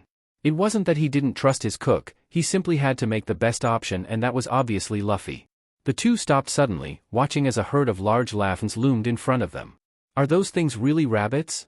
Vista gasped, mirroring the question of the entire room, looking suspiciously at the giant rabbits. That's a joke, right? Haruta swallowed. Sanji shook his head in frustration, earning looks of horror from those present. I think they're cute, Robin commented, taking out his sketchbook. Robin-san, Brook looked at his archaeologist, seeing how calm she was in the face of the imminent danger of her captain, cook, and navigator. What are those things? Sanji asked, completely perplexed. They're white and big, so they're polar bears. I'm pretty sure. Luffy exclaimed confidently. If Chopper Bro hadn't said they were rabbits, I would totally agree with you, Captain, Frankie said with a smile. Luffy smiled back. Careful, Sanji roared, dodging the attack aimed at them, jumping back. It can't be true. How can he move like that? He questioned in shock. Is it a gorilla? No, it's a polar bear. Luffy refuted calmly, effectively dodging the attacks. It's a rabbit. Sanji shouted in annoyance. But you were the one who said it was a gorilla, Luffy pouted, questioning his cook with his eyes. Yes, cook, don't change your words. Zoro walked towards his cook with his voice dripping with mockery. Do you want me to kick you, Fing Moss? Sanji raised his leg in attack, because I'll be happy to. A 7th place can't talk to a 1st place like that. Zoro widened his smile, seeing the cook's twitch in his swirling eyebrow, emphasizing the word 7th with sweetness. The clash of legs with swords did not wait long. Nami rolled her eyes, ignoring the childish fight behind her. They wouldn't kill each other, she supposes. Surely those are the Lapans Dalton told us about. Sanji said, ignoring Luffy's pout, looking forward again. So? How can there be so many? Nami ummed a little into Luffy's back, clearly delirious from fever. Nami? Luffy shuddered, giving his full attention to his navigator, ignoring the danger in front of them. We have to get to Alabasta soon, Nami whispered brokenly. Luffy looked at her with fervent concern. Forget about it and rest, he scolded in a soft, loving voice. Now, don't worry about it. Captain is sometimes too sweet, yo-ho-ho, Brook sang happily. Nami smiled sheepishly, pulling a sulking Luffy into a hug. Really, he's a sweet idiot, she murmured, squeezing him against her. It's too adorable. Aizu cooed, wanting to hug the rubber boy. Ace and Haruta nodded fervently. Even though her life is in danger. Sanji said quietly, turning his gaze to the front, Nami-san, hold on a little longer. We must get to the castle where that doctor lives. Move aside, DMN rabbits. Sanji shouted. Here they come, the youngest exclaimed. Listen, Luffy. Sanji began seriously, don't fight them. Luffy opened his mouth in protest. Sanji shushed him. Indeed, one bad hit could see Navigator-san killed, Robin said calmly, making the fearful trio shout at him. That was a smart point, Sanji. Oh. Robin-chan. I don't deserve such words. Sanji ummed, passing out around her. Ignoring the swordsman for nothing sweet. Tisk, arrow cook. Idiot. I replied, if you attack or they attack you, Nami-san will also feel the impact. She will die, the cook exclaimed with a trembling voice. Luffy nodded, understanding Sanji's concern, readjusting Nami on his back. The Lapans launched an attack. Okay, stammered Luffy, I won't fight. But what do I do then? He shouted in panic, dodging the attack aimed at him. Dodge. Dodge nonstop and run. Sanji ordered, doing the same, but don't retreat, he said solemnly. Luffy shouted, feeling his head messed up. How complicated is that? I have to give Luffy a point, Usopp commented, biting his lip. Well, we were running toward our destination, not running away from it, Sanji said wisely. Nami sighed loudly, patting her forehead. Idiots, I was surrounded by idiots. Luffy continued running holding Nami on his back, trying not to hurt her while Sanji kicked the Lapons that were close enough to them. DMN. I can't hit in such snowy conditions. Sanji explained with annoyance. Useless, Zoro said angrily. What did you say? Sanji spat. What's the point of being his bodyguard if you're not going to help? Zoro demanded angrily. Your job was to protect them and you're not doing it right. Shut up, you weren't there, he yelled, even though he knew what Zoro said was true. Luffy frowned. Zoro seemed quite angry for a while now. They're all going to attack at once. Luffy shouted, watching the dozen rabbits jump towards them. Sanji yelled at him to camouflage himself in the forest while he covered him. Luffy accepted, running towards the trees. The hat flew in the wind and was grabbed by Sanji, who followed him from behind. Shanks almost had a mini heart attack seeing the hat fly backwards. To the left, Sanji ordered, pointing at the cliff. We'll go up the mountain. Okay. Luffy shouted in response, running after Sanji as he explained that if they fought them, it would be nighttime, which would put them at a disadvantage. They're really pushy, Yasop growled. Ben nodded. A Lapon tried to attack Luffy. He dodged it, trying to hit him reflexively, but Sanji intervened. Idiot. I told you not to attack. Sanji scolded. Leave it to me, he shouted confidently. Luffy readjusted Nami on his back and continued his way, quickly apologizing to his cook, who only put his hat in its place accepting his apology, while they ran getting closer and closer to the cliff. Sanji, we can go up here. Luffy announced. Okay. You go first. Sanji shouted, kicking another Lapon that was trying to attack him. Luffy took advantage of the rabbit to use it as a springboard, climbing to the top of the cliff safely, being followed by Sanji. It's a good thing they got away. Thatch felt his heart calm down as he saw the two children in a relatively safe place. If only Luffy. Sanji growled, pulling at his captain's cheeks. Luffy stuck his tongue out at them in mockery. The Lapons did not take it well, jumping towards them in anger. Sanji shouted for them to flee upwards, scolding his captain. Luffy! Ace shouted, pale at his little brother's recklessness. Shanks just laughed. Yeah, that was his anchor. Were you really supposed to make fun of them? Sorry, the Raven boy apologized, pouting. You don't sound sorry. Nami and Usopp shouted at the same time. Are they coming? Luffy asked, looking back. No. They're not coming, Sanji said from behind him, looking at the place where they had come from. Well, looks like we lost them, Luffy said with a smile. No, not yet. Sanji muttered, looking ahead. How annoying. Usopp yelled. Well, their territory is snow, Chopper pointed out. They weren't going to let them go that easily, they're pretty fast. In front of them was the entire herd of Lapons again, with a safe distance from them. They don't give up. Luffy exclaimed loudly, watching as the herd of rabbits began to jump. What are they doing? Aizu asked. It doesn't look good. Katakuri felt his eyes constrict. He couldn't really see the future. He couldn't help but feel uneasy at that. What are they doing? Luffy asked. Are they upset because they're hungry? Yeah, well, I don't think that's it. Robin was trying to understand what the rabbits were doing, before turning pale. They're creating an avalanche, she whispered. What? Robin? Avalanche? No, wait a second, don't tell me. They're going to. Sanji gasped in horror, turning pale, letting the cigarette fall from his mouth into the snow. Those DMN rabbits are causing a lot of trouble. It can't be. Sanji, what's wrong? Luffy asked, trying to understand his cook's sudden terror. What's going on? Yes, I don't see anything to worry about, Rockstar muttered, trying to understand the action of the mutant rabbits. Hey, Luffy. Let's run away, Sanji said with a shaky voice. Run away? Where? Luffy asked confused. Anywhere. Somewhere far away. Sanji shouted, starting to back away, losing the calm of a few moments ago. An avalanche is coming. The room went into chaos. So, you guys buried the island, Zoro said, as if it were a fact. It makes sense. It wasn't us, it was the DMN rabbits. Sanji snapped angrily. If he hadn't hit that DMN rabbit, he might have been more useful to his captain. Sanji shouted as he and Luffy began to run down. Behind them an incredibly large ball of snow followed them. DMN rabbits. They're going to pay me. Sanji screamed in panic, his mind racing a mile a minute, looking around not knowing where to go. What are we doing? What are we going to do, Sanji? Luffy repeated in panic, escaping as fast as they could from the snow. What do I know? Sanji roared, following Luffy's lead. Our first priority is Nami-san. Our second priority is Nami-san and our third priority is Nami-san. Am I clear, Luffy? Protect her even if it costs you your life. I really don't remember this, Nami gasped, running a hand through her hair. Didn't I wake up or something?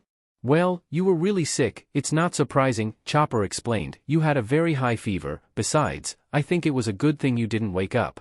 It's a good thing they didn't freeze and have to amputate their limbs, Robin said softly. The people around her froze, she was dark, right? Stop worrying so cruelly, Robin. Usopp shouted. Luffy nodded, and how do I do it? He screamed in panic, he had no idea what to do. The helplessness in his body did not allow him to relax as he continued running. The avalanche continued its destructive path, swallowing many trees in the process. Luffy and Sanji continued running, trying to miss the avalanche as much as possible. Sanji began to look around, looking for a place where they could take shelter, visualizing a rock. That rock? Sanji pointed out. Luffy asked what he was talking about, Sanji shouted again, ignoring the question, run. We must go to a place as high as possible. Luffy nodded and continued running to the indicated place. The avalanche began to loom above them, the couple jumped onto the rock, managing to avoid part of the avalanche. Oh, good, Ace murmured in relief, placing a hand on his chest. Sabo was too pale for good. Luffy and Sanji looked up, but the snow didn't stop and continued its way. Sanji screamed in panic saying that they weren't high enough, being swallowed completely by the avalanche. I crushed them. Shanks choked in terror. Ben patted his back, although he was an emperor and had seen worse things than that, he did not believe he could see his anchor's madness that way, he was sure that his boy would kill him with a heart attack at any moment. How come you? Two children, Aizu pointed to the two children, are still alive, he shouted, fanning himself. Lu, really, Ace sobbed, hugging his brother. The scene changed showing Luffy flying, spinning a little, trying to find a way out of his situation, accommodating Nami who, despite the commotion, had not woken up. Luffy quickly had an idea and spun in the air landing on a log, easily sliding down the mountain. Luffy, that was a great idea, Usopp praised, trying to calm his heart, putting a hand on Luffy's shoulder. Trying to take comfort in his presence. Their captain was there, he was fine. Sanji, grab my hand. Luffy stretched out his arm and pulled Sanji towards him. You saved me. Sanji thanked, trying to catch his breath. Always Sanji. Luffy victorious. Sanji hugged the boy sincerely. Well, we couldn't really say that. Nami looked at the screen worriedly, glued to Robin's side. The archaeologist caressed her back comfortingly. Yes, but... Luffy started, even if we don't sink into the snow, we will go down the mountain if we don't do anything. Sanji seethed in anger, what? I refuse. We were so high up and we had almost reached the bottom of that mountain. We are almost next to the doctor. Sanji looked at Luffy and shouted, Luffy, think of a way to stop this. Is that the best thing that came up, Sanji? Usopp asked skeptically. I was panicking. Sanji exclaimed angrily. But, asking Luffy, hey, DMN. Gmed jumping rabbits. Sanji spat, cursing. The trunk continued to go down the mountain of snow, out of nowhere, next to it, the bear rabbits appeared, skiing on the snow, using the tree trunks as support. Incredible, murmured a beast pirate, being amazed by the bunnies surfing. The Lapons went on the attack again, trying to unbalance the couple from where they were supported. They attacked one by one simultaneously without giving up, cornering them more and more. What do we do, Sanji? Luffy shouted frantically, dodging the rabbits as best he could in the little space he had. We can only do one thing. Run away. Sanji shouted in response, pushing the log with his leg. It was the only thing we could really do, Sanji couldn't help but blurt out, those DMN rabbits. The Lapons followed closely, not missing a single movement of the pair, dodging and jumping directly towards them, repeatedly. I'm sorry this didn't end well. Usopp murmured, swallowing the lump in his throat. Oh no! Luffy, front, front! Sanji shouted, completely panicked, dodging as best he could the frequent attacks of the giant rabbits. A rock! We're going to crash! Luffy shouted, looking at a small boulder painfully decorated with 3 stumps. You can't crash. You're carrying Nami-san. Could it get worse? A woman, genuinely concerned for the well-being of the 2 young men. The Lapons continued attacking, while Sanji thought of a way to get them out of the mess they had gotten themselves into. The small boulder looked closer and closer, making Luffy shout that they would collide. Sanji gritted his teeth and grabbed Luffy by the collar of his shirt, pulling him back, making the miner avoid the collision. Sanji flew down crashing into the rocks, being swept away by the avalanche again. Sanji, some straw hats shouted in panic, watching as the avalanche dragged their cook away. Sanji! Luffy shouted, looking down, reaching out and grabbing one of the stumps, looking down, trying to visualize his cook. Sanji didn't respond, worrying Luffy, his gaze turning dark. What are you thinking? Don't do those things without telling me first. He scolded, trying not to break, stretching out his arm to grab Sanji's hand, but the avalanche took him too fast, making Luffy only grab his cook's glove, scaring the captain completely. Sanji! Luffy shouted desperately. His voice echoed around the room. Sanji! The room shook at the utter desperation contained in the rubber boy's voice. Don't do that again, Luffy said calmly, looking Sanji in the eyes. Sanji swallowed. It was either do that or come with me, Luffy. I couldn't put Nami-san at risk, he explained, trying not to move away from his captain's intense gaze. Luffy sighed in resignation, nodding. Still, don't do it again, he ordered, giving her a smile. Yes, Captain. So how did we get to the top? Nami asked, stroking Luffy's hair. Everyone in the room turned to look at the only one conscious at that moment, who simply ignored them. Luffy. Ace hissed, angry. He didn't like which way that memory was going. It's the past, we're fine now, Luffy emphasized, not wanting to talk about it. Shirohige smiled. Ace, leave the brat alone. If he says there's nothing to worry about, let him be, he said, helping a little. Pops, stop taking his side, you are. Besides, my grandson wouldn't die for something so stupid, Garp said, looking at the screen seriously. Ace grimaced. What his stupid grandfather said was true. Luffy climbed the rock from where they had fallen, taking Nami off his back and gently placing her in the snow, taking off his vest and placing it on top of her to protect her from the cold. Nami, are you cold? He asked in a weak voice.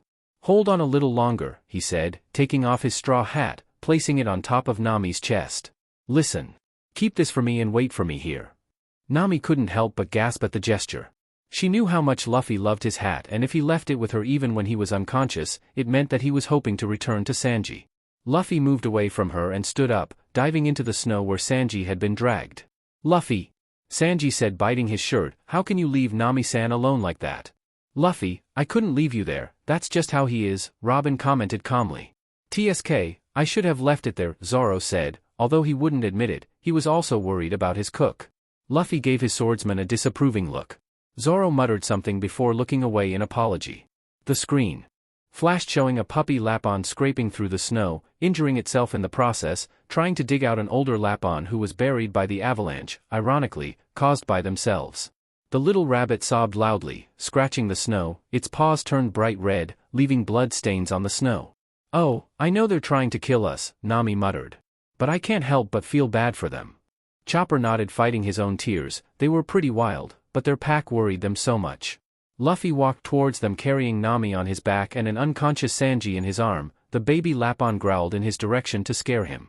The room tensed. They knew that the rabbits had formed the avalanche. Was he going? Luffy ignored him. His cheeks were colored from the cold and the lack of a jacket on his body was beginning to show its effect. Luffy reached out his hand to the rabbit. It cowered in fear. With his free arm, Luffy released the older rabbit and walked away without looking back. Oh, Luffy, Nami cooed, touched by her captain's action. Luffy-san is so kind, Brook sang in a jovial voice. I promise, I'll take you there, Luffy whispered, his voice so soft and worried that it made most of the Straw Hats tense up. They didn't want to hear their captain like that again. Don't die, none of you too. We wouldn't die with something so simple, Captain, Sanji responded, ruffling the younger boy's hair. Nami nodded, receiving a warm, gummy smile. There was the sound of something running through the snow behind them, before all too familiar voices shouted towards them. Wait, brat. Ugh. Wapple, Chopper muttered contemptuously. I didn't remember them, Zoro commented boredly. How dare you do something so rude to me? He hissed angrily, stepping closer to them. Luffy stopped in his tracks, turning towards them with a blank stare. I'll chew you all three up. The smaller captain's blank stare made some wince. How could a child look so cruel in that way? I thought we figured it out, Nami said. We did, Sanji nodded, but I don't think we're so lucky, he said bitterly, looking contemptuously at the king on the screen. He's pushy, in a bad way. Usopp clicked his tongue in contempt. Get out of the way, Luffy deadpanned. You're stupid, aren't you? Wapple said mockingly. I'm not going to leave, shout. As Wapple continued to rant, Luffy let out a tired sigh and continued walking, completely ignoring the king's presence.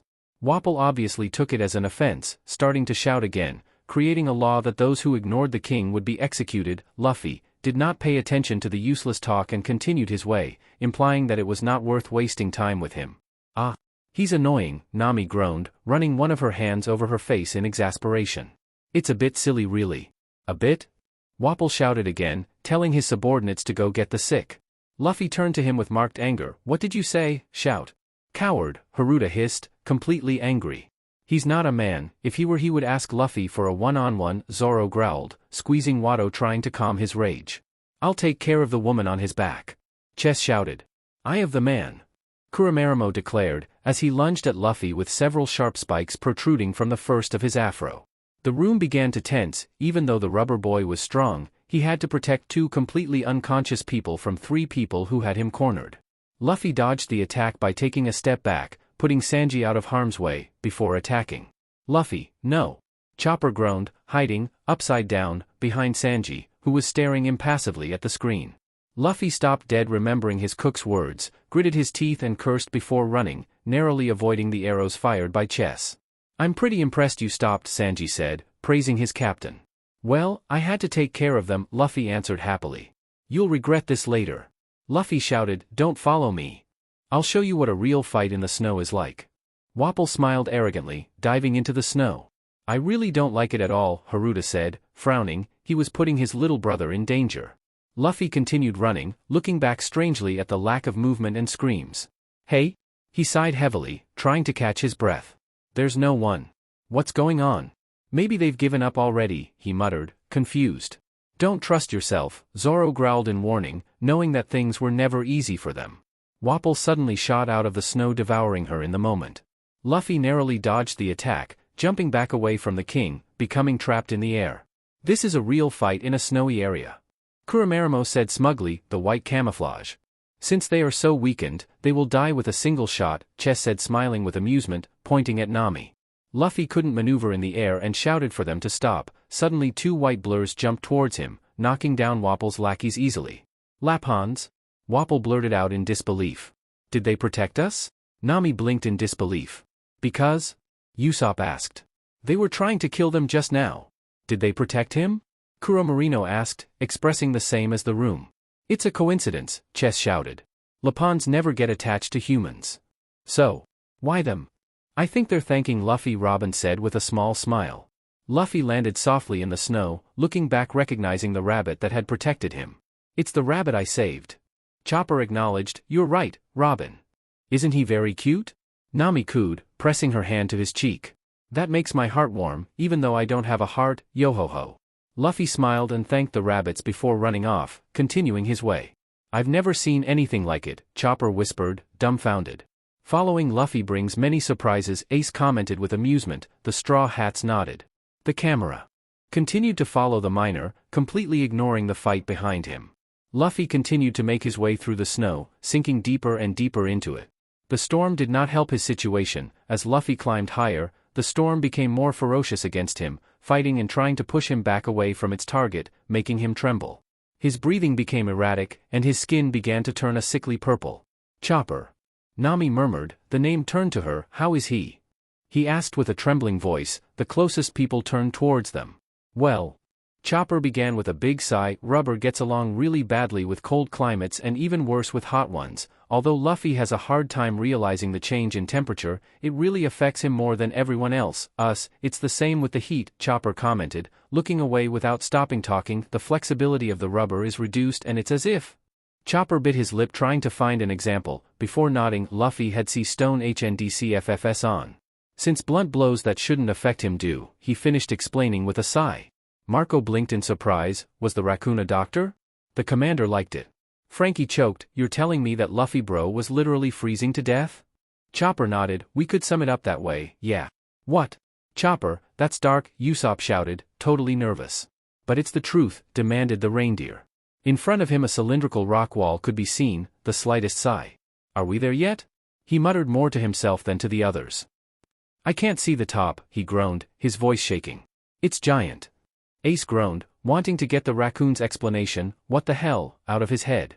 Climbing it would be difficult, said Robin, analyzing the mountain. The mountain is smooth with slight peaks for support. But it would be really difficult, for someone without climbing equipment. How the hell did Luffy get up there with two unconscious people? Usopp can't help but ask. Nami inhaled deeply, fear vibrated in her body, how did her captain get up there? I really didn't want to know. I can find a doctor up there, the captain whispered again. Who came up with this idea anyway? Frankie growled, eyeing the giant wall suspiciously. The only doctors on the island live in a castle. On top of a mountain, he shouted, waving his big arms. It's not super, he muttered. If you put it that way, it sounds almost sick, Zoro agreed. Hold on a little longer, Nami, Sanji, he said in a confident voice, preparing himself for what was coming, adjusting Nami on his back and tightening the knot tightly, taking off his sandals, placing Sanji's vest in his mouth. His gaze full of determination rose, trying to look at the end of the great mountain in front of him. He can't go up like that, shouted a horrified pirate. You've got to be kidding me, Sanji murmured hoarsely, his throat feeling too dry. You mean Luffy climbed that? Usopp shouted, pointing at the screen. He really couldn't have done that. He did, Chopper stated firmly. I found the three of them right outside the front doors. You knew? Nami ummed, Chopper nodded. Why are you surprised? Zoro finally spoke seriously. It's Luffy. The aforementioned simply sat down. He didn't want to watch people's reactions when they saw him climbing the mountain. Ace breathed shakily. His little brother was okay, he was going to be okay. Luffy started climbing the mountain. The ground beneath him soon disappeared and the storm grew stronger with every step he took. However, despite the blizzard, Luffy continued with gentle movements, trying to make the trip not so abrupt, both for him and for them. It hurts just to see it, a beast pirate murmured, shuddering. I still don't understand why we see this Sparrow. Parasparrow commented with boredom. Luffy was freezing, his body turned dark red with every movement and blood dripped from his hands and legs as they were cut by the cold and the friction with the mountain. Luffy stretched out his hand to grab the protruding peak, his hand slipped, and his nails dug into the mountain, making him slip and scream in pain, releasing Sanji. Luffy screamed in horror and stretched his head down, biting Sanji's coat again, making him bounce. Sanji. Oh god. Usopp ummed, pale. Ace, breathe you ah, Marco scolded, rubbing the freckled man's back, trying to keep him from going into a panic attack due to his younger brother's recklessness. Nami sobbed. Her heart was pounding. Why had Luffy never told them this? She knew what Luffy was like, the entire crew knew it, greedy and extremely selfish, not to mention the selflessness he radiated. Nami could understand why they orbited Luffy, however, they could also carry the weight of their captain. He was small, compared to their enemies, however, his heart was giant. And Nami loved him for that, and because it hurt her, watching him climb that mountain, for her, for them, it just wasn't fair. Sanji on the other hand, was terrified, clenching his fists tightly. He had gone to protect Nami-san and his captain, and only ended up being a burden to him. His father perhaps was right, a failure. His nails dug into his hands. Another time this would have horrified him, but now he felt helpless and wanted to punish himself.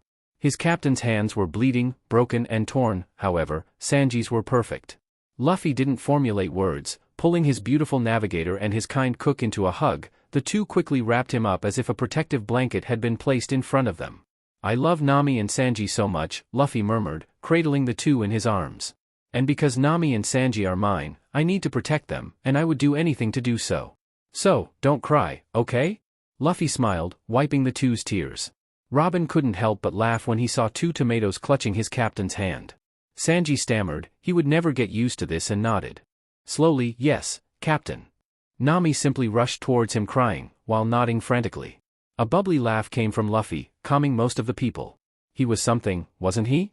If Sanji and Nami are mine, I must protect them, he proclaimed like a law. Suddenly his frown deepened, pushing Nami away from him, looking the two in the eyes. I don't regret what I did, I would do it again, if that means you're alive and with me. Aizu might cry, but her mascara would smear. Thatch, on the other hand, had no problem shedding his tears, clinging to a totally exasperated Marco who was holding a beaming and proud Ace. Marco was cloying. Shanks bit his lip, because a non-pouting emperor was an adult after all, and not at all because his crew would make fun of him if he started screaming and sobbing about how his anchor had grown up and become a great, ridiculous captain. Sanji frowned and Luffy focused on him. You're upset. It's not a question, and Sanji knew it. I. Sanji swallowed hard. He was going to be scolded, but he couldn't continue, not with the doubt in his head. I couldn't do my job, I got in your way and... Luffy cut him off, seriously. Sanji never got in my way, he said. Without Sanji I couldn't have made it to the mountain. Without you, he said, squeezing his calloused hand around the cook's soft ones. I couldn't have taken Nami all the way to the mountain top. Thank you Sanji, he thanked with a tender smile. Sanji nodded, still with his face full of tears, burying his face in his captain's shoulder. Luffy couldn't help but sneer now with his arms full of two important and tearful people. Luffy smiled. It was funny how Sanji and Nami were the only ones who showed these expressions so openly, besides Chopper. Luffy continued his climb, his breathing became erratic, blood was dripping down his hands like a river, his skin had turned purple, it was almost sickening to watch. Luffy paused for a moment, his chest moving upwards with difficulty, trying to catch his breath and continue. The summit was beginning to be seen above him. Luffy stretched out his arm, letting himself fall into the snow, letting go of Sanji. "We're here," he murmured, his vision blurring before he passed out. "Seriously. It's a miracle he didn't faint sooner," Marco murmured. "He climbed this mountain with his bare hands?" Dr. Kureha gave the brat an amazed look. "Drum Rock is 5,000 meters high." "Sorry, what? 5,000 meters?" Frankie shouted too loudly. "Are you FING with me? Is that even possible?" Haruta shrieked, totally amazed. It felt like less time on screen, Yasopp completed, equally astonished, watching as his captain held back tears. Why was that man like that? Yasopp ignored him. Luffy shivered violently in the snow, the adrenaline gone, leaving him completely immune. He has almost his entire body frozen. "What was I thinking about coming dressed like that?" Doctorine continued reproachfully, "Heat water and put it in immediately, Chopper." Chopper, who had wandered off to check the body of the other two, murmured, "This one is bleeding a lot," he commented, checking Sanji. "He has 6 broken ribs and a spinal fissure, can I operate on him?" "Oh, that sounds bad," Usopp said, calmer. "Is the raccoon a doctor?" a beast pirate asked, paying attention to him for the first time. He faithfully believed that he was an unimportant pet.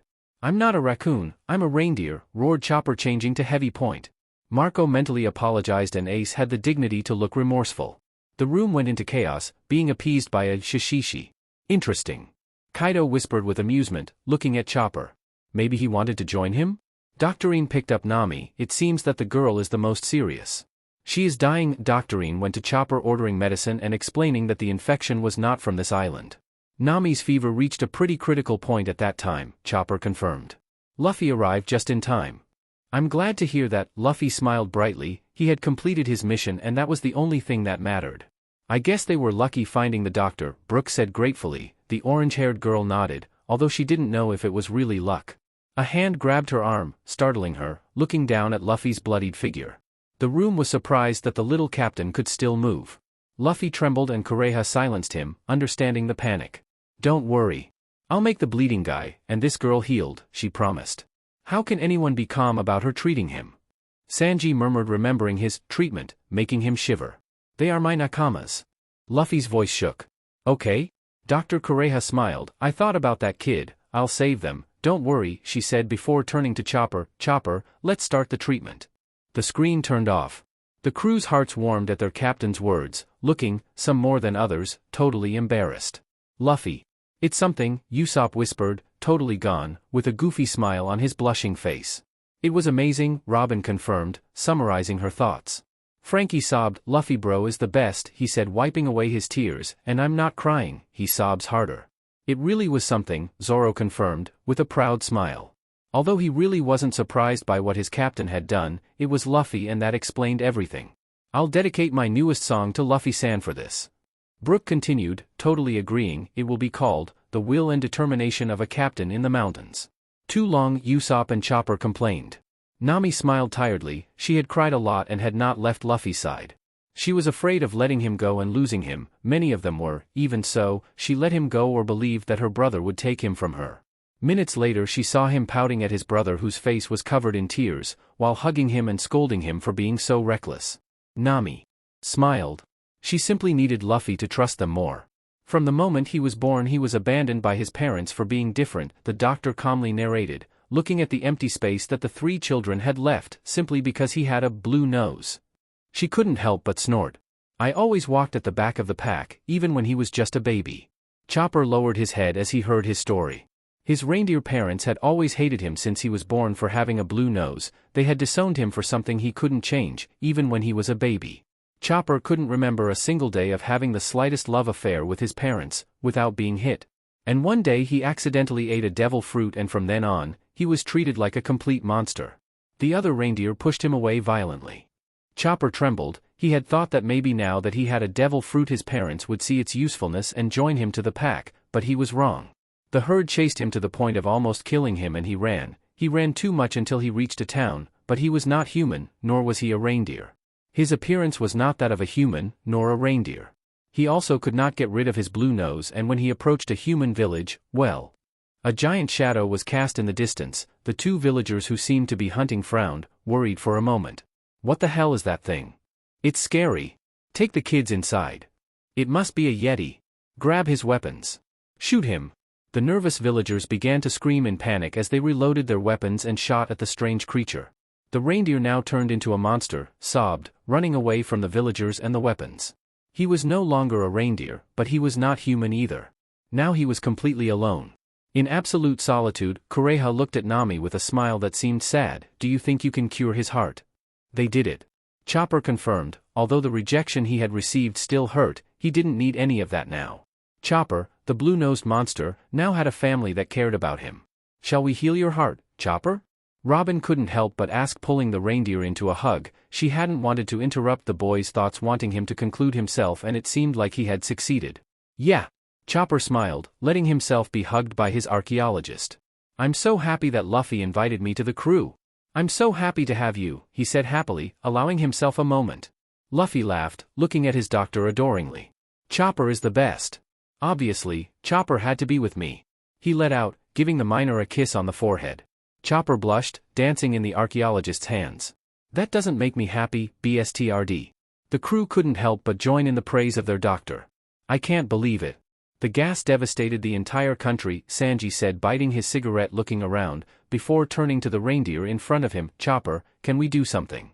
He asked with a hint of hope in his voice. Luffy smiled. See, too kind. That's Zo? A trembling voice asked.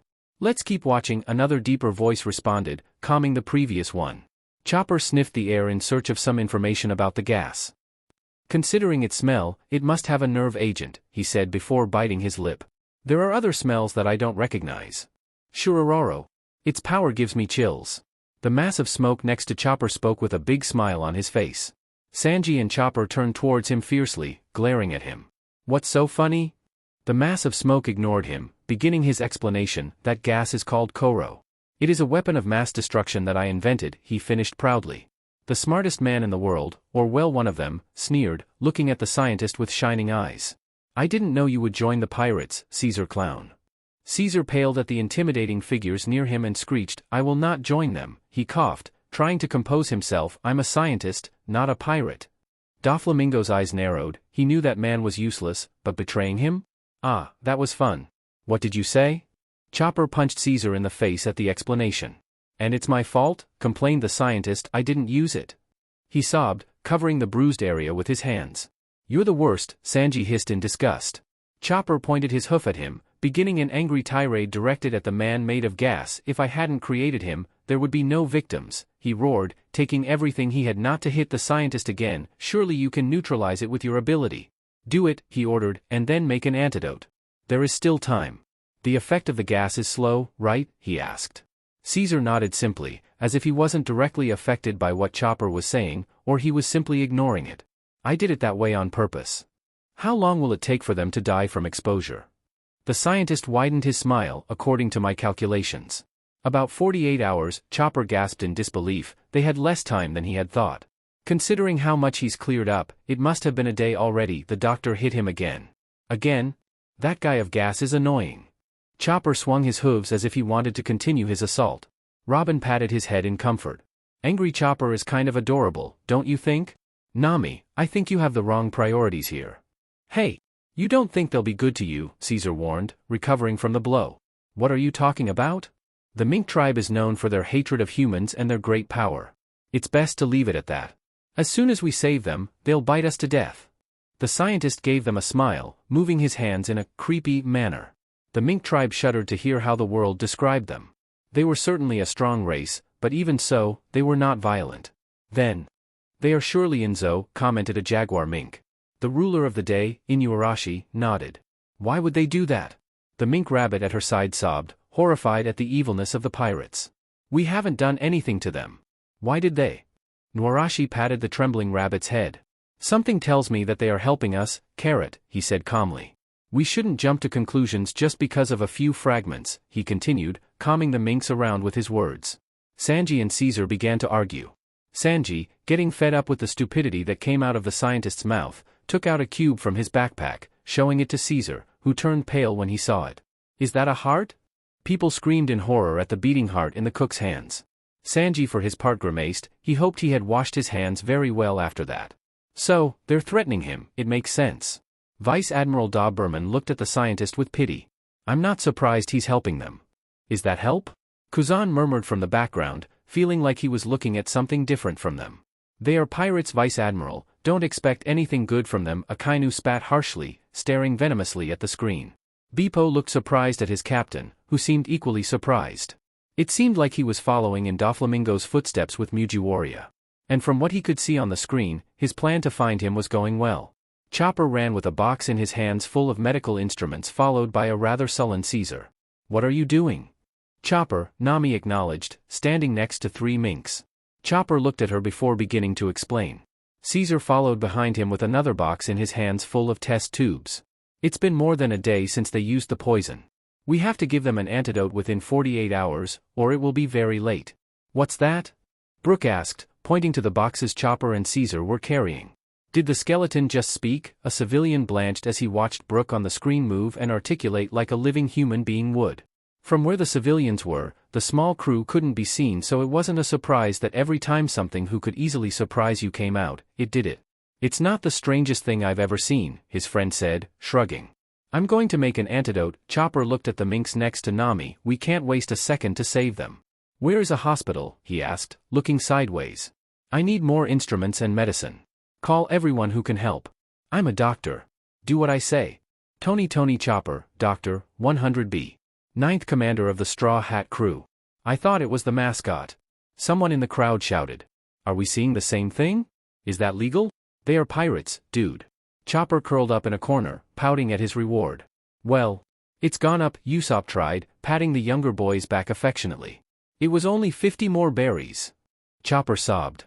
A marine in the shadows smiled at the reward. His effort was paying off. The three minks looked at Chopper in disbelief at the sincerity of his words. Looking at the minks now, you could see that they had a hard time, and that was not enough. The scenes that were shown on the screen made the weakest vomit and the strongest grimace. Blood was gushing across the floor, viscera and severed body parts were scattered everywhere, giving an atmosphere of war, where the minks had come out losers. I'm a nurse. Let me help.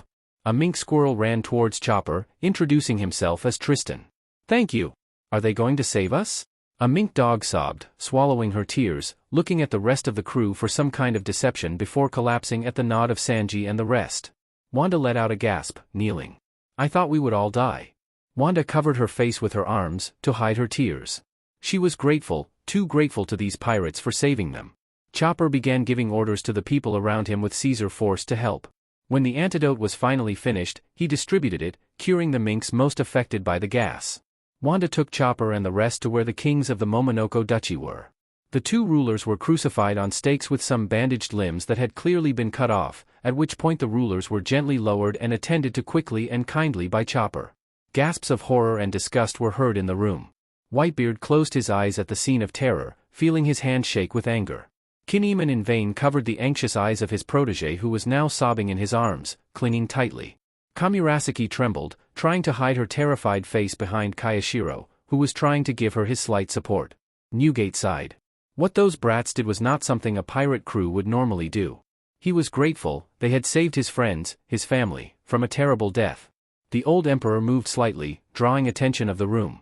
I know this is the future, the older emperor bowed, ignoring the gasps in the room. But I thank you for saving them, I owe your crew a lot. Chopper blinked and shook his head quickly. You don't have to thank me for anything. I'm a doctor. It's my duty to take care of the sick. Newgate looked up, looking at the little doctor fondly. Even though they're not your crew? Chopper nodded with a smile. My dream is to find the cure for all diseases. Obviously, it doesn't matter.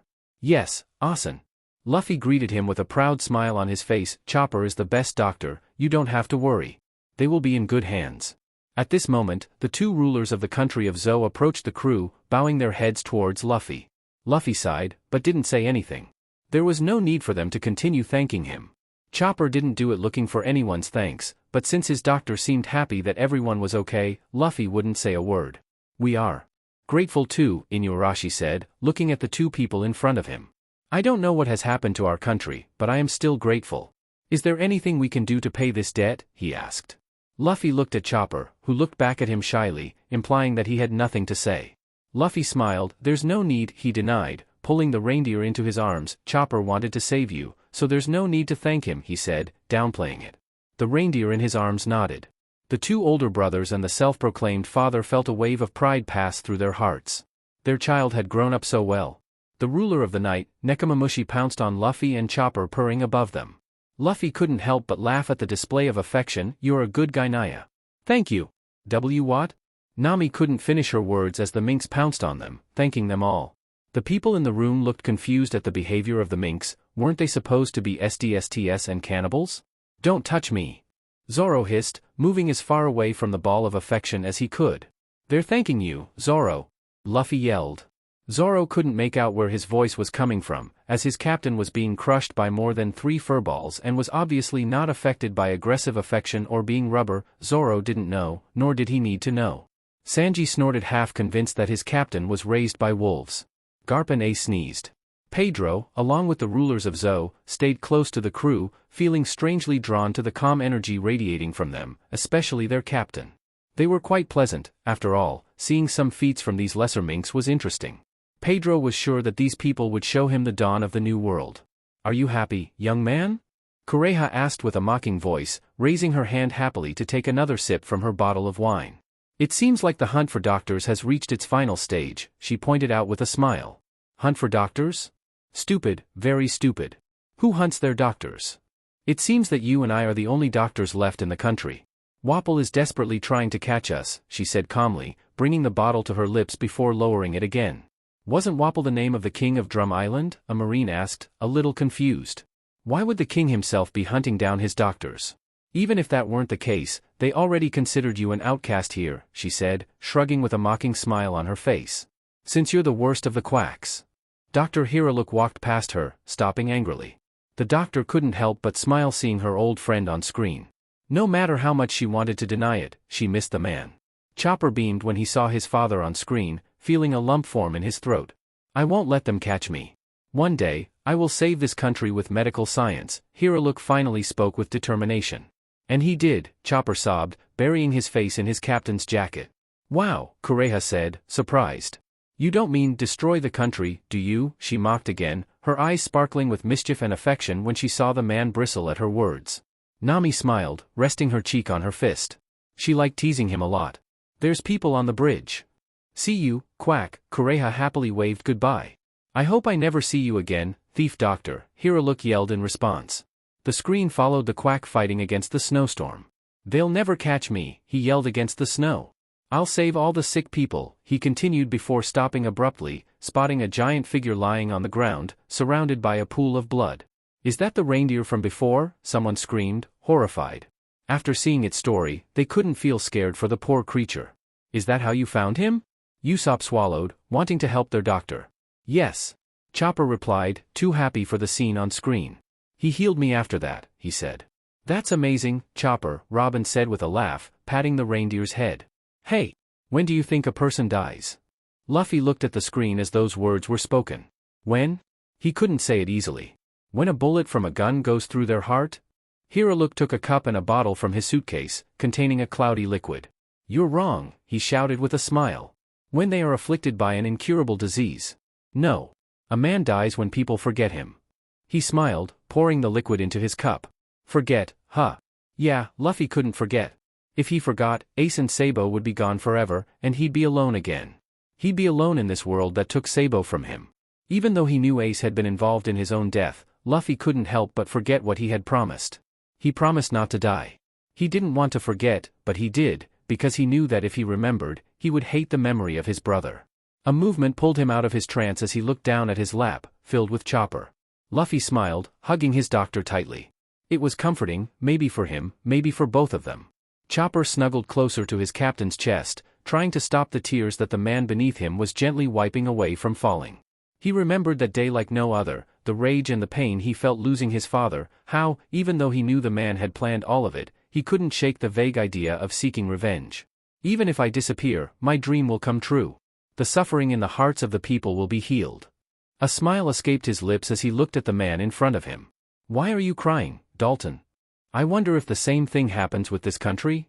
Dalton asked, his voice quivering. Dalton closed his eyes at the vivid scene. Years had passed, but he still remembered how his friend had disappeared. He wanted to heal his country, but he left before seeing it. Yes. If there's someone to pass it on to. Whitebeard nodded. The passage of time, so painful and fleeting, and the generations that grow and die along with it. Hey, Dalton. Why are you crying? Wapple shouted, letting out a laugh at the pathetic scene. Hiraluk smiled. A monster will come soon, he said, looking back at Dalton. He's my son. Don't hurt him, he declared with a loving smile, a trickle of blood running from his mouth, but the man didn't stop smiling. Kureha hid her tears. Her beautiful and foolish friend had made his choice, and she couldn't do anything but accept the fate he had chosen. It was painful to see, but her friend was right, he had saved the country with his clumsy medical science. It's been a wonderful life, he shouted to the sky, raising his cup in a toast. Thank you, Chopper. The cup was drank with a smile. And everything exploded. His hat flew through the air, landing at Chopper's feet. Cheers, Whitebeard solemnly toasted to the unknown man, but beloved by many. Cheers, Garp and Shanks joined him, clinking their cups. Zoro and Chopper kept walking, crossing through a desert with ease. Their bodies were covered to avoid getting burned by the scorching sun, but still, beads of sweat dripped down their foreheads. Why do I feel like the challenges are getting harder each time? Is this what it's like to be a pirate? No, it wasn't. Will he be okay? Chopper asked, looking behind him every now and then, growing more worried. Leave it. He's not the type to die easily, Zoro dismissed it. Hey. Yeah? The doctor looked at his swordsman with doubt. Is a pirate's life always like this? In what sense? Zoro asked calmly, glancing sideways at the zombie behind them. Climbing snowy mountains, crossing deserts. Every time Chopper mentioned a place, he seemed even more confused. No, most of the pirates replied, looking at the screen with doubt. Were they the ones who were different? Sabo sighed, rubbing his face. What had his little brother gotten himself into? He knew, he was smart, but that didn't mean he understood why. It was all Ace's fault, clearly. Well, we don't exactly follow the ordinary path, Zoro answered without stopping. Besides, look at the captain we have. Hey! Chopper puffed his cheeks. I'm starting to wonder if I boarded the wrong ship. Already tired of it? Usopp couldn't help but tease. I wasn't. Chopper grumbled. He'd never be tired of being with Luffy. What a coincidence. I was thinking the same. Shanks burst out laughing, and Ben couldn't help but feel the same as the young swordsman on the screen. Zoro, you're the most veteran member, right? I think so, but there's not much difference between us. Well, you're really the most veteran with Nami, Frankie said with a laugh. Between Alabasta and East Blue, it must be at least, 4 weeks? Actually, it was less, Nami smiled. It was 6 days, rounding up. The crew stared at Nami in surprise. Are you telling me everything we went through was in less than 6 days? Usopp couldn't believe it, and he was the liar of the crew. Nami nodded. It sure felt like a long time, right? Sis, that's crazy. Yeah, Nami couldn't help but laugh. When I counted it, taking into account the mess those two caused, she said, pointing to Zoro and Luffy, I couldn't believe it. Does that mean we met in less than 3 months? Brooke asked. Robin nodded, helping out the navigator. That seems to be correct. Yo-ho-ho, time passes in strange ways. Why did you join? Why do you ask? Since I just joined, it seems like everyone is pretty solitary and independent. Especially you, Zoro. He's always been a loner, Nami nodded calmly, ignoring the death glare from the swordsman. So is it a swordsman thing? Shanks couldn't help but wonder, looking at Mihawk with a critical eye. Captain, you're a swordsman too. Is that so? It's true. In my case, things ended up this way, or something like that. Bribery, Sanji said, on the verge of laughing, stopping a sword with his leg. The same thing happens with the others. Our true goals aren't the same as our captains. We try to do what we want to do. It's absurd, Zoro snorted with amusement. As someone said before, from the outside, there's no teamwork. Especially with our captain, who's a real headache. But we're great at teamwork. Luffy protested, deliberately ignoring the insult. Zoro was always there when they had to raise the sails during a storm. They were coordinated. Zoro snorted, messing with the younger one's hair. I said from the outside, Captain. I agree, Chopper nodded, looking back again. But what is teamwork, really? Zoro asked seriously.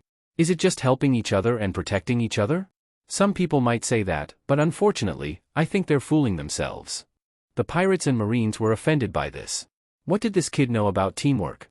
I think teamwork starts when people risk their lives to do what they can, and then say, I did it, now it's your turn. If you can't do it, I'll kick your butt? Zoro smiled. Isn't that teamwork? If you think about it like that, there's nothing wrong with having teammates who are solitary and independent. But that's just my opinion, he shrugged. Look at him downplay it, Usopp whispered to Nami with a smile. Yeah, it's cute. Chopper beamed with enthusiasm. So that's what Usopp meant by, do what you can. Zoro let out a small chuckle. If he says it, it does sound like a lie. A small, honest smile appeared on his lips. And as for why I stay with him. They both stopped to look back. Having been by his side all this time gave me a new goal to follow. A new goal? Sorry. I wouldn't know how to answer that, Zoro replied honestly. Zoro smiled. A new goal, yes. The way Luffy had embedded himself in his mind in just 8 days wasn't normal. Zoro had promised Luffy not to lose again on the 3rd day of meeting him, and in that same moment, he'd pledged his eternal loyalty. His captain had gotten so deeply into his head that he couldn't see anyone else as his captain, not before, and not now. The two continued walking until Luffy, who was like a walking puddle of rubber, made a surprised sound, causing the two people in front of him to be surprised. I found some shade, he shouted, sounding tired and annoyed. Chopper and Zoro looked simultaneously between their captain and the spot Luffy had found, paling when Luffy stretched his arms, perfectly grabbing them. Ace and Sabo made a grimace, deeply understanding the feeling. They weren't made of rubber. That BSTRD. Ace's hand poked. A boom echoed on the screen, showing Zoro and Chopper comically buried in the sand with a calm Luffy resting on a rock. Definitely, I boarded the wrong ship. Today, I share your opinion. Frankie smiled brightly, pointing at the small smile on his swordsman's face. Zoro bro, you should smile more. Smile? Zoro asked with a neutral voice, wiping any hint of a smile from his face. Yes, Zoro. Luffy jumped, wrapping around his swordsman, who didn't flinch at the slight weight. Zoro stopped smiling, but you used to smile a lot when you joined. Also, I like it when Zoro smiles. Luffy announced shamelessly. Idiot, shut up, Zoro hissed, blushing, covering his captain's bright face with his hand. Maybe I will, he murmured indifferently. Zoro didn't think he had become serious. His crew, to say the least, wasn't serious.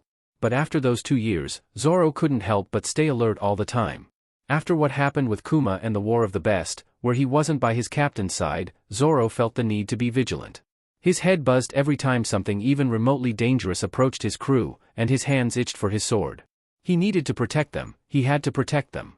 That was his duty. You're overthinking it, Moss Head, Sanji nudged his shoulder, looking at his crew fighting over who could make Zoro laugh, with Luffy obviously winning. If Luffy catches you, you'll get a sermon about how we all love you and you don't need to worry about stupid things, orders from the captain. Sanji smiled.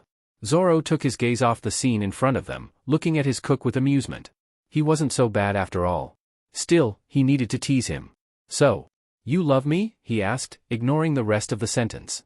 Sanji turned cherry red, glaring at the swordsman. Shut up, you're not a beautiful lady.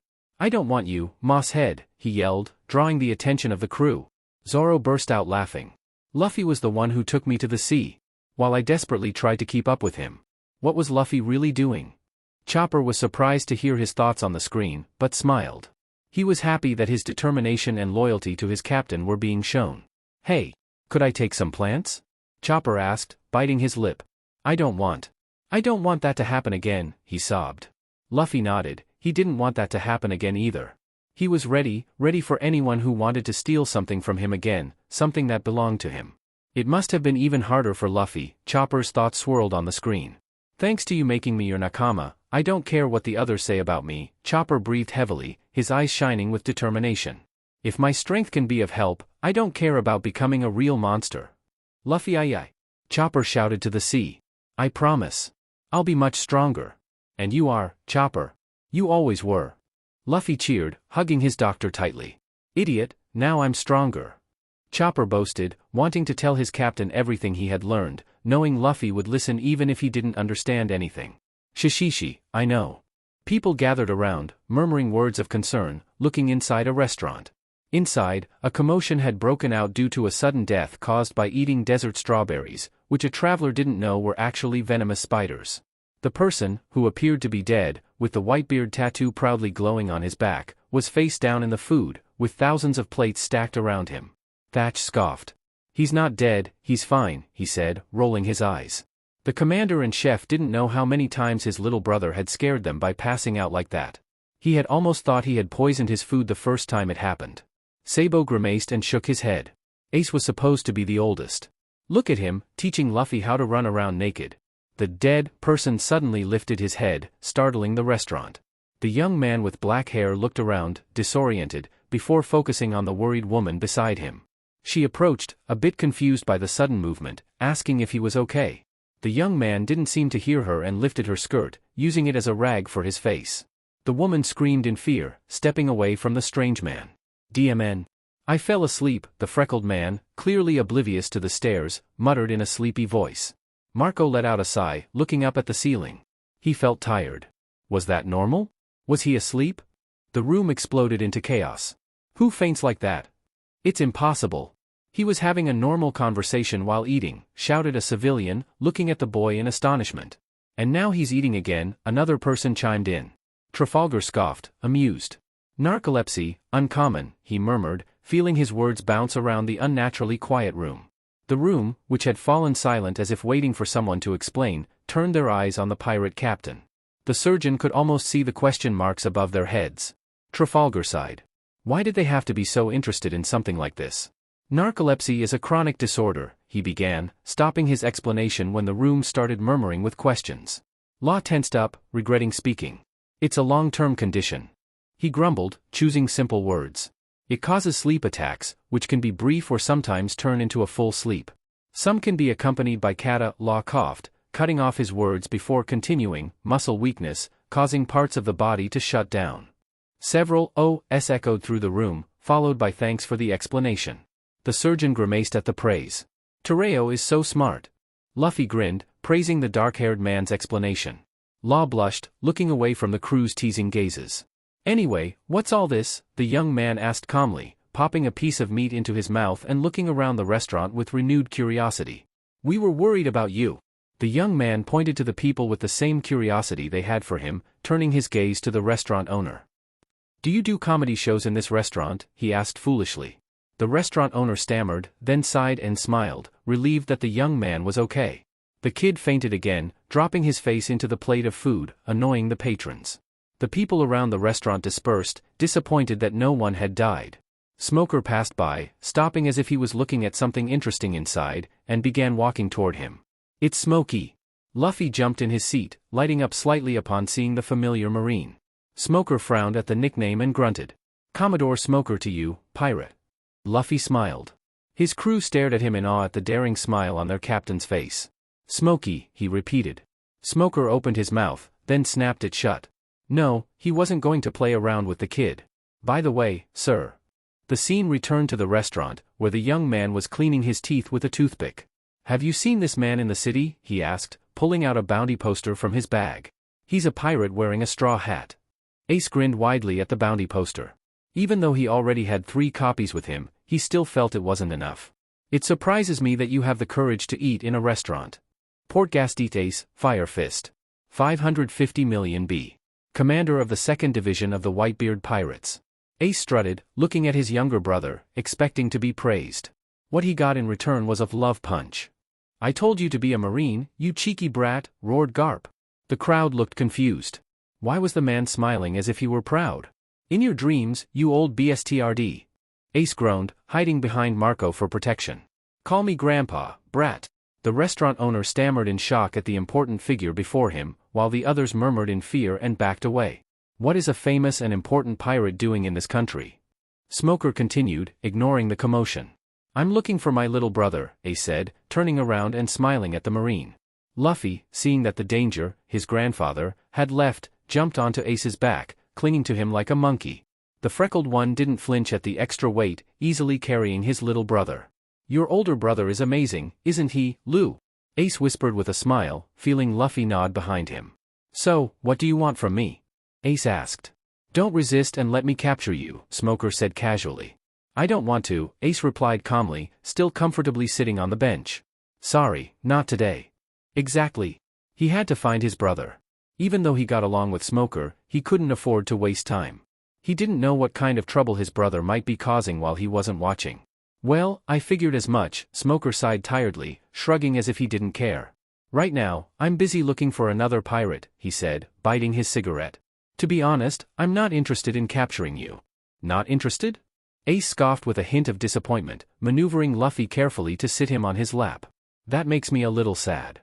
Then ignore me, Ace shrugged, looking at the Marine with amusement. Not while I'm in the Navy and you're a pirate, Smoker refused, beginning to turn his arm into smoke. What a boring reason. Despite his words, his voice was dripping with excitement. He looked at the Commodore with a wild smile. Then, let's have some fun. A tense silence enveloped the two of them before something or someone sent them flying into the wall of the restaurant. The perpetrator, blissfully unconscious, sat on the bench, banging the utensils on the table while asking for food. The Whitebeard pirates had to look away from the screen and bite their lips to avoid angering their resident firecracker. Though, obviously, not everyone thought the same. Thatch punched the floor, holding his stomach with laughter. His chuckles seemed to die down when he heard a dull thud, paling and hoping he wasn't next. The second commander, as red as a strawberry, had his fist raised, releasing strange smoke. The victim, his younger brother, groaned pitifully on the floor, cursing the older one. You! DMN walking rubber, he hissed, his fist glowing black. Stop doing that. Ace, BSTRD. Luffy sobbed, rubbing his bump. Ace's punches almost looked like their grandfather's. Huh? Ace picked the child up by the shirt, glaring at the blatant disrespect. What did you just say? He asked dangerously, looking into the boy's eyes. You're not nice at all, Luffy pouted, looking everywhere but at his brother. Ace sighed. Why did Luffy look so adorable when he pouted? Sabo bit his lips to avoid shouting at his twin. How many times did he have to tell him not to hit Luffy? When he finally got the chance, he was going to punch that idiot. Unless, of course, he punched him first. Ace, what are you doing in this country? Luffy asked, looking at his older brother with doubt. The two were walking through an empty alley, talking a bit among themselves. Didn't you get the message I left for you in Drum? Ace opened his canteen, taking a sip of water. Drum? Yeah. Though it wasn't really important. The freckled one dismissed it. I'm here for some unimportant business, so I thought I could see you. Marco furrowed his brows. Usually, missions were done in pairs, though it wasn't unusual to do them solo. Something in his chest told him something wasn't right. Unimportant? Ace stopped drinking, wiped his mouth, and smiled at his brother. I'm in Whitebeard's crew now, he announced, tossing the canteen to Luffy. Whitebeard's crew? Luffy asked, confused. This is the mark of his crew. It's my pride. Ace's eyes gleamed as he showed his back to his little brother. Luffy smiled. Ace's face had lit up like never before with him. His older brother had finally found a family. He realized that Whitebeard had brought a new light to his brother. Although he knew that Sabo and he had pulled him out of that darkness for a while, Luffy believed that what Ace needed was a father, and Whitebeard had taken that role. He was grateful, so grateful to them for making Ace happy, for reaching the wounds that he and Sabo couldn't. Swallowing the lump in his throat, he stood up from his seat and approached Whitebeard and Marco. Newgate wasn't a fool. Since he saw the boy get up, he knew what he was about to do, but that didn't make it any less surprising when the brat bowed in front of him. Thank you, Luffy swallowed, the words burning in his throat as if he needed to scream. Thank you so much for giving Ace a family. Thank you for doing what I couldn't, was left unsaid. Marco looked at his captain. Whitebeard raised an eyebrow when he saw his eldest son get nervous, as if he wanted to put the bowing brat into a little box. Sighing, he patted his newly acquired son's back affectionately. We are all children of the sea, his tone was calm, almost paternal. You don't have to thank me. Ace is important to me. We all deserve to be loved. Luffy nodded. He hated how his emotions had been overflowing since he arrived here. He had kept it all inside, all for these 2 years, and for what? Now, every time he saw his brother, both the real one and his version on screen, he couldn't help but scream or hate himself. Robin seemed to notice his inner turmoil, drawing him toward her and away from the stairs. Ace bit his lip, watching as his brother's crew protected him from curious eyes. He didn't understand, didn't want to understand. Not if it meant understanding how much pain he had caused his brother. He would never have known what it was like to be loved by someone, or to love in return, if it hadn't been for Luffy. Luffy, the boy he tried to kill 100 times in the forest just because he wanted to be his friend. Luffy, who taught him that it didn't matter who he was, because he was just Ace. Luffy, who, no matter who his father was, unlike him, didn't hate anyone and loved with all his heart. Luffy was, and always will be the light of his life. Seeing him so distant, broken, made him want to scream at his future self. What did you do? Why didn't you take care of yourself? Why do you still hate so much? Luffy, do you want to join Whitebeard's crew? Ace asked playfully, already knowing the answer. Of course, your companions too. No. Ace burst out laughing. I figured as much, but I wanted to ask, he said, not removing the smile from his face. Whitebeard is the best pirate I know. I want to help him become the Pirate King. It won't be you, Luffy. All right. In that case, we'll have to fight, Luffy announced happily. Nami sighed. It's good that didn't happen. They get along, don't they? I'm sure that in the old man's head, he's already adopted us twice. Sanji couldn't help but snort while patting Luffy's hair, which was resting on his lap. The crew's tension was high. Their captain wasn't the type to show his emotions so openly like this. They were worried, but now they were with him, and they would do anything to keep him this way. Because I'm going to be the king of the pirates, Luffy said with a smile. There it is again. Usopp pulled out a whiteboard, marking the times their Luffy on screen had said his famous phrase. I'll never get tired of hearing it, Nami cooed, affectionately pinching the cheeks of the boy in her lap. That's super incredible, Captain. My bones are shaking with excitement just hearing it, though I'm just bones, yo-ho-ho. Luffy let out a small laugh, delighting his crew. The scene shifts to the Going Merry calmly sailing the seas. On the deck, Ace could be seen with the rest of the crew. Usopp's eyes couldn't help but soften as he gazed at their beloved Mary. The little caravel looked as pretty as always. I'm chasing a certain man, Ace commented, holding a mug of beer. His name is Blackbeard. Marco's ominous feeling grew stronger. He turned to his second-in-command and cursed, confused. Why did you go alone, Yua? Ace stammered, not knowing how to respond. It was something in his division, didn't it make sense that he handled it himself? Because he's an idiot, Sabo answered for him, wanting to strangle his older brother. Koala glanced at him sideways but said nothing. Blackbeard? Usopp asked. He's the pirate who attacked Drum, Vivi announced, horrified. He was once a member of the 2nd Division. He was one of my men, but he committed the worst sin on a pirate ship. He killed a crewmate and abandoned the ship. Since I'm his commander, I have to find him and finish him off. So that was the explanation. Marco felt the world crashing down. Who? Who did that BSTRD kill? Who was it? Whitebeard, one of the 4 emperors, slammed his bicento into the ground, releasing irregular hockey waves. Ace, I found something interesting, Thatch grinned, showing Ace the purple fruit in his hands. Teach furrowed his brow upon realizing what the cook was holding. Oh, isn't that a devil fruit? Ace asked, surprised. Yes, though I'm not sure what kind of fruit it is. Lightning struck heavily over the Moby D dash, foretelling trouble. The ship, unusually silent, displayed a bloody scene. On the floor lay the 4th Division commander and cook, unconscious with a severe wound on his back. Teach grinned cheerfully, holding the bloodied knife in his hands. Blue and red flames erupted, some trying to protect, while others sought to destroy. Let go of me. Ace growled, furious at the hands holding him. That DMN BSTRD. That DMN BSTRD doesn't deserve to live, he shouted, his flames intensifying as he tried to free himself from Marco's grip. Calm down. Do you want them to put C Prism Stone HNDCFFS on you? Marco gritted his teeth. He wanted to release Ace and go after Teach himself, but he couldn't, not now. He killed Thatch. It's my responsibility that he pays. Let go, DMN it. Ace infused his words with hockey, staggering those present. Ace, please, Thatch approached him. Ace unconsciously extinguished his flames at his proximity.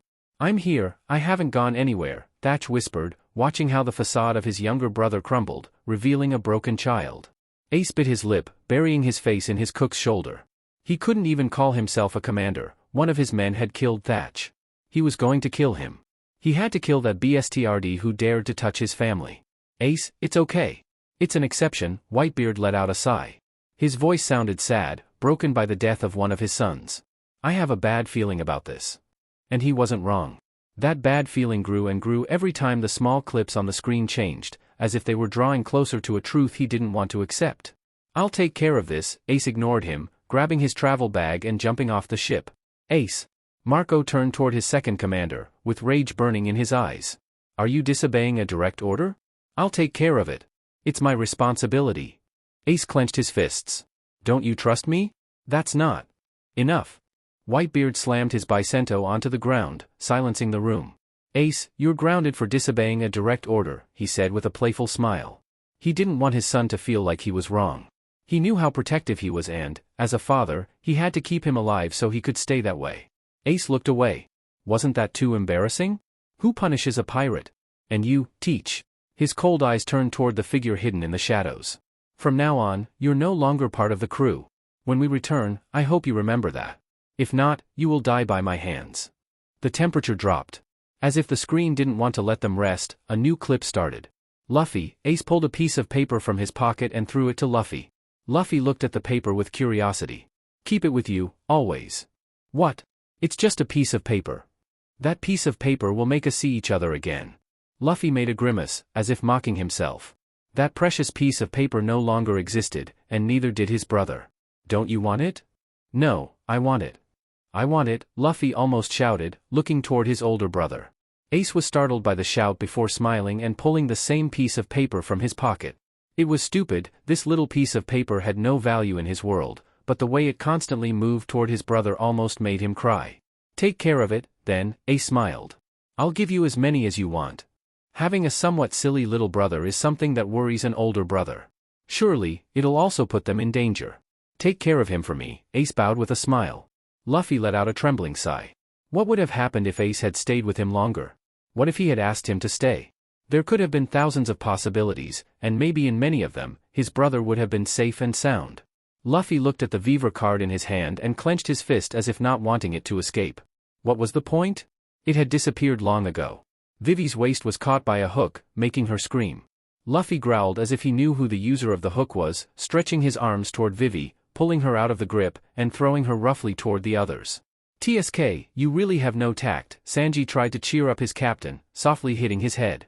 You have to carry a lady gently. Luffy smiled, uninterested in knowing how to carry someone who wasn't from his crew. It's easier to carry Sanji, he responded. Sanji's brows furrowed as his face turned red. What? Shut up. But it's true. Hey, Luffy. That idiot. Vivi opened her eyes, recovering from the shock of the fall and looking up. Luffy-san. Luffy flipped in the air, shouting in her direction. I can take care of it myself. You all go ahead, he said, landing roughly on the sand, before ordering seriously, you have to take Vivi to her house. You must do it. A soft smile formed on his face before he shouted again, you must do it. Vivi moved frantically in her seat. Will he be okay? She asked, her voice burning with worry. Crocodile is strong, he's a warlord and, she gasped, spitting her words out. Zoro shrugged. He'll be fine, he's pretty strong, even if he looks like this, he said, pointing at their captain's scrawny body. Hey, Zoro. What does that mean? Princess Vivi escaped from us, Robin informed with an amused smile, looking at the boy on the sand. Anyway, the agents will meet in Alyabarna, Crocodile shrugged, downplaying the matter. Contact them right now, he ordered, his eyes drifting toward the body on the sand. You've gone too far with your nonsense, Straw Hat. Luffy turned around carelessly, adjusting the cloth that kept the straw hat firmly on his head. It's just that he began carelessly. Even though she's weak, she tries to help everyone she sees. His gaze didn't move from the floor, keeping his eyes hidden with the hat down. Since she doesn't want to leave anything behind, she's always suffering. She doesn't believe anyone has to die in this revolt, he scoffed, a bit amused. Vivi bit her lip, not understanding what was so funny. Was it a dream to want no one to die? Was her faith really that useless? No one has to die. Crocodile asked with amusement. There are plenty of sensitive, peace-loving people like her. Crocodile looked at the kid in front of him and smiled. That's because they don't know what a real fight is like. You think the same way, don't you? Was that true? Luffy didn't know. He knew that in a war, someone had to die, either him or the enemy, but looking at it from Vivi's perspective now, he understood. Wanting someone dear to you not to die because of something like war was a dream, but a reality so desired it hurt. Luffy smiled. How hypocritical he had been. The princess can't live in a bubble forever, Robin crossed her arms and spoke coldly. It's sad that the world is like this, but people get hurt and die all the time, and Robin knew this all too well, since she was 8 years old. Vivi looked at the archaeologist with fury. She wasn't living in a bubble. So what if it wasn't realistic? She didn't want anyone to die. It's true she wants everything. Zoro looked at Vivi for a moment before continuing. But wanting to save someone without sacrificing anything is unrealistic. I don't want to sacrifice anything. Vivi shouted. Why don't you understand? I just want my country to live in peace. Then how do you plan to get Crocodile out of here? Luffy spoke after a moment, looking at Vivi. Do you think he'll leave if you talk to him? He asked, his eyes never leaving hers, as if pressing her to say something. Do you think everything will be solved without Crocodile killing someone? He asked again, with a hint of mockery. Crocodile wanted to take over Alabasta. Do you think not fighting him was an option? Crocodile looked at the kid with amusement. He thought he was just a brat pretending to be a captain, but now he understood. That, Vivi looked away, biting her lip. Vivi, there can be no victories without sacrifices, no matter which side you're on, Luffy sighed and smiled at Vivi. Leave this to us, but don't think you can do everything alone or you'll die, he concluded, turning his gaze back to the screen. Yeah, Luffy nodded seriously. But as long as you're still here, she'll face you until she dies, he said, standing up gently from the sand. So I'll end this here and now. Crocodile laughed, delighted by the kid's suicidal will. What stupidity. You're the idiot who won't make it out alive. You'll be a good example, he announced, exhaling smoke from his cigar. You get close to someone, and then you die because of it. I've abandoned thousands of people like that, he complained with disdain. Doflamingo smiled. If Snappy had wanted to team up with someone trustworthy, he should have joined him a long time ago, but the BSTRD kept rejecting his invitations. He would feel offended if it weren't so amusing to watch him nervous around them. Luffy ignored Crocodile's monologue while brushing sand off his clothes. Well, he hummed with a smile. Then, the idiot here is you, right? Crocodile bit his cigar with force, breaking it in half, and then threw an hourglass at Luffy's feet. You have 3 minutes, he grunted in exasperation. I don't have more time to waste on someone like you. Doflamingo laughed at how quickly his friend lost patience, earning an angry look from Crocodile. Come on, Snappy, you should have more patience, impatience doesn't suit you, he said, deflecting an attack with his strings. Shut up. Robin ignored the argument behind them and petted Luffy's hair. I think you learned a lot from this fight, didn't you, Captain? Luffy nodded with a grimace on his face. That was so stupid, he said calmly. I faced him arrogantly just because I had won against a few people, but in the end, I learned his weakness. Although he felt tired and annoyed, he couldn't say that watching his past battles didn't excite him. Usopp paled. I don't want to know how you learned that. Crocodile was something we hadn't faced before. Zoro looked at Luffy seriously. His captain shrugged, making him sigh. A Logia, immune to normal attacks, and Haki wasn't even in our minds. A grimace appeared on his face as he pushed Usopp off of him. Defeating him wouldn't be easy. Would have to have been brutal if Crocodile-san thought it wasn't worth bothering with. Brook became nervous, or as nervous as a skeleton could look, and continued, I'm afraid to watch, although. You don't have eyes, Chopper replied, bored. Brook groaned, curling up in a corner. Don't get so down. It won't matter to you, right? No, I'm fine, Luffy clenched his fist several times. Gomu no pistol, he shouted, sending his fist back, grazing Crocodile, who easily turned his side into sand. That won't work, Marco grimaced, crossing his arms. It was the first time he'd seen the kid fight, and from just that punch, he could tell the boy had little real battle experience, but he adapted.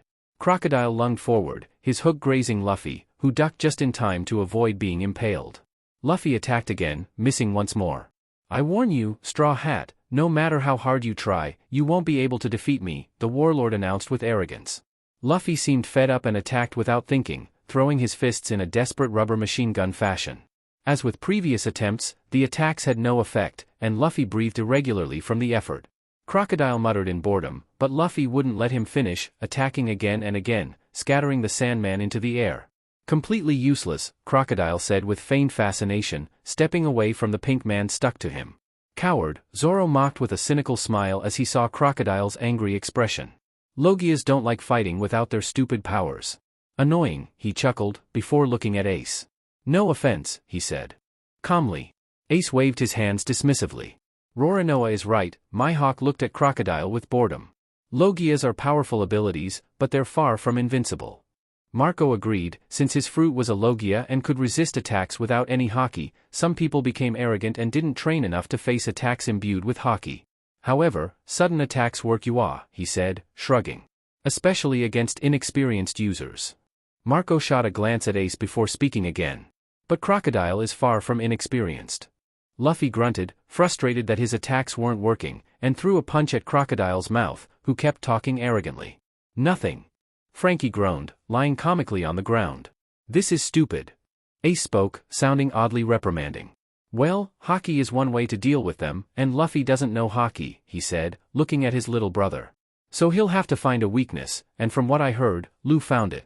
Somehow, he spat, feeling sick. The warlord of the sea frowned as Luffy mocked him, a mark registering on his forehead. The calm, bored expression faded, replaced by one of anger, signaling that Luffy had reached the limit of his already limited patience.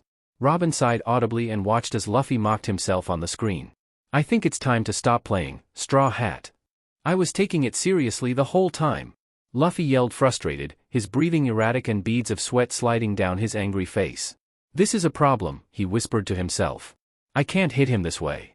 That's the difference between pirates. Crocodile raised his right hand, turning it into a sand blade. Desert Spada. The sand shot out of his hand toward Luffy at high speed, cutting everything in its path, even slicing the ground itself.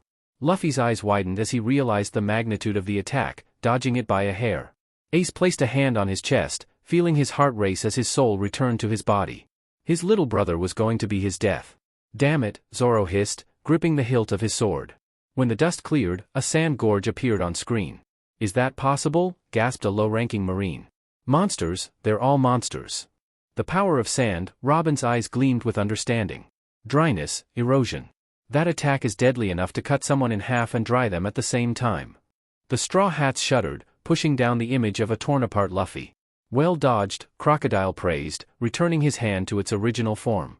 If it had hit you, you wouldn't have just screamed, he explained, while Luffy stared at the sand abyss in awe. Sheet, that's deep, Shanks murmured, stupidly getting closer to the screen to try and see the bottom. Depending on training and use, Crocodile hummed, giving Luffy a lesson on devil fruits. Devil fruit abilities can be the ultimate fighting method, he said with a maniacal grin, turning his fingers into sand. Although I agree, it's better not to be overconfident, Jozu spoke, shaking his head. All fruits have a weakness, and if they don't, hockey is eventually one of them. There's no point in training your fruit and not seeing ways to counter it, it would be counterproductive. I'm not like the other idiots who only care about their abilities. I'll make you regret challenging me. Desert Girasol. Crocodile turned his arm into sand, launching his attack at the ground this time. Quickly, the ground beneath Luffy disappeared, replaced by a giant pit of quicksand, swallowing him in the process. Luffy began sinking into the sand, desperately trying to understand what was happening. His body swung upwards in panic, doing more harm than good, sinking even faster into the pit. Don't you know what quicksand is? Crocodile asked, watching Luffy run in vain in the sand. It's a desert coffin that doesn't even need a tombstone, he explained, looking down smugly. The sand falls into underground channels, and only I can detect where they are. There's no one in the world who can face me while fighting in the desert. Arrogant BSTRD, Doflamingo's eyes glowed. How are you facing him, Luffy?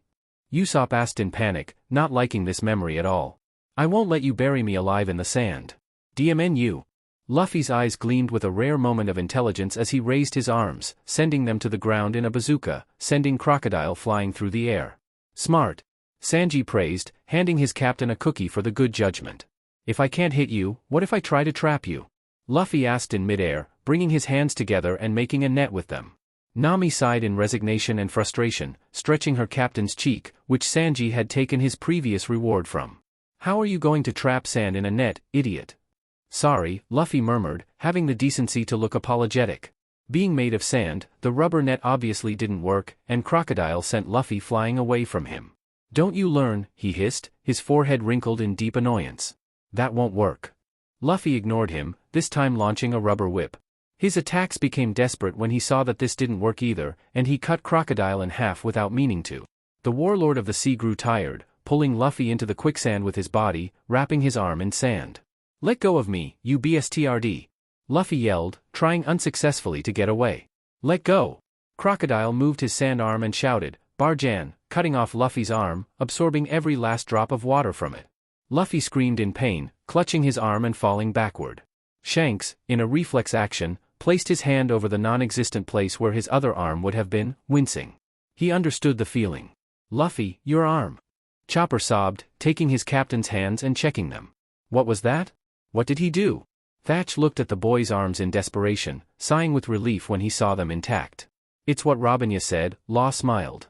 All the liquid in his arm has been dried up, he announced gravely. He could lose the arm or the ability to use it if he doesn't fix it quickly. Lose the arm? Ace screamed, grabbing his little brother's hands like a lifeline. Sabo seemed about to pass out. But he didn't, Law pointed out obviously. Luffy sat up with his face contorted in pain, holding his arm after Crocodile explained what he had done, muttering, "You've got to be kidding me," before a familiar gleam of intelligence appeared in his eyes. He slowly got up from the sand, running toward his things and taking a giant sip of water, returning his arm to normal. "Is this how it works?" Ben asked, incredulously smiling. Sense or not, Ankla had solved his problem. "Why am I surprised?" Nami sighed, feeling her body relax. "What a foolish thing," Crocodile snorted with boredom. "It's no foolishness," Luffy yelled in response. "The old dry guy from Yuba spent the whole night preparing this water for me." Toto, the dry old man from Yuba, smiled. He was happy that his village's water helped the kid. Luffy kept breathing heavily from his earlier actions, but didn't stop smiling. "The old man told me," Luffy stood up from the sand again. "That Yuba wasn't going to lose to the sand," he announced, eating Crocodile. Robin's laughter echoed through the silent room. It was so funny seeing him again. "What works for you, I suppose," Sanji muttered in disbelief, rubbing his face. "Ankla, you!" Shanks gasped, slamming the ground with laughter. His crew didn't leave him alone, throwing teasing remarks at the boy. Ace bit his lip, torn between scolding his brother for eating dirty things or mocking him. His grandfather didn't seem to think differently from Shanks, howling with laughter, hitting an exasperated Sengoku who was staring at the screen in disbelief. "It's creative," Whitebeard finished, prompting another round of laughter. Luffy puffed his cheeks in an angry pout, standing up suddenly, hitting Ace in the process. "It's not funny," he murmured, red with embarrassment. "Of course, Captain," Frankie said, calming him, though his shoulders were shaking. "I bet he didn't see that coming." Crocodile, on the other hand, bit his cigar, mortified, holding back the laughter of the pink pelican next to him. Luffy spat, looking sick. Crocodile pushed him and straightened up, glaring at the boy with poorly concealed rage. "Die along with Yuba's untamed land," he growled, his teeth grinding. Luffy continued spitting out sand, ignoring the angry Crocodile, who was looking at the forgotten hourglass and announcing the end of the 3 minutes. "As I said at the beginning, I can't waste more time with you. Sabers." A small hurricane formed in the palm of his hand, growing bigger and bigger. "The sand is dry and excellent," he announced with satisfaction. "What is he doing now?" Fasa asked, smoothing his mustache with his fingers. "Listen, Straw Hat. The prevailing winds always blow from north to south. If this little sandstorm catches one of those winds and goes south, where do you think a bigger sandstorm will end up?" Nami hissed, "DMN coward." Luffy, who obviously had no idea, demanded to know, and Crocodile complied, giving him the answer. "To Yuba."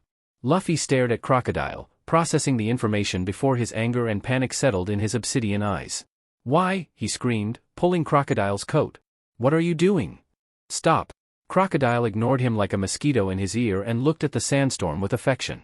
"Look, it's slowly heading south," he announced proudly. "BSTRD," Sanji spat venomously. Vivi gasped and collapsed to the ground. "Why? Why did she have to live through this? The old dry guy has nothing to do with this." Luffy let go of Crocodile, running desperately to stop the sand. "DMN it. Stop it." Toto smiled, the kid seemed to have earned some affection. Luffy sighed, placing a hand on Vivi's head. "I know it doesn't look promising," he began calmly. "But it will get better, I promise." His eyes contained nothing but determination and sincerity, and Vivi had no choice but to believe him. Luffy was thrown back by the storm. "Let it go, it's useless," warned Crocodile, who continued watching the storm proudly. "That storm will gain strength, and the wind will reach a speed that even I can't stop." "You've got to be kidding." Luffy gasped, recovering from being suddenly thrown into the sand. "Yuba will be destroyed," Crocodile sang, enjoying his victory calmly. "That's too cruel." "Cruelty is like his second nature," Robin replied. "That's what he was best at." Luffy hummed in agreement, although it bothered him. He had to admit that the man had helped him many times during the war. Luffy growled and stood up in a fit of rage, foolishly charging forward, grabbing Crocodile by the lapels of his coat. "Stop it now. Stop it." The scream cut off abruptly, and his eyes went lifeless. Luffy fell limp, only held up by the hook of Crocodile that pierced his body and protruded proudly from his back. Ace opened Luffy's vest with a fearful gasp, checking for any signs of the wound, finding it healed, almost gone, covered by a large X on his chest. "I'm fine, Ace." Luffy grabbed his brother's trembling hands, gently squeezing them. "Yeah," the freckled boy swallowed. "I know, you're fine." The scared trio clung to their captain, and Luffy smiled, calming them all with ease. "I'm here," he said softly, stroking Chopper with one hand while holding Sanji's hands with the other. "Is that what happened?" Marco looked at Robin, as she was the only one who had been there. Robin nodded, crossing her arms and looking annoyed. Captain San was really angry and so close. I really thought he was dead, she admitted with a small grimace. Blood poured out of Luffy's body, dripping innocently into the sand, leaving an unpleasant puddle. Makino gasped, covering her mouth. Dayton and the bandits weren't faring much better, appearing pale at different levels. Shanks had to hold back a trembling sigh. He might be a ruthless pirate and an emperor or whatever the world wanted him to be, but this was Luffy, his anchor, his little boy. And Shanks didn't think he was ready to see his son literally impaled. Garp's party-loving facade broke. He knew since Luffy said he was going to see that he would go through many things, but he didn't expect to see his grandson stabbed to death by a warlord. He wished the kids would consider his old heart and become Marines, so he could protect them all the time. Boss? Sabo? A revolutionary approached the two leaders, worried. Are you okay? He asked, receiving no response. Crocodile moved the hook, making Luffy's body bounce back, revealing his bloodied face. This happens to rookies, Straw Hat, Crocodile mocked. If you had abandoned your foolish feelings, you would have survived, he said sympathetically, watching as some water slid down his hook. Water, he murmured. I doubt you still feel indebted to the water. Chopper, how did Luffy survive this? Usopp asked, too shocked. Chopper sobbed, shaking his head helplessly. I don't know. Suddenly, Luffy grabbed Crocodile's arm, catching the older man by surprise. Crocodile stepped back out of instinct, raising his gaze before hissing in pain. What's happening? Thatch asked, confused. Why could he touch him now? The water Iwa, Marco pointed out wisely. It's sand, and the water hardens the sand, which is why Straw Hat can touch it now. Luffy seemed to realize he could touch it and twist it in his grip, struggling to move, coughing up more blood. How are you still alive? Crocodile asked in shock, a trace of fear crossing his eyes before fading, as he threw Luffy back into the quicksand. Luffy turned around, screaming in pain as he clutched at the wound, which was leaking everywhere. Is it bad? Sanji swallowed, lighting a new cigarette. Is it bad? Chopper screamed hysterically, as if he wanted to dive into the screen and merge with it. It's a miracle it hasn't killed him, he yelled, pointing at his carefree captain. If Crocodile had aimed a little more to the left, Luffy, you could have died. His voice cracked, but Luffy smiled at him calmly. Chopper sighed, what did it matter? Now he's in circulatory shock, he said, pointing at the screen tiredly. A what? Circulatory shock Iwa. It's when there isn't enough blood being delivered to other parts of the body. Straw Hat, being stabbed, is not sending the necessary amounts of blood to his body, causing shock. It's a pretty common cause of death, Marco murmured at the end of his explanation as if he had made a new discovery. Could it have killed him? Frankie shouted, not understanding anything Marco had said. Shanks paled. Isn't that what I'm saying? Chopper sighed. Luffy needs to be treated immediately, since he's not getting oxygen. But he's breathing? Ace pointed out, looking nervously at the three doctors. The fact that he's breathing doesn't mean his body is getting oxygen, Fire Fistia, Law explained to the pale commander, his wild eyes back on the screen. It's fascinating how he's still alive. Eh? Captain? Luffy continued to writhe and struggle to breathe, screaming in pain. The sand began to sink him faster with each movement. It must hurt, Crocodile sympathized. But it'll be over soon. Luffy realized he was sinking and tried to move, but his body didn't respond properly due to blood loss. Completely immobilized in the sand, Luffy sank entirely. The screen gradually dimmed, hearing Crocodile's mocking farewell. The screen went black. It's all your fault? Sanji screamed, pointing at Zoro. If we hadn't left him alone, this wouldn't have happened. Huh? You think I wanted to send him alone? Zoro shouted back, furious at the accusation. Luffy gave an order and I followed it. What else could I have done? He hissed, pressing the handle of his katana firmly against his cook's chest. He could have died. Sanji continued, pushing the sword away from his chest. And if he had died, you'd be the captain, and there's no way I'd follow you. Do you think I want that to happen? Zoro demanded, pulling his other sword from its sheath, fed up with the man in front of him. Nami moved nervously. This wasn't the usual kind of fight that she could calm down. She looked at her captain, who sighed and stepped between the two. Enough, Luffy ordered in a calm but demanding voice. Sanji, you can't blame Zoro for my orders. Zoro did what I asked, Zoro followed my order, is that wrong? He asked tiredly. No, Captain, Sanji swallowed, feeling small. Luffy smiled. I'm fine now, but if our journey ends here, it means I wasn't strong enough to protect myself and protect you all, but that's not the case, right? No, Captain, the Straw Hats chorused, to the amusement of the room. Good, Luffy nodded with a sigh, knowing things were going to get tougher from here. Observe closely what's happening in this country, Smoker said, looking at Tashigi with seriousness before continuing. Whether it's destroyed or survives, this is the kind of thing that happens when an era changes. Sengoku let out a frustrated sigh. The changes of an era didn't happen suddenly, even if many people felt that way. They began with small things, minor disputes between kingdoms, eventually escalating into great wars where lives and dreams were at stake. Will Alabastus liberation trigger an era change? Isn't that excessive? A low-ranking Marine asked, doubting that the liberation of one small kingdom among many could bring about such a significant shift. It's more like a turning point, Vice Admiral Tsuru stated with confidence. Something that will unleash a chain of chaos. Garp couldn't help but laugh at the grim remark. That's depressing, Tsuru-chan, he said, popping another rice cracker into his mouth and offering her one. Tsuru sighed and took the cracker. You're just happy. Your grandkids are the cause of it, she said. Your Dmed family, Garp, Sengoku muttered in the background. Garp easily ignored him and grinned with mock pride. A little proud, he teased dryly. Perhaps those 2-3 brats were lacking in training. Would they have become Marines if he had been tougher on them? A wild smile crossed his face. He needed to train someone. Please, stop. Stop fighting. The voice that should have reached the people was lost among the cries and laments below. Look, I'm here. Vivi forced herself to shout even louder. The rebel army of Alabasta and the royal army spilled blood indiscriminately, unable to distinguish between enemies and allies, bleeding desperation even as their princess pleaded with them to stop. Alabasta was at war. The civilians of the Desert Kingdom wept for their land. Crocodile, whom they had believed to be their savior, had only seen them as tools, deceiving them for 2 years and manipulating them into trusting him. Was it necessary to spill blood for someone who, with the government's knowledge, was supposed to protect them? It didn't make sense. It wasn't fair. Was this the justice the government claimed to be upholding? Sengoku sighed, noticing all the eyes fixed on them. Even though Fujitora was right, it seemed senseless to change something that had worked so far, even if it was riddled with mistakes.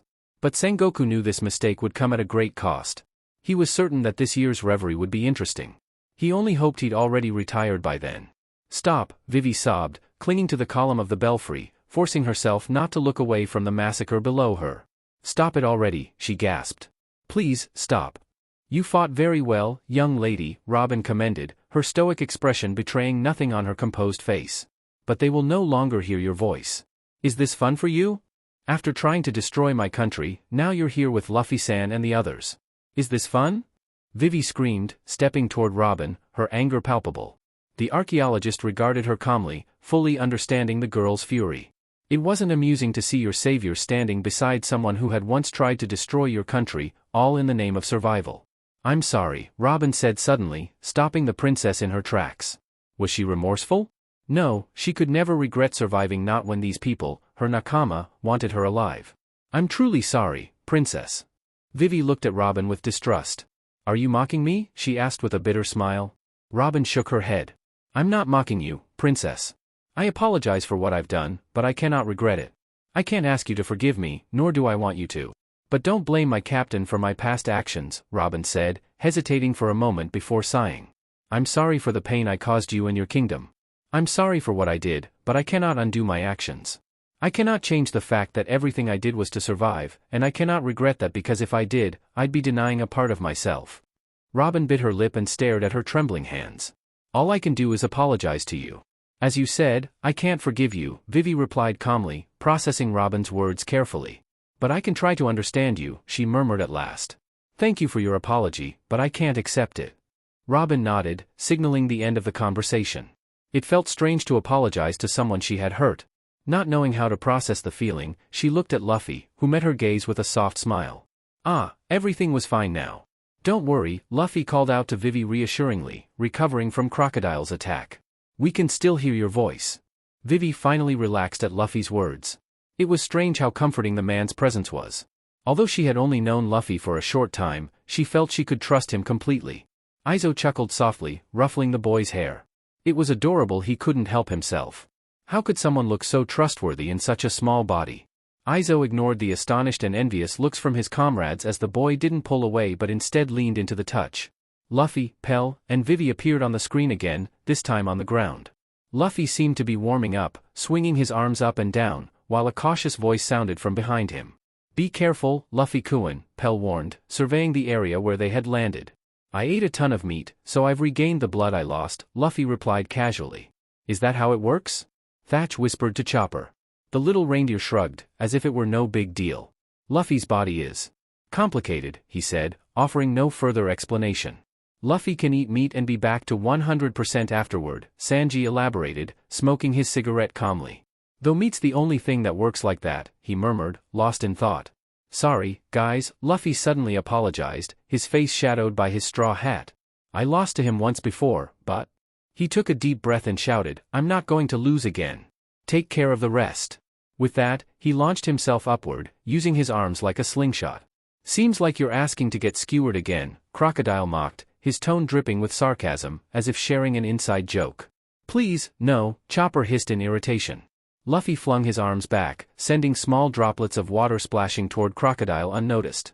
Crocodile smirked, preparing for what he thought would be another ineffective attack, his face shifting into sand. But this time, the previously futile attack landed squarely on Crocodile's face, sending him staggering backward. A thin stream of blood trickled from Crocodile's nose, leaving him in shock. Ha, Marco chuckled. Looks like Crocodile will need more than turning into sand to avoid Straw Hat's attacks. What else can he do?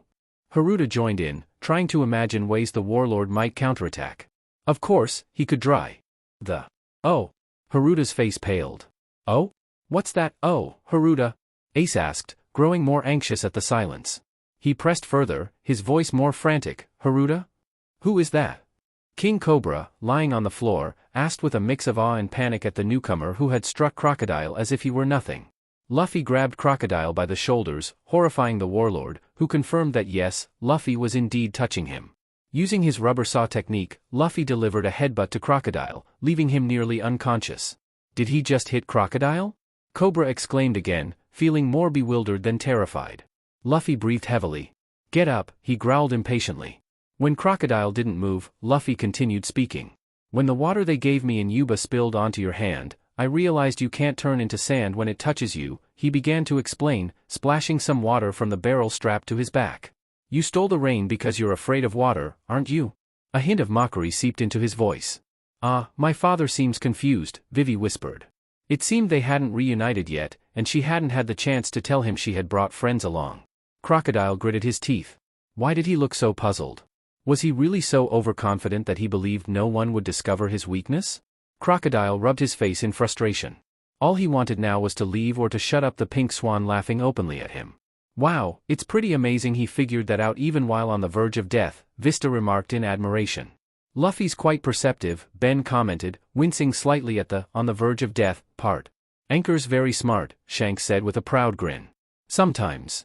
Crocodile slowly got to his feet, laughing at first, but then his laugh escalated into a wild, almost maniacal cackle.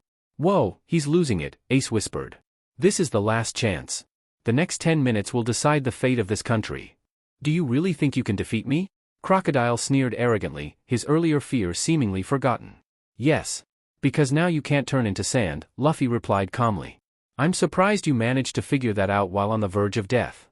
I'm surprised too, Chopper murmured bitterly. Did his captain not care about his own health? Chopper felt like he might faint from either anger or fear at any moment.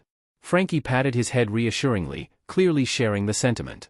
But even so, you're nowhere near my level, Crocodile boasted grandly. The level of a warlord of the sea. Some of the older pirates and commanders scoffed at the exaggerated self-praise of the so-called incredible warlord. Crocodile, or rather the overconfident fool, was clearly underestimating Straw Hat just because he was a rookie and that would be his downfall. Crocodile seethed with anger. Straw Hat had landed a hit on him, proving his tenacity, and yet here he was, still so overconfident. Crocodile sneered. He just wanted to leave. What does it matter what you are? Luffy retorted nonchalantly, already bored with Crocodile's dramatic display. Then I'll be a Hachibukai too. Sengoku felt a chill run down his spine but chose to ignore it. Yes, better to ignore it. Sanji stifled a laugh. What? I thought he was going to say King of the Pirates, Usopp mumbled absently, lowering his chalkboard in disappointment. Sanji clumsily patted him in consolation. This is absurd, Crocodile snapped, furious with himself and the fool who somehow managed to land a blow on him. Luffy, hearing voices behind him, paid them no mind and focused entirely on the arrogant man in front of him. He raised his hand, readying a punch. The self-proclaimed warlord dodged easily, smirking smugly. It's useless if I dodge, Crocodile taunted, grabbing Luffy's outstretched arm. It doesn't matter if you're wet or not, he said, gripping the arm tightly. My hand can absorb any kind of fluid. To demonstrate, he effortlessly began drying out Luffy's arm, causing the boy to cry out in pain. Is he going to be okay? A pirate yelled, visibly concerned. He'll be fine, a weary marine grumbled. All kinds of fluids, huh? Doflamingo remarked with a mocking tone, earning a well-deserved punch. You're so sensitive, he laughed, clutching his injured arm. Luffy cursed. DMN it. I forgot he had that power. He turned his gaze to Crocodile, stretching out his leg for a kick to break free. The hose from the barrel attached to his back swung toward his mouth, and he took a large gulp of water. Instantly, his arm regained its original, absurdly elastic shape as he pulled away from the Sandman. Is it because he's made of rubber? Shanks wondered aloud. Because I don't think I could pull that off. Why don't you give it a try, Captain? Rue teased, genuinely curious about the thought. No, Shanks answered, unusually solemn. I don't have a spare arm for that. His crew couldn't contain their laughter, taking the opportunity to poke fun at their captain, who looked mock offended. Grinning wildly, Luffy spoke again. You told me, didn't you? He poured some water on himself like he was watering a plant, his lips still moving as he spoke. Depending on how you use the powers of a devil fruit, you can become stronger. His voice wavered slightly, thick with the thrill of the fight, as he fixed his wild eyes on Crocodile. See? You can be smart, Nami said with a smile, patting Luffy affectionately and ignoring the crazed look on her captain's face in the scene. I am smart. Luffy protested, puffing out his cheeks in a pout. Nami consoled him with a playful grin. I don't doubt it, Captain, Robin added with a soft smile, her amused eyes flickering between Nami and Luffy. She knew her captain's intelligence shone brightest in battle. Though his tactics were unconventional, they were effective. For him. Moreover, his immense emotional intelligence surpassed even his battlefield wit, keeping him grounded and alert. Luffy sent his fist flying forward, this time twirling it like a jump rope, creating a doubled illusion of his punches. Crocodile growled in irritation, countering with the same attack that had nearly split Luffy in half before. Luffy leaped to the side just in time, panting heavily. Luffy attacked with his fist again. Crocodile scoffed at the predictability of the move and taunted the teenager, only to have Luffy appear directly in front of his face, landing a powerful punch with his other hand. In quick succession, Luffy yanked the barrel from his back and hurled it at Crocodile. The bored warlord saw the move coming, conjuring sand sabers to knock both Luffy and the barrel far away from him. You're fighting so desperately, Straw Hat Luffy, Crocodile sneered, ignoring his injuries. In the end, you won't be able to do anything without that barrel. As much as I trust my little brother, Crocodile is right, Sabo sighed, crossing his arms. Koala looked at him curiously. Luffy doesn't know anything about hockey, and the only way he can beat that BSTRD, he added venomously, is with that little barrel of water. I think he'll be fine, Koala tried, offering a reassuring smile. Yeah. Sabo replied, his voice trailing off, his concern evident. Koala patted his back gently, trying to comfort him. Although she didn't fully understand how Sabo had a brother or how the connection had come about, she knew what it was like to worry about someone you love. I don't see any difference from our first fight, Crocodile declared, his tone dripping with arrogance. Why is that BSTRD acting so smug? Ace growled, clearly frustrated. Lou's hitting him, he pointed out furiously. It's a change from their first fight, yes, Ben intervened, his arms crossed, his expression a mix of amusement and concern. But even so, he's not doing any significant damage.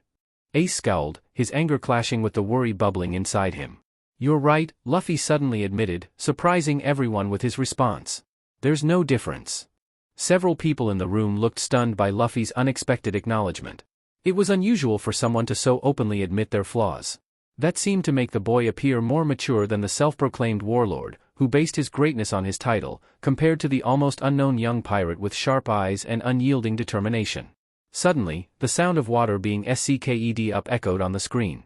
Crocodile's expression shifted quickly, displaying anger, disbelief, and astonishment in rapid succession before fury took over again. He was clearly flustered and furious. How about this? Luffy announced proudly, grinning at his accomplishment. I'm not the same as before. Are you insane? Crocodile spat through gritted teeth, drops of sweat rolling down his face as he fought against his frustration. The camera finally focused on a very round Luffy, his body filled with water. Crocodile blinked several times as if he couldn't believe what he was seeing, looking more exhausted than ever. Moments later, a small leak of water started dripping from Luffy's body, and he shouted in alarm. Wow, Ace commented eloquently, trying to process the scene.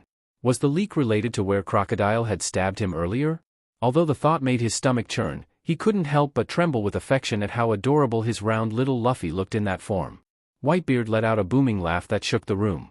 He absolutely adored this kid of his. Nami rubbed her temples, feeling a headache coming on. How? She took a deep breath before continuing and turned her gaze away from her adorable captain on screen, focusing on something else. How are we even alive? She asked aloud, exhaustion evident in her voice. Robin chuckled, just like her younger self on the screen. She couldn't deny it, she was thoroughly enjoying this. Is this brat taking this seriously? Crocodile began to spiral in his mind. Does he not understand the gravity of his situation? Crocodile, who seemed to have reached his breaking point several clips ago, trembled with rage and shouted at Luffy like a frustrated child throwing a tantrum. Stop mocking me, you DMN brat. Robin felt her lungs ache from laughing so hard. Luffy saw the warlord charging at him and began pumping his arms like a water pump, spitting bubbles at Crocodile and soaking him. Trap? Thatch suggested, though he didn't really believe Straw Hat had intended it that way. Still, he'd give the kid some credit. I'd say Crocodile has a short temper, Jozu remarked with a smirk. And Straw Hat doesn't seem to mesh well with him either. Who's mocking who? Luffy shouted angrily. You! Crocodile wanted to scream, feeling his entire body heat up with fury. I'm always serious. Luffy yelled, stretching his arms back before launching a gum-gum bazooka straight into Crocodile's chest, sending him flying. How's that, Sand Croc? He shouted, visibly upset. Not bad at all, kid, one of the pirates praised, quickly joined by his comrades. Let's go, Straw Hat. Luffy grinned. See? I'm strong, he said, turning to the astonished princess. Vivi smiled, feeling a spark of hope. You're right, Luffy-san. Crocodile grew tired of playing and placed a hand on the ground, drying everything in its path. Luffy staggered across the uneven terrain, shooting water bubbles at Crocodile. The warlord extended his hand, absorbing the water with a grin. Did you think soaking me would neutralize my powers, Water Luffy? Zoro stared at the screen in disbelief. Seriously? I can't believe this, Nami groaned. He was playing along, was this even real? Isn't it adorable? Robin couldn't help but smile. You're wrong, Crocodile growled. The true power of sand is drying. Watch. His right hand touched the ground. My right hand can dry anything. Without limits. The ground began to tremble before the building slowly started to crumble. Crocodile grinned. Ground death. Dust began to rise violently towards Luffy, who barely dodged the attack, jumping backward and hanging dangerously from the edge. Why do you look so calm? Izo asked, watching his brother unusually calm. Ace glanced at him with a blank expression. He bounces, he pointed out. He'll be fine. He's like a ball. A playful smile formed on his face, remembering how he and Sabo used to toss him around like one. Wait, isn't that cruel? Ace shrugged. His right hand is a real problem, Luffy muttered, holding onto the edge and his straw hat. In his confusion, Crocodile appeared in front of him, grabbing him by the neck with his right hand. Luffy shot bubbles of water upward, but they had no effect on Crocodile, who laughed at his feeble attempt. Grinning madly, Crocodile tightened his grip on Luffy's neck, completely drying him out. You've lost again, Straw Hat, Crocodile grinned. Can you understand the true history? Sengoku felt his eye twitch. Could he go home? Please? It was already too much that people were finding out that the death of the Pirate King was by his own decision and not the government's doing, or how people were starting to doubt the government because of its decisions to put pirates in charge. He really didn't want them to add knowing the true history to that list. Of course, that's why Crocodile made a deal with me. He can't kill me, Robin continued, descending the stairs before turning back to the king. It's not your fault. There was never anyone who could read what was written there, she explained simply. There might be information about Pluton in the true history. Don't you think? Pluton? Aren't those the blueprints Frankie destroyed? Usopp asked Sanji. Sanji nodded. I think those were the ones. I didn't realize they were so important, he murmured in response. You destroyed the blueprints for Pluton? Someone shouted behind them, causing the entire room to turn and stare. Usopp paled under the gazes, hiding behind a grumpy Sanji. What's the big deal? Sanji growled, stepping away from the strange old man. You, the old man, or rather, Vegapunk pointed at them with a finger, as if the mere question were a blasphemy against science. Do you know what you've done? As if summoned, Luffy appeared in front of them. Hey, old man. That was a long time ago. Move along. What? Hey, brat. Luffy ignored him. I don't know, Cobra said, shaking his head. The kingdom of Alabasta has always been tasked with protecting the true history. That's what we've always done. So, you don't know what's written there, but you still protect it? What's the point of that? It's what our ancestors have passed down for us to protect. It's been that way for generations, King Cobra replied solemnly. The scene shifted, and before them stood a smooth gray stone covered in strange carvings. Did you find what you wanted to know? Cobra asked, looking at Robin's darkened expression. Robin ignored the question, clearly annoyed. Is this what the country is hiding? Nothing more? Are you not satisfied? Cobra asked, clearly puzzled. I fulfilled your wish. Robin sighed. She had been truly disappointed when she read the true history contained in the Alabasta poneglyph at that time, but now, knowing it was only part of a larger story, she felt a bit disappointed she hadn't written it in her journal. The scene changed again, this time revealing a bloodied Luffy standing before Crocodile. His breathing was ragged, but his eyes were filled with determination. Crocodile, on the other hand, looked as if he had seen a ghost. His eyes widened slightly, and for a moment, his usual confident expression cracked, revealing a shadow of disbelief. Why are you still alive? Why do you keep showing up when I've already counted you as dead? Marco smiled, too eerily for his crew, who took a few steps back from him. He's scared of him, you are. Well, you can't tell me that after 2 lethal attacks, he's still alive. Even I'd be scared, Vista murmured, a bit horrified by the thought. Thatch shrugged. It's kind of funny if you think about it. How many times do I have to kill you? The man shouted, tired of everything. You still haven't returned what you took, Luffy replied calmly, ignoring the man's mental breakdown. What did I take? Crocodile asked, amused. Money? Fame? Trust? Lives? The rain, he said with an ironic smile. What do you want me to return? There's too much I've taken. The country. The country? You say such funny things, Crocodile looked at the boy with amusement. I'm about to take over this country and become its king, he clarified. When we arrived on this island, the country was already gone, Luffy bit out. Your country had disappeared, the boy raised his gaze, looking at the adult with ferocity. If this were truly your country, Vivi should be smiling. Oh, Luffy-san, Vivi sobbed, hugging the young captain. Luffy simply patted her back gently. Luffy charged at him, blood dripping from his injured leg, but that didn't stop him. Even if you act all high and mighty, what can you do without water? Crocodile mocked, not even trying to dodge the attack. Luffy ignored him completely. With a quick and precise movement, he landed a solid kick right in Crocodile's face. The blow was so strong that Crocodile was sent flying backward, crashing into a wall with a dry crack. But Luffy didn't give him time to recover. Without pause, he stretched his arm back, preparing a punch that flew like a missile toward the now bewildered and panicked Crocodile's face. Idiot, are you using your blood? Crocodile groaned in disbelief, touching his injured cheek. Blood can harden sand too, right? Luffy explained softly, opening and closing his fist. Blood dripped from his fingers as he did so. Luffy. Ace paled even more. The Sandman gasped heavily before laughing. From Rain Base to the palace, to the underground temple, Crocodile looked at him. I must commend your persistence in challenging me despite going through hell twice. Luffy cursed under his breath and launched a quick kick at Crocodile. The man, with a clumsy but effective movement, barely dodged it, stepping back to gain some distance. With a cold smile, Crocodile slid the golden cover off his hook, revealing a thinner, more refined weapon made of dark metal with tiny holes around it. A purple, viscous, and shiny liquid dripped from the tip, emitting an acidic smell that filled the air. As a pirate, Crocodile smiled, proudly showing off his new hook. It seems you want to defeat me at any cost. And I must admit, you're a very annoying enemy, he admitted with a cold smile. He took it off. What is that? Luffy murmured, not paying attention to the man's rant in front of him, more interested in the new gadget. A poison hook. What? You were poisoned? Chopper jumped up, completely alarmed. When I checked you, there were no traces of poison in your system. Oh, well, Robin gave me the antidote, and I didn't think it was important to tell you, Luffy defended himself, cautiously looking at his doctor. Besides, it wasn't that bad. I'm fine, he quickly added, seeing his doctor's expression darken. It's not like it's the first time I've been poisoned, he thought. Oh, well. It was. Chopper stared at his captain in disbelief before sighing. Luffy, you always have to tell me anything that puts your life at risk. I'm your doctor, he said wearily. Luffy hugged him and apologized. I know, Chopper. I just didn't pay attention at the time, and it was a pretty hectic journey before I got to you. Chopper simply huffed, snuggling into his captain's lap. He'd forgive him for now. I see.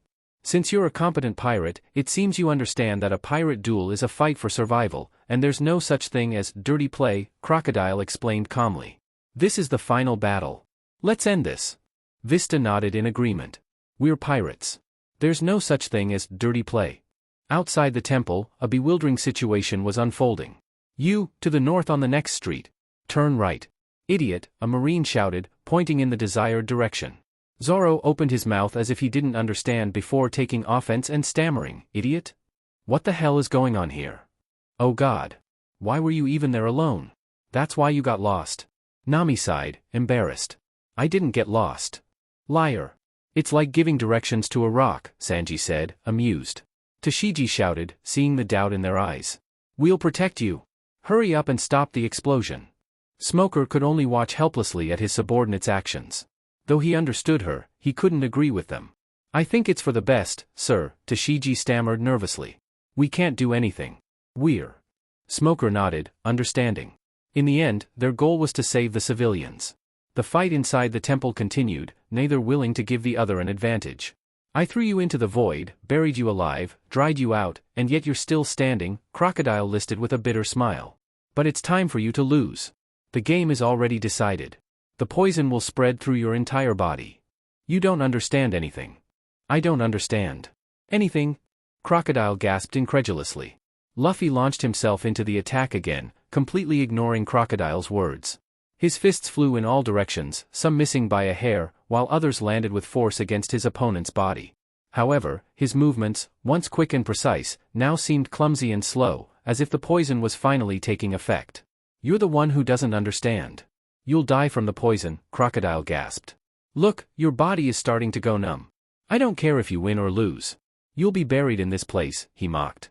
After 3 battles against me, it's a miracle you're still alive. I really have to commend the brat, Vista said with amusement.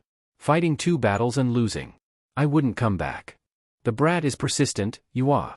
I think it's a great skill, Marco smiled, watching the screen with a critical eye. Well, considering he doesn't have the tools to take down a Logia, clearly persistence and his not-so-effective way of finding the enemy's weaknesses are useful, Izo shook his head, as if disappointed by his observations. Shouldn't he be more careful? I feel like at this point, I'm going to see the kid die any second now. Could you not say that? Ace shouted, looking even paler. His little brother was such an idiot for worrying him so much. Why do you keep fighting? There's nothing here for you to worry about. Why are you doing this for someone else? What's the point of dying for someone else?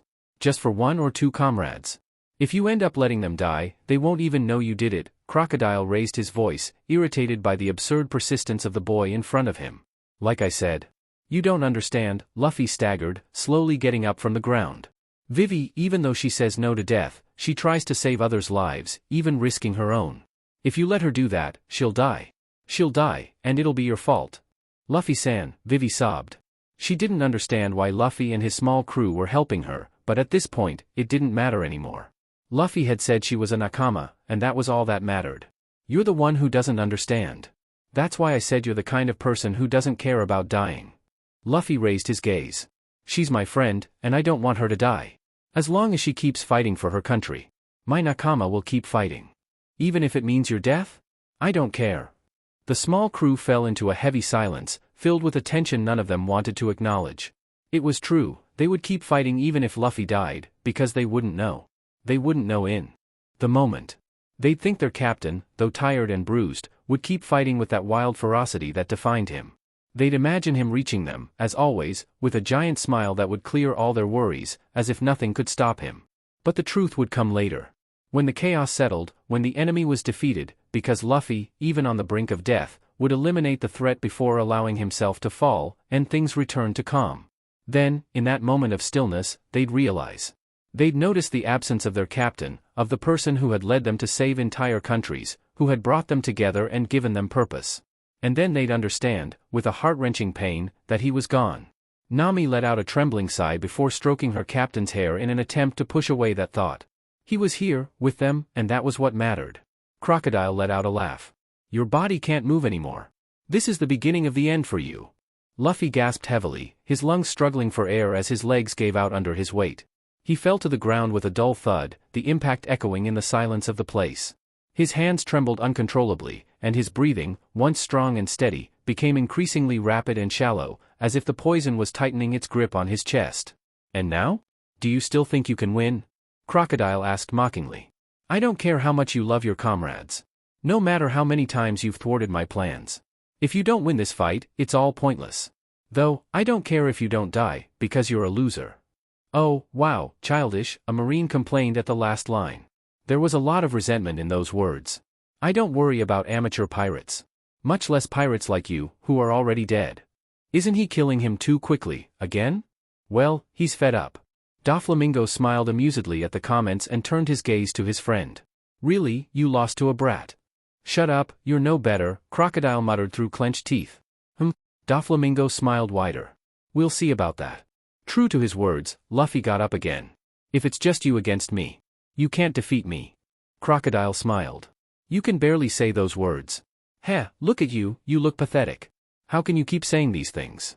He really holds a grudge, huh? Usopp couldn't help but chuckle amusedly. It's like a child. Because I will be the next pirate king. The small crew cheered, while Usopp added another mark to his tally. I'll never get tired of this, Sanji murmured with amusement. Yeah, Luffy, go for it. Chopper cheered. Crocodile simply looked up at the sky, tired of everything. If you really knew how harsh the sea is, you wouldn't say such things. Crocodile smiled disdainfully, preparing his hook for an attack. I've told you before, weaklings like you are all over the ocean. Once you realize the level of pirates in this world, you stop having such foolish dreams. The hook shot toward Luffy's head with lethal speed, but Luffy, with a quick and desperate move, struck Crocodile's arm to deflect the attack. Without missing a beat, Luffy followed up with a precise kick that sent the hook clattering to the ground. I will defeat you. Luffy roared, his voice trembling but filled with determination. The fight continued, turning into a battle of endurance. Each blow, each movement, seemed to cost them more than the last. Sweat poured down their faces, and their breaths grew heavier with each passing second. For Crocodile, his mind began to race, calculating every possibility, every mistake, as he tried to maintain the upper hand. But Luffy, though wounded and exhausted, didn't yield, forcing Crocodile to face a resistance he hadn't anticipated. The scorpion poison should be taking effect. How does he still have so much strength? Crocodile smiled, switching his hook for a knife. I don't know where you come from. But do you know who I am? You mean nothing to me. This is getting ridiculous, Crocodile muttered under his breath, averting his gaze from the screen. He wanted to hide from the pitying looks around him. He felt deeply ashamed, so much so that he could barely believe the person on the screen was him. He knew he was arrogant, but to that extent? It was absurd, almost pathetic. With a guttural roar, Luffy kicked Crocodile in the stomach, sending him flying into the ceiling with an impact that shook the walls. Crocodile, fed up with the absurd fight, gathered sand in his hand with a quick motion, creating a small storm that roared around him before shouting in fury. Sables! The temple, already unstable from the constant clashes, finally began to collapse. Luffy, in one last desperate attempt to reach Crocodile, coiled himself like a spring, releasing the air stored in his body and launching himself at his enemy with impressive speed. When he was within range, he raised his bloodied fist, surprising the warlord. Desert Storm Spada! Crocodile shouted, sending a barrage of sharp sand blades at Luffy. But Luffy, without hesitation, punched through the blades with his blood-coated fist, unleashing a Gatling attack that ended the fight. The room fell into a heavy silence, broken only by the sound of rain beginning to fall on the screen. The drops hit the ground softly, lulling the sobs of the kingdom's civilians like a lullaby. It was a cry of relief, gratitude, but also pain. Luffy, a young pirate who didn't even belong to their kingdom, had risked his life despite not knowing them. He, a stranger, had fought with everything he had to protect people who owed him nothing. And as the rain on the screen washed the streets of their devastated city, it also seemed to wash away the years of deception they had suffered. They, the people of Alabasta, had believed in Crocodile. They had seen him as a hero, a savior, even someone to trust. But they had been lied to. They had degraded their king for not yielding power to him, and it had cost them dearly, even their freedom. Vivi's emotions finally overflowed. She threw herself at Luffy, hugging him tightly while babbling words of gratitude. Thank you so much. Luffy, without saying a word, simply smiled. He never needed thanks, not before, not now. For him, the fact that Vivi could smile again was enough. Finally, we're at sea. Good job. Follow Robin. Chopper and Usopp cheered, bringing a smile to the archaeologist's face. It seems that's how it is. Good, the first time we met wasn't. Nami hesitated, searching for the right words to describe their first encounter. Pleasant? Robin completed, smiling softly. We were scared.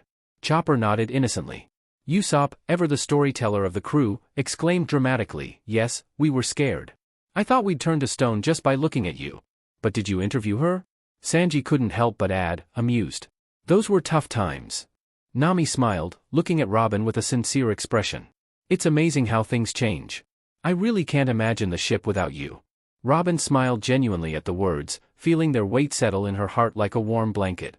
Thank you. Luffy, who had been watching the conversation next to Zoro, smiled widely and shouted, Robin is our archaeologist, so you don't have to thank us. Are you coming for revenge? Zoro snapped out of his previous disbelief, placing his hand on his swords, staring at the intruder on their ship with sharp eyes. Why are you here? Nami screamed, covering her face with her hands, panicking. Ah, beautiful lady. Sanji, true to his style, danced around the intruder without hostility. Enemy on board. Enemy on board. Usopp shouted, pulling out a megaphone from somewhere, joining Nami in panic. Chopper screamed, hiding, upside down, behind the mast. Who is she? Luffy, the only calm one in the situation, tilted his head. What? It's you. He pointed incredulously. Weren't you dead? Oh God, we're a mess, Nami groaned, her ears turning red as she hid her face in Robin's neck. Are you realizing that now?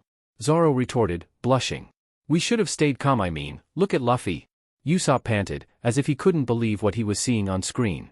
Luffy is basically a bad person detector. You're right, Nami snapped, pulling Luffy's cheek as if she were mad at him just for existing. Well, I must say that represents us faithfully. Yo-ho-ho.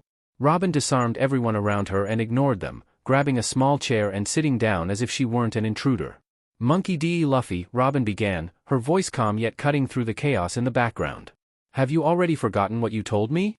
Luffy smiled, amused by the chaos behind him. He loved how lively his ship always was, proof that his crew was at ease, safe under his command. Sanji yelled something at Luffy, but he ignored him, staring at Robin with something resembling confusion. Hey, don't lie. I never said anything to you, he shouted, though he didn't sound entirely convinced. You're noisy, Cook. You're no better. Ignoring the two idiots behind them, Chopper looked at his captain. You look confused, Luffy. Well, I did say some things to Robin before, so I wasn't really sure what she meant, Luffy laughed, scratching the back of his head. I remember it clearly. You must take responsibility, Robin said casually, crossing her arms behind her back and leaning further into her chair. That sounds really bad, Izo muttered, covering his mouth to stifle a laugh. Oh God, Thatch burst out laughing. Sanji kept struggling with him, but Luffy now seemed more annoyed than confused, as if he had no idea what they were talking about. This is so weird. What do you want? Luffy trembled, smothered by Sanji and the slightly judgmental looks from his crew. Let me. Robin smiled at him, a small, genuine smile, as if she enjoyed the chaos she had created. Join your crew. Always, Robin.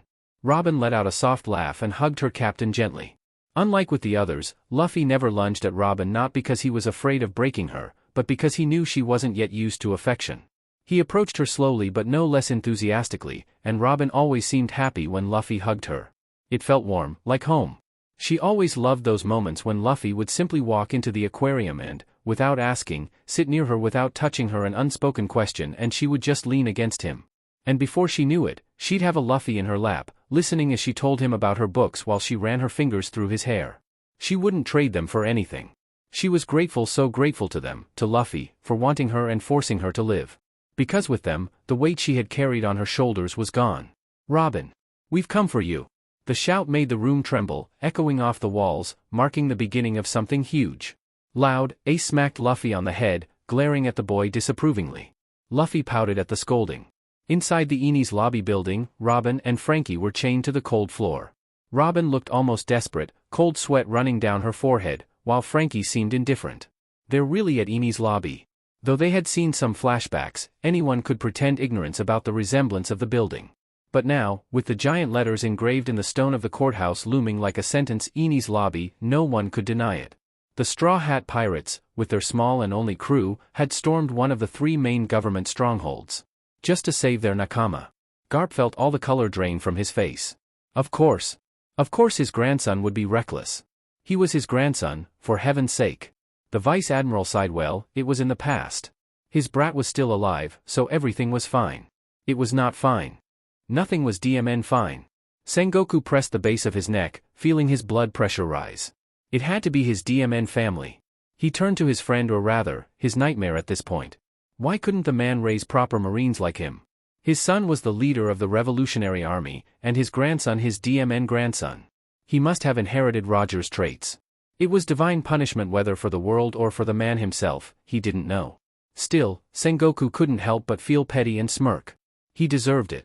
Dragon simply smiled proudly. Lift your head, Nico. Robin. Frankie slumped against the wall behind him, not looking at her. They've come this far. Do you know how extraordinary that is? Extraordinary? A Marine burst into near hysterical laughter. It's suicide. I get that you accepted the government's terms for your Nakama's sake, but that idiot captain broke your deal like it was nothing. No one will be saved by your sacrifice anymore. Frankie stretched, closing his eyes. There's only one way out of this now. And that's letting them rescue you. But why are you so depressed? I never thanked you for that, Frankie, Robin said softly to the cyborg, a genuine, gentle smile on her face, a stark contrast to her on-screen self. Don't worry, sis. Frankie grinned. I just wanted to snap you out of your spiral. Seems like it worked. Robin nodded, patting Frankie's arm lightly. Yes, thank you for that, Robot-san, she said playfully. Frankie huffed. You still seem like you're running from something. Are you afraid your Nakama will die here? Frankie finally faced her, his eyes gleaming as if he couldn't believe her. If so, they won't be able to save you. Harsh. Effective. Robin lifted her head, looking at Frankie with something resembling conflict. I'll force you to see Straw Hat. Frankie clicked his tongue. Robin blinked. Huh? It's the first time I've seen Robin speechless. Nami said in awe. It was super fun seeing that face in person. Frankie boasted. Our sis never lets situations get to her, but I think I caught her off guard this time. It was unsettling, Robin admitted, calmly dissecting her actions like only she could. It seems I have very interesting reactions around you, Robot-san. Her lips curled into an almost imperceptible smile, leaving Frankie stunned. Yo-ho-ho. Young love. Brooke hummed, bringing a teacup to his lips as he watched his crew with the wisdom of a grandfather who had lived too long. The screen flickered. I've told you already. I'm not going back with you. Robin shouted, desperation lacing her voice, not for herself, but for them. Luffy stopped, but she didn't dare look at him. Get out of here. I don't want to see you again. Luffy took a deep breath. He didn't remember how painful Robin's words had been, how painful it had been for her to live apart from her dream, to be alone. Luffy hated being alone, so he understood Robin's pain, the visceral fear twisting in her stomach every time one of them seemed in danger, the bubbles bursting one by one, her Nakama disappearing with them. Luffy shook his head, pushing the memory away. He knew how Robin felt, and that was exactly why he couldn't let his archaeologist carry all that weight when he could carry it for her. Why did you come for me? Did I ever ask you to rescue me? Robin kept shouting, pouring all her frustration onto the man in front of her. I'm sorry, Luffy. Robin couldn't help but apologize. Luffy tilted his head and smiled. Robin doesn't have to apologize. I get why you did it, and I'd never blame you for it. Robin ruffled Luffy's hair with a genuine smile. Thank you, Captain. Robin took a deep breath, her expression darkening as if speaking itself were a monumental effort. I just want to die. The room fell silent. The words hung in the air, making some hold their breath. 20 years had passed since the government began hunting a little girl. The devil child, they called her, was nothing more than a child who knew too much for her age, who had to scheme to survive, who had to kill and betray at the tender age of 8 just to live another day. Luffy clung to Robin like an anchor. The words still hurt.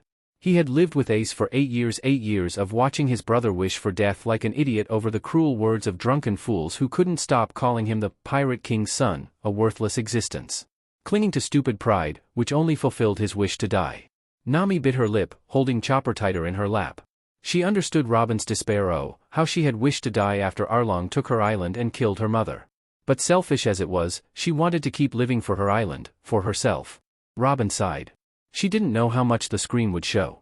She didn't know if, like her crewmates, it would reveal her past. But one thing was certain, she no longer wished to die. She had spent years wandering from crew to crew, killing and betraying, knowing the blood on her hands was just a reminder of what she was, a demon. But she no longer felt ashamed of it. She had embraced that part of herself the moment Luffy forced her to live. It was funny, because Robin never saw it as force, it was liberation. The freedom to finally live without the weight of something greater crushing her existence. You want to die? Luffy asked, staring at Robin with that look, the one that said he knew she was lying but would play along to see how far she'd take it. That's right. Robin didn't back down. Robin. What do you mean you want to die? He asked again, this time picking his nose, completely unfazed by her outburst. What are you talking about? You really are an idiot. Nami smacked Luffy on the back of the head, sighing at how calm their captain looked on screen. I knew she was lying. Luffy pouted, curling into Robin for protection. Robin simply played with his hair. Of course you did, Sanji grumbled. Robin. We came all this way to get you. Luffy started shouting again. Behind him, the stone floor gave way as screams erupted, revealing each of his crew members. And if, even after leaving, you still want to die, then fine, you can die. DMN selfish, Nami laughed, putting another piece of meat on Luffy's plate. Look at that, Sanji huffed. If you want to die, go ahead and try, but not while I'm not watching. It's so him that it's somehow adorable. The chaos continued behind Luffy. You can say you want to die as much as you want. A mark appeared on his face, as if the words themselves angered him. But say it when you're with us. Robin burst out laughing a loud, unrestrained laugh. The tension in her body melted away, and a huge smile spread across her face. I could never want that, she gasped, looking at Luffy with adoration. I don't want to die, not when I have a family who loves me and a dream to fulfill with them. The crew babbled, grinning stupidly at their archaeologist. Luffy smiled, his cheeks tinged red. Then let's keep going on our adventure together. Okay, sadly the chapter is over, and if you enjoyed the video, just leave a like and subscribe with post notification, so when the next chapter is ready, you will be notified. Okay, see you in the next video. Bye.